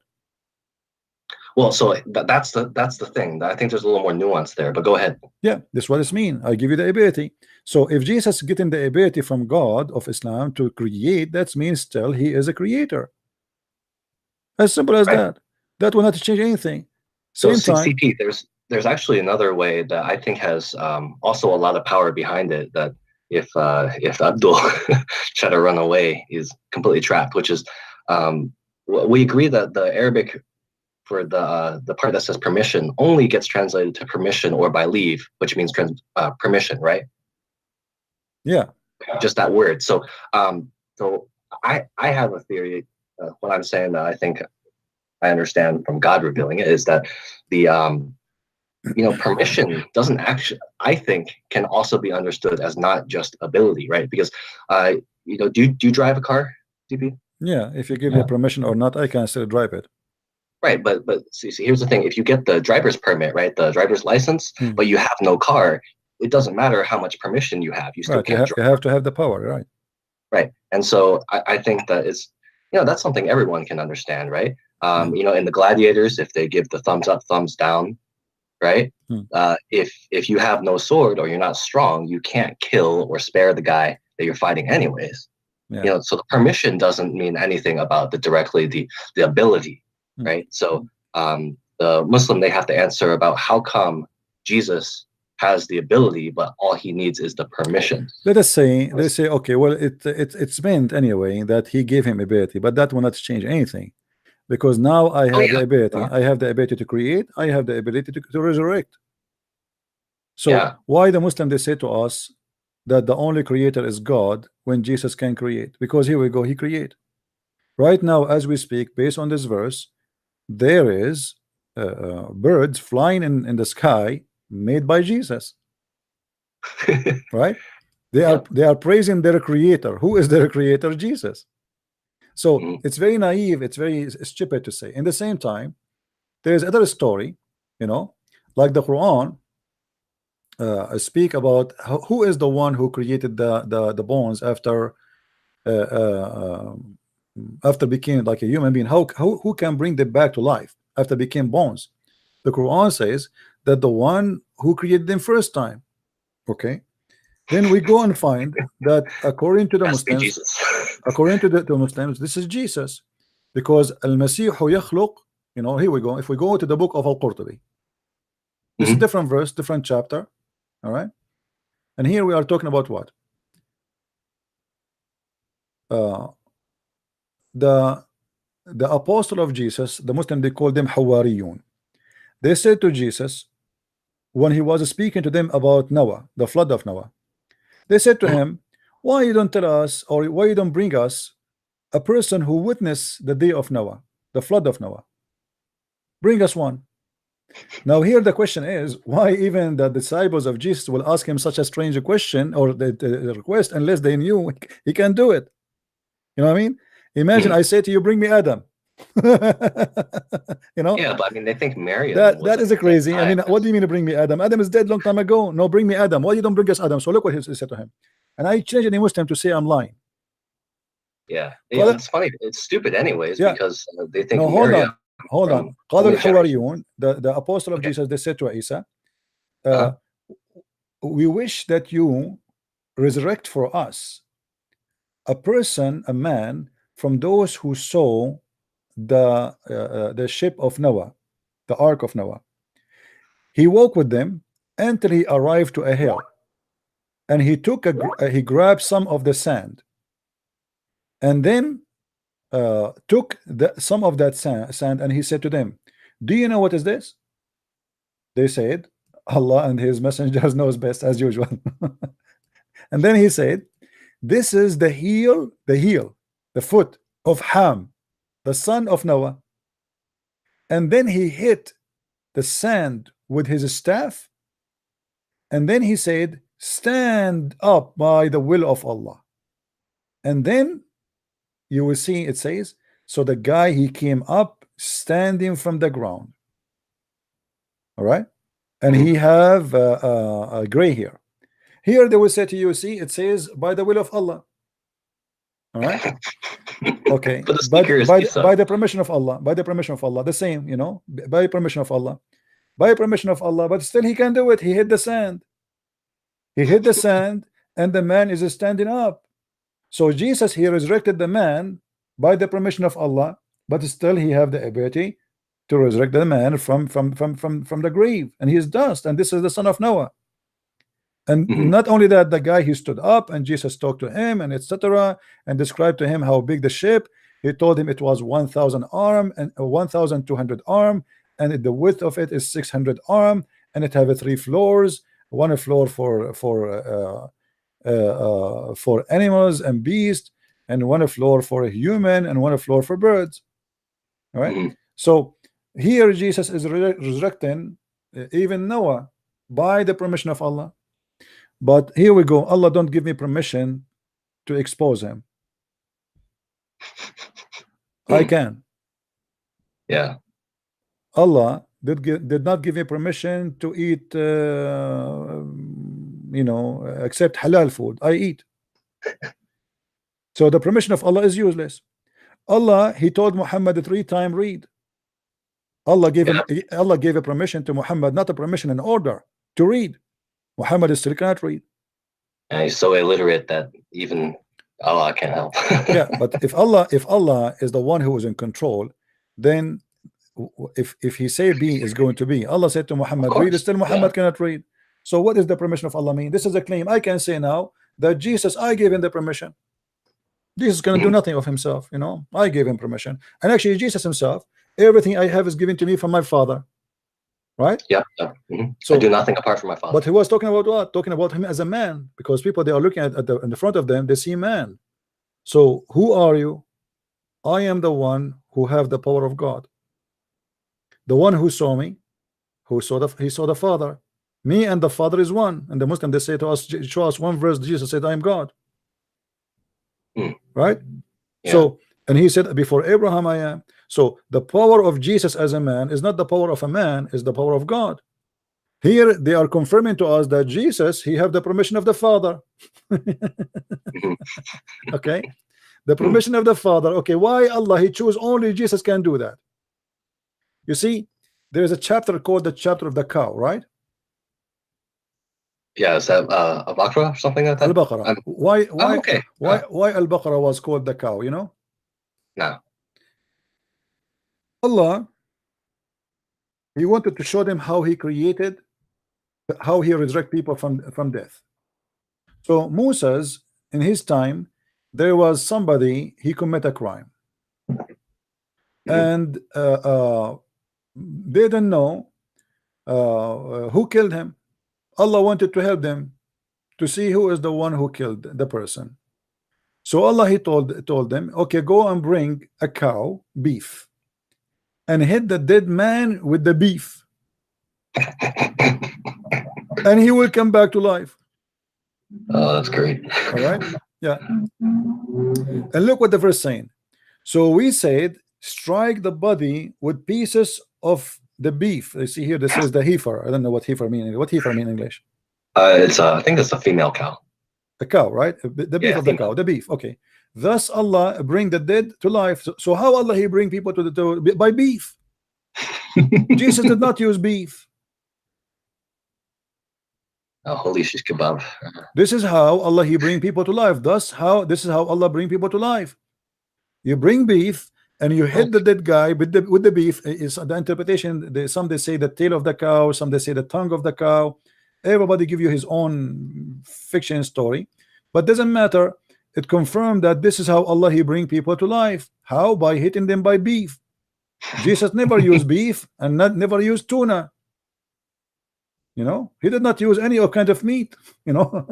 You mean he didn't get the fish that were making fun of the Jews on the Sabbath day? Yeah, but no. But one of those and slap someone, slap the life with a fish. Yeah, but here the creation of Allah to bring people from death is to hit anyone, any dead body by beef.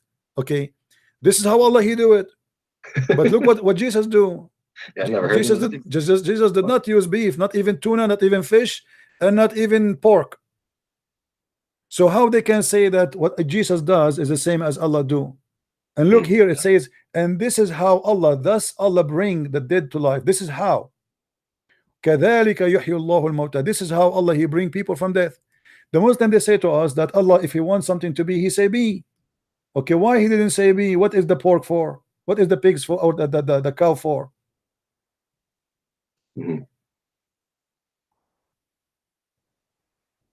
So Jesus doesn't even need the tools that Allah uses.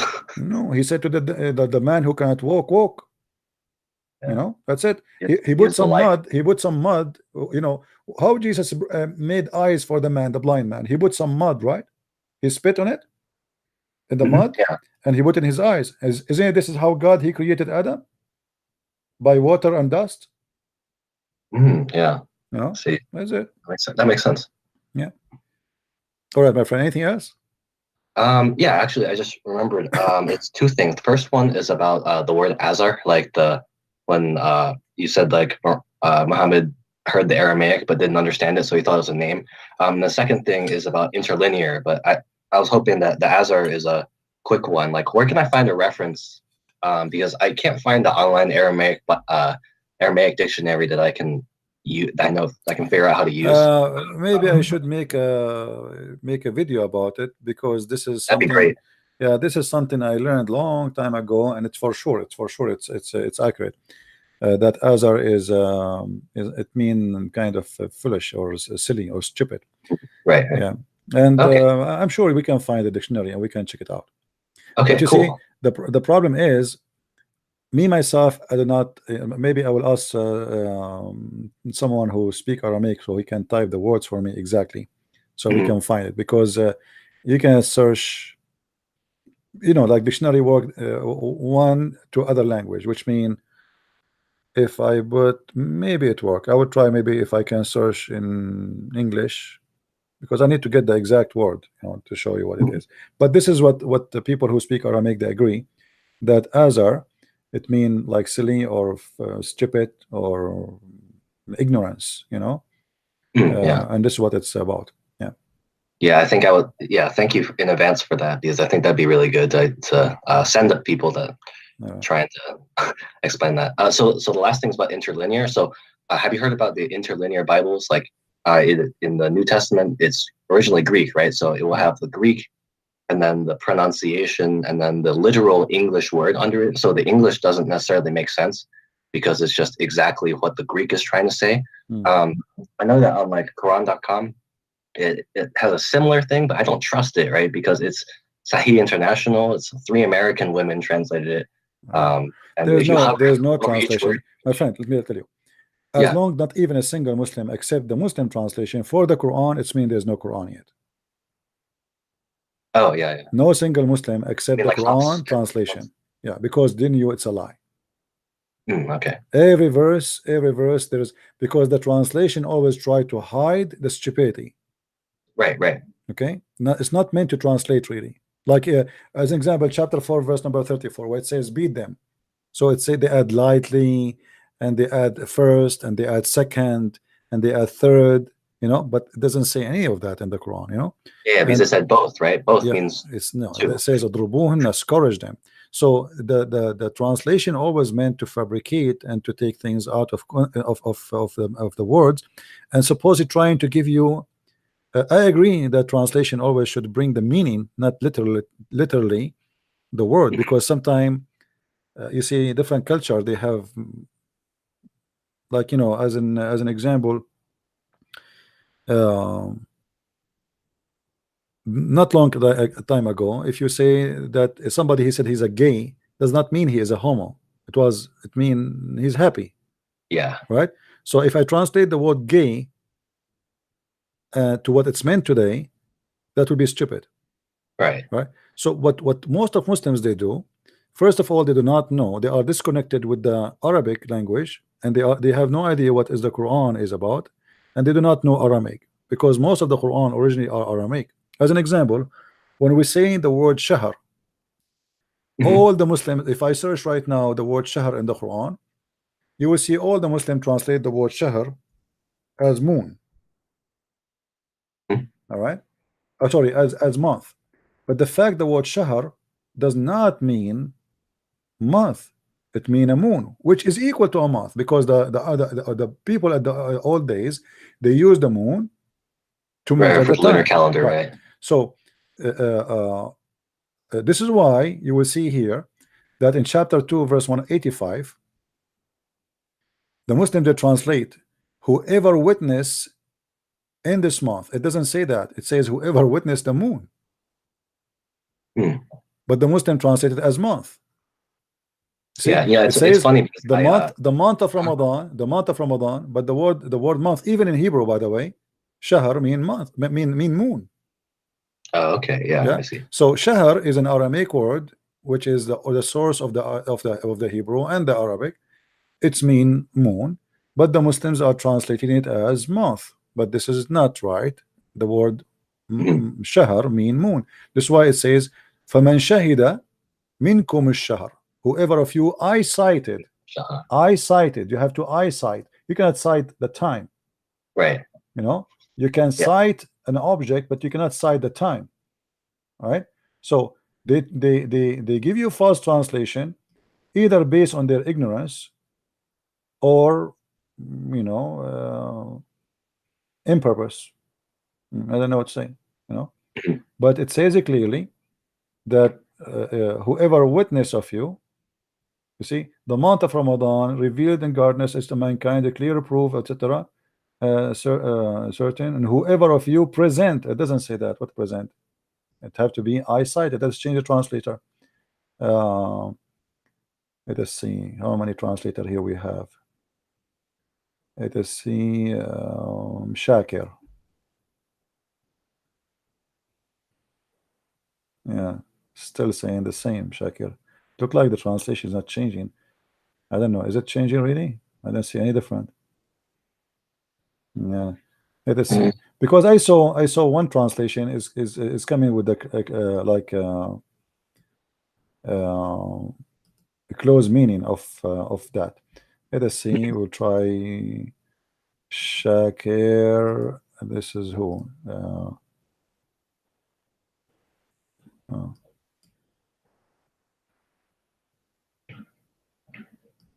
So I guess what's apart from learning Arabic, what's the best way to be able to test the translations like Sahih International? Like I'm looking at Al-Baqarah verse 73 right now, and it doesn't even say beef. It says strike the slain man with part of it. So, you know, yeah, I know that you can't trust the English whenever Muslims are making. Yeah, but the verse, the verse before it speak about the Baqarah. This is why the whole chapter called the cow anyway. Okay, so the whole chapter is called the cow. They cannot run away from this, you know. Yeah, they cannot run away. Yeah, you see, I don't see it here. Let me see. Hold on. If I go to search.com. By the way, CP, how long did it take you as a native Arabic speaker, to get to this level of knowledge about Hadith and Quran? 2 hours. Okay. All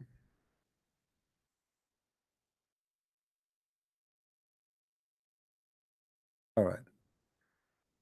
This is a chapter 2. Let us see this website, because I think here we can have other translation.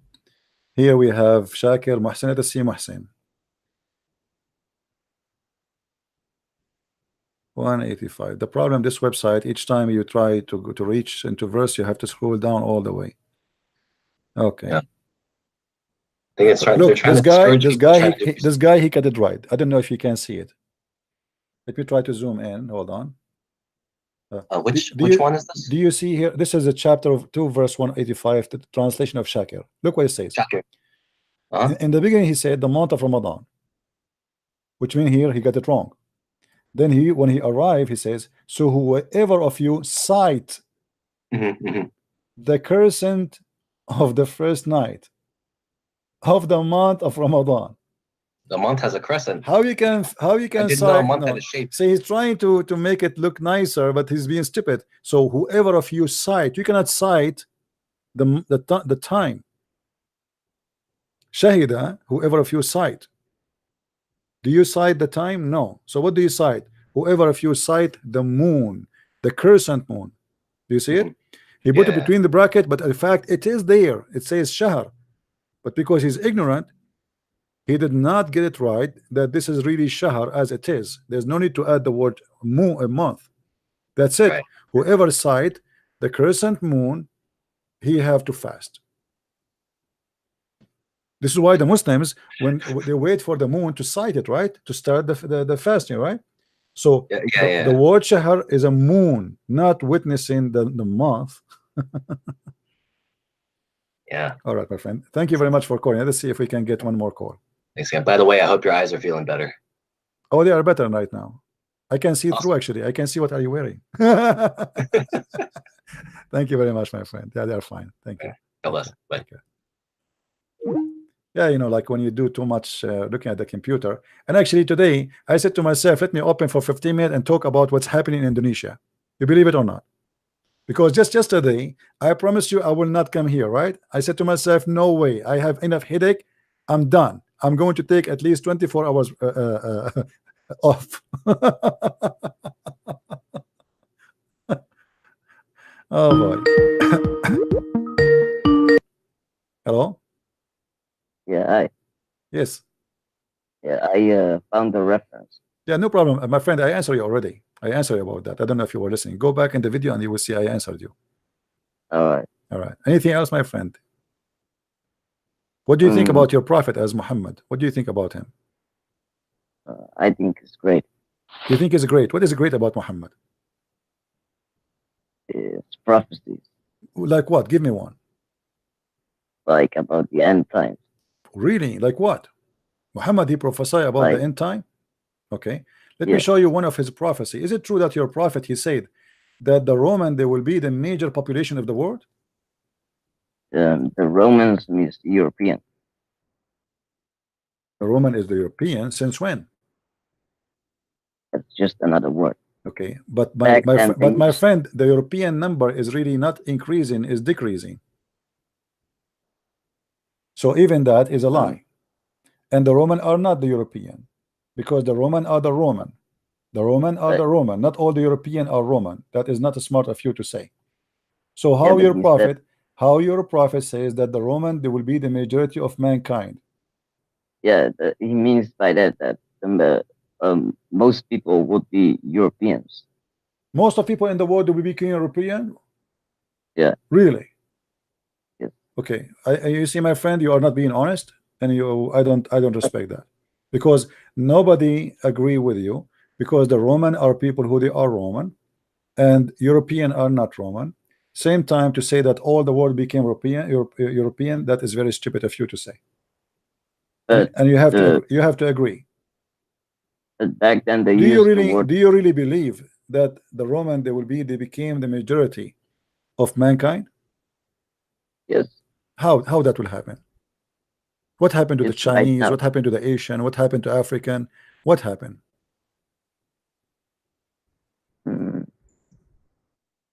I guess they became Asian. Roman, they became Asian. So the Chinese and stuff like that. Oh, the Roman, they will become Chinese. No, Asian. What do you mean?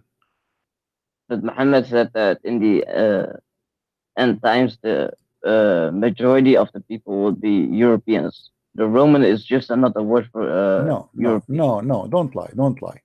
Your Quran even speak about the Roman. The Roman is the one who fought with the Persian, and those are the Roman. There's no other Roman. This is why okay. So now here we go. We have a hadith in front of you. You're a prophet saying that the Roman would be the majority amongst the people. You're a prophet. He gave a very false prophecy, and he says that in the last hour, the last hour would not come, it will come when the Roman would be from the majority among the people. So the number one population in the world will be Roman, and this is a clear proof that Muhammad is a false prophet, my friend. Okay, how? What do you mean how? The Roman, there's no Roman no more. It's gone. Where is the Roman? He's not talking about the Roman Empire. He's speaking about the Roman, my friend. It says a room. A room is only the Roman. There's no other one. Roman is an ethnic group. It's not just any name. The Roman is the Roman. Don't tell me. Okay. Same time. You are fabricating, saying the European. Why your prophet don't say European? Because in back then they don't use the word European. It didn't. No, the word Europe exists. The word Europe is Aramaic word. It's not even Arabic. It's not even Latin. The word Europe is Aramaic. The word Africa is Aramaic. The Aramaic is the one who name it Europe. So this is a fabrication. So why he said the Roman, they will be the majority of mankind? Can you show me reference that they used the word Roman? That they used the word European back then? It's called Europe. It's called Europe. They don't call them European because there's nothing is called European. Europe is the continent. There's nothing is called European. Europe is the same as Africa. Africa is the continent. So there's many ethnic inside that. Now we say African to speak about who from which territory or continent. But there is a state, there is ethnic, and there is language. So the Roman, they speak the Roman language. The Roman, they are Roman people. And Muhammad is speaking about the Roman who they were fighting with the Persian. When we say the Persian, what we mean? Iran people. Okay. When we say the Roman, what we mean? The Roman. The people of Rome. Where is Rome located? Where is Rome located right now? I will help you. Rome is located in Brazil. No? Yes, I agree. Guys, Rome exists in Brazil. Well, I'm so glad that you are very educated, and I learned a lot from you, my friend. Thank you for calling me. All right, take care. Rome is in Brazil. He agree.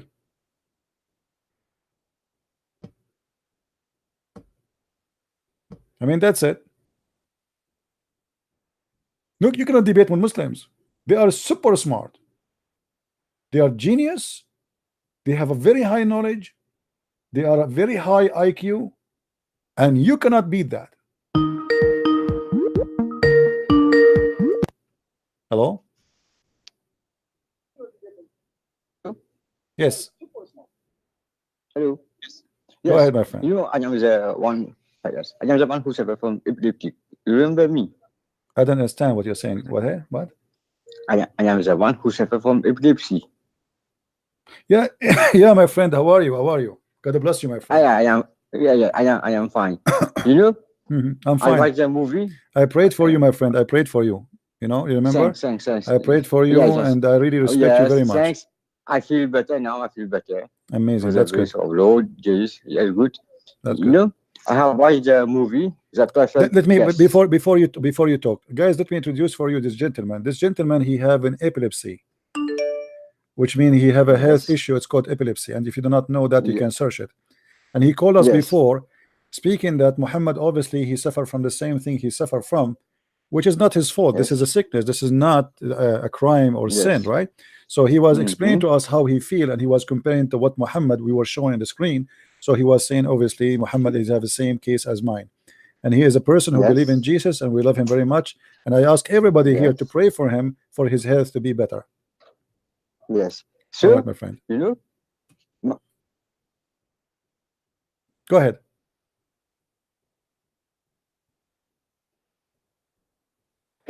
I lost you. I lost you. Say again. I'm losing your voice, my friend. Sadly, I'm not hearing anything from you.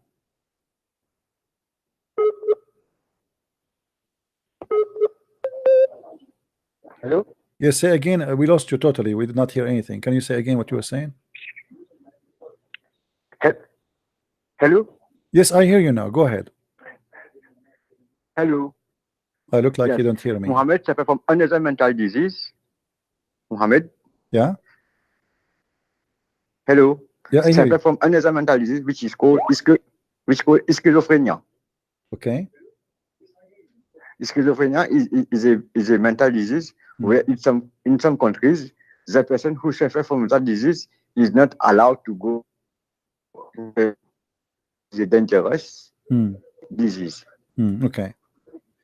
It's true that you have always tell people to watch the movie The Perfect Guest, I think. Yeah. The Perfect Guest is the guy suffers from schizophrenia. He do things that he don't remember. How do a search on the net, and you will see that schizophrenia is a very dangerous disease. In my country, if someone suffers from that disease, it's not allowed to go in public place. Yeah, I agree with him. And Muhammad, obviously, he was a very dangerous man too, right? You're right. Right? Yes, yes. He suffers from that disease. Yeah. That's why he do crime, he forget, he do barbaric, or I things childish, foolish. I don't know. Yeah. Well, my friend, thank you very much for calling. Thanks. Yeah, and thanks. I will keep you. I will always keep you in my prayer. And I ask everybody here, please. We have more than 1,000 people here to pray to our brother here for his health to be better, and may the Lord bless you, and the Lord he answer our prayers. You know, if we pray from our heart. Thank you, my friend. Yes, thanks. May the Lord Thanks bless very you. much. Take care. Thanks. Take care. Okay, I will write the disease in the chat. Yeah. We got you. They understood you. They understood you. Thank you very much. Thank you. Okay. Thanks. Yeah. You see, sometime, like here, our brother, he have this illness, but look how smart he is, and look at the difference between him and the previous caller. That supposedly the one who called before him is the healthy one, but he was saying all stupid things. And our brother here is the one who is suffering from illness, and look how smart he is.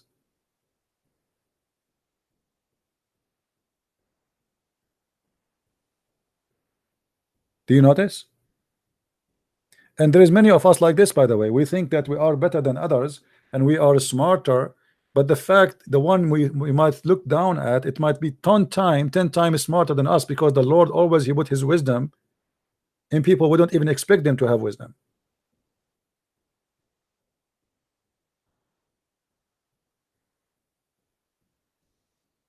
The Lord, my friend, he blessed you. You are still healthy with your brain. You are really truly blessed. Yes, you have an illness, but you have a functional brain. And there's many people who have a functional brain, but their brain has never been used. Good for you, my friend. Anyway, guys, I think we had enough for today. I know there's 1,000 people here. I'm not going to take more calls because this is English, as you know. Sorry. Unless you are a Muslim. Is there a Muslim trying to call?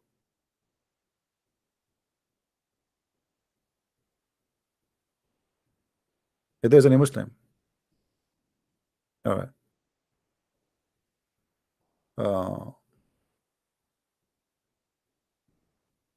Let me see. There's somebody.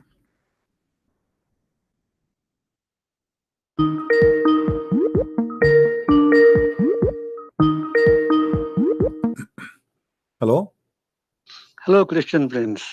I'm a first-time caller. All right. Yeah, I was listening to some of these Abduls, and I was thinking that probably Muhammad was right. You know, they must have all looked up during the prayers, so all have been turned into donkeys. Can't believe it. It's in, you show so many things right in front of them. You can read it. But the guy just, I don't know what it is. I don't know what it is, Yeah, that's why maybe we you say can tell me. we have to have a lot of patience in what we do. You know, it's, I really appreciate you. I would have gone crazy by now. You know, even and within 2 you know, and weeks. the funny, you believe it or not, Christian, they say to me, you need to be more patient, Christian Prince. You know, They are stupid. That's all. You know, no, not patient. How can you have patience with these guys? no, take my place, and you will go, you will go not, you will go crazy. You know, Yeah, especially yeah. caller after caller after caller, and all the same madness. Same thing. Yeah. I really appreciate what you're doing, and I learned a lot from you because you know one of the problem is we Christians don't know how these Muslims think and what their scriptures are, because the moment you say something, they'll say that's a wrong translation. Yeah. What do? We don't know Arabic. You know, I don't know Arabic. Yeah. All right, my friend. Yeah. There's somebody trying to call. Let me take his call. Okay, thank you. All right, Thank maybe, you. Okay, bye. Maybe last call. Let us see this gentleman here.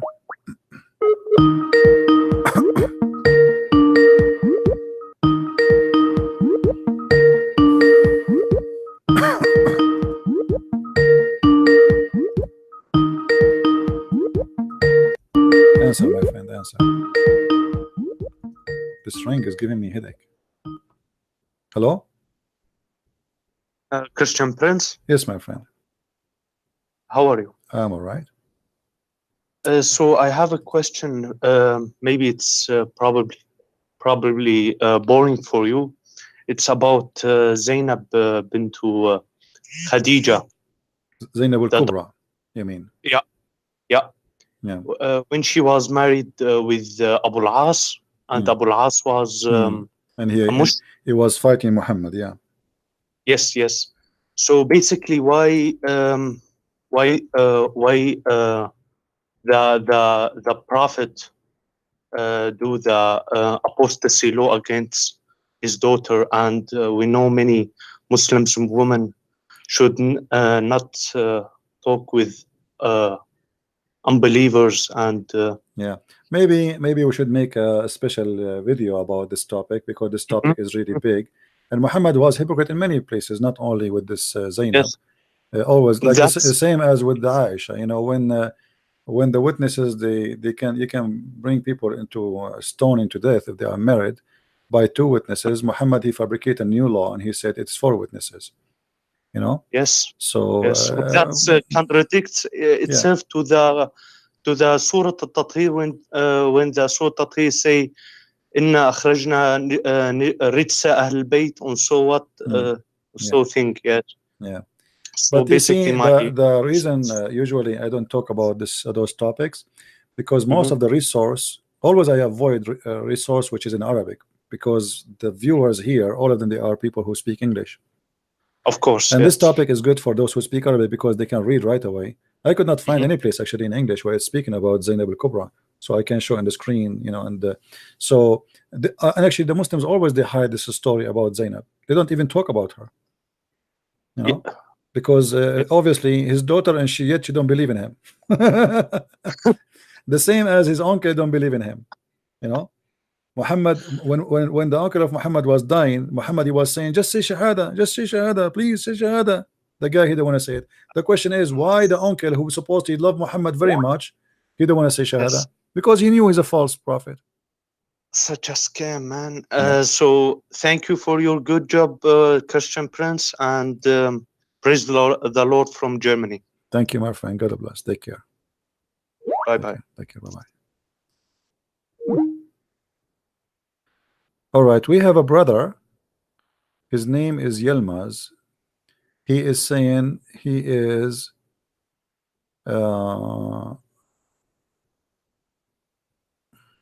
he have a disability, and he is asking us, all of us, to pray for him, please. His name is Yilmaz, and he have a disability, and he's asking for our prayer. My friend, I will pray for you from my heart. And you know, we are people who believe that the Lord always he put his wisdom on us, and always he gave us his reasoning. And sometime, you know, I spoke to a woman who accepted the Messiah, and she's a Muslim. And the reason she accepted the Messiah, maybe it's strange, maybe it's really hard to believe. She got cancer. Imagine you get cancer, and what you do? You accept the Messiah. We will stop Skype for now because, you know, let us finish this. So sometime even illness can be a blessing for us, can bring us more close to God, and can find us the right path, because life and death, all of us, we are going to die. It doesn't matter how. Death is one. How, it doesn't matter. But if my life as healthy will send me to hellfire, I prefer to be 100 times more sick from being that healthy. So here we go, a woman who she recognized the Lord after she have a cancer. How, you know, I mean, and she said it clearly. She said to me that because of that she decided to, you know, she did not find a person to be with when she died except the Messiah. So maybe if she never have a cancer, she will never be with the Messiah, and she will never believe in him. So even sometime illness and diseases can be a blessing for us. Think about where you will end, not only about today. Today there's people, they go to the nightclub. Here we go. You know, every day, every weekend, every Friday, every Saturday, I am with you. But in the same time, there's people who are wearing no clothes, going to the nightclub, drinking, jumping like crazy. What is making me stay here? I am a single man. If I say I don't like women, I will be a liar. If I say I don't like to have fun, I will be a liar. But people will make a choice. If my health will make me to take drugs and do what should not be done, then I prefer to be sick, who stay away from the filth. Most of those people who they end in a very horrible way is the one who they are lucky in health. Go and check, not only lucky in health, they are lucky in look, they are lucky in voice, they are lucky in many things. All the famous people who we know, they die at the end of the day by too much drugs. Is that correct? How many actors you heard during your lifetime they die because of an overdose of drugs? Look how lucky they are. They got the money, people love them. Wherever they go, people shout their names. They receive them as kings. They live like kings. They have whatever they wish, and then they die like a rat by the poison of drugs. So if Michael Jackson was not a person with lucky voice, he will be alive right now. Same as Elvis. Same as long list of those who they are very famous. They were not lucky, my friend. They were unlucky. You know what I mean? This is what happened to you when you became so proud, and you think you are, that's it, you own the whole world, and then you became so empty like a vacuum machine. And then you start looking for drugs and, you know, madness, and then you end in a very horrible death. This is why I say, thank God I am not rich, because if I'm rich, maybe I will not be here. I will be tempted. Money change people. If I can go and have a very beautiful villa in the front of the beach, and I can do whatever I want, I can fly everywhere, I might not be able to stay here because I will be really tempted. Right? Thank you, my friend from Nigeria. We love you all. Always, always a human being is foolish. The second you became so proud about your health and your strength is going to be taken from you.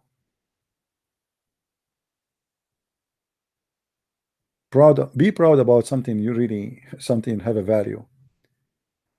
Because even if you are, healthy today, tomorrow you will not.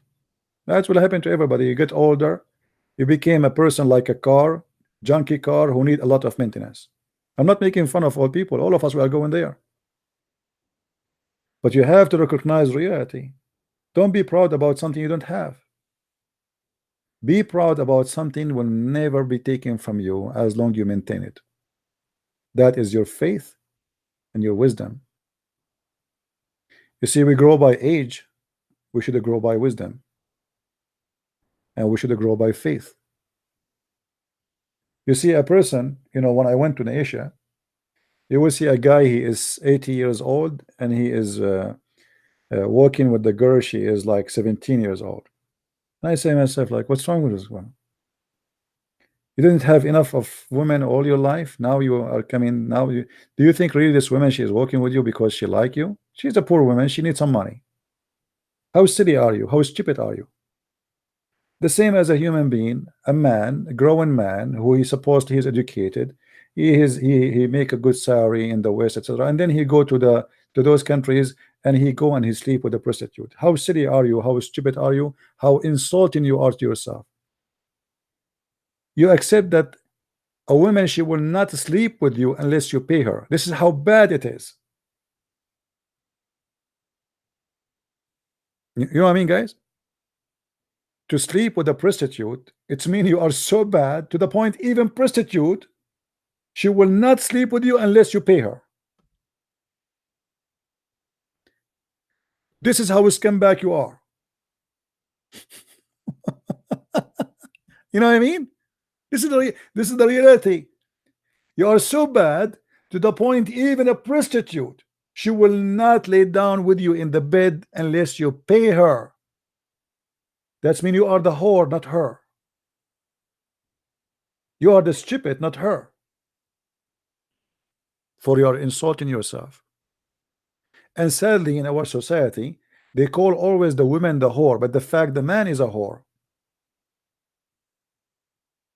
The man who sleep with the women in return of payment, as Muhammad taught the Muslims to do mut'ah, he is a whore too. Whore cannot be a whore if there's no partner. And the partner of a whore is a whore.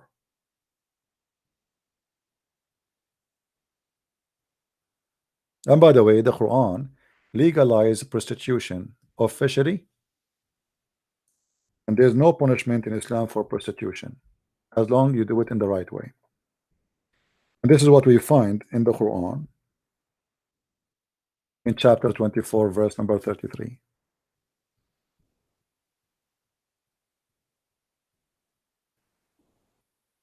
All right.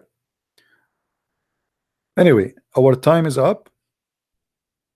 Again, please pray for those who require a prayer from us. Remember them. And we pray for all and everybody who have health issues.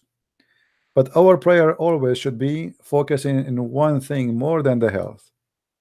The health of your mind. A person who loses mind, he lost a lot. I don't mind, to lose, you don't know how we will die. I might die by normal death, I might die by car accident, I might get killed, or I might die by cancer. Death is death. But there's one painful death I don't want, is the death of my soul and my brain. Because if my soul die, my brain is dead. It's not the brain, it is your soul who die. That means your brain, obviously, you are being stupid to the point your brain is not functioning and you decide to go to hell. So I want to say thank you for being here. May the Lord bless you. If I can go back on live tomorrow on air, I will go. If not, we see you maybe the day after. Subscribe, please. Don't forget to tell your friends, download the videos and share it around. Christ is Lord and Islam is false. And there's no better name than his name. That is the Messiah, the Christ, the King of Kings, our Savior, the perfect name, who said, I am the Alpha, I am the Omega, I am the first, I am the end. I am who I am. Not a person who provide us with promises of vagina and penises. That is a pimp, and our God is holy. Thank you very much, and see you soon again. Bye-bye.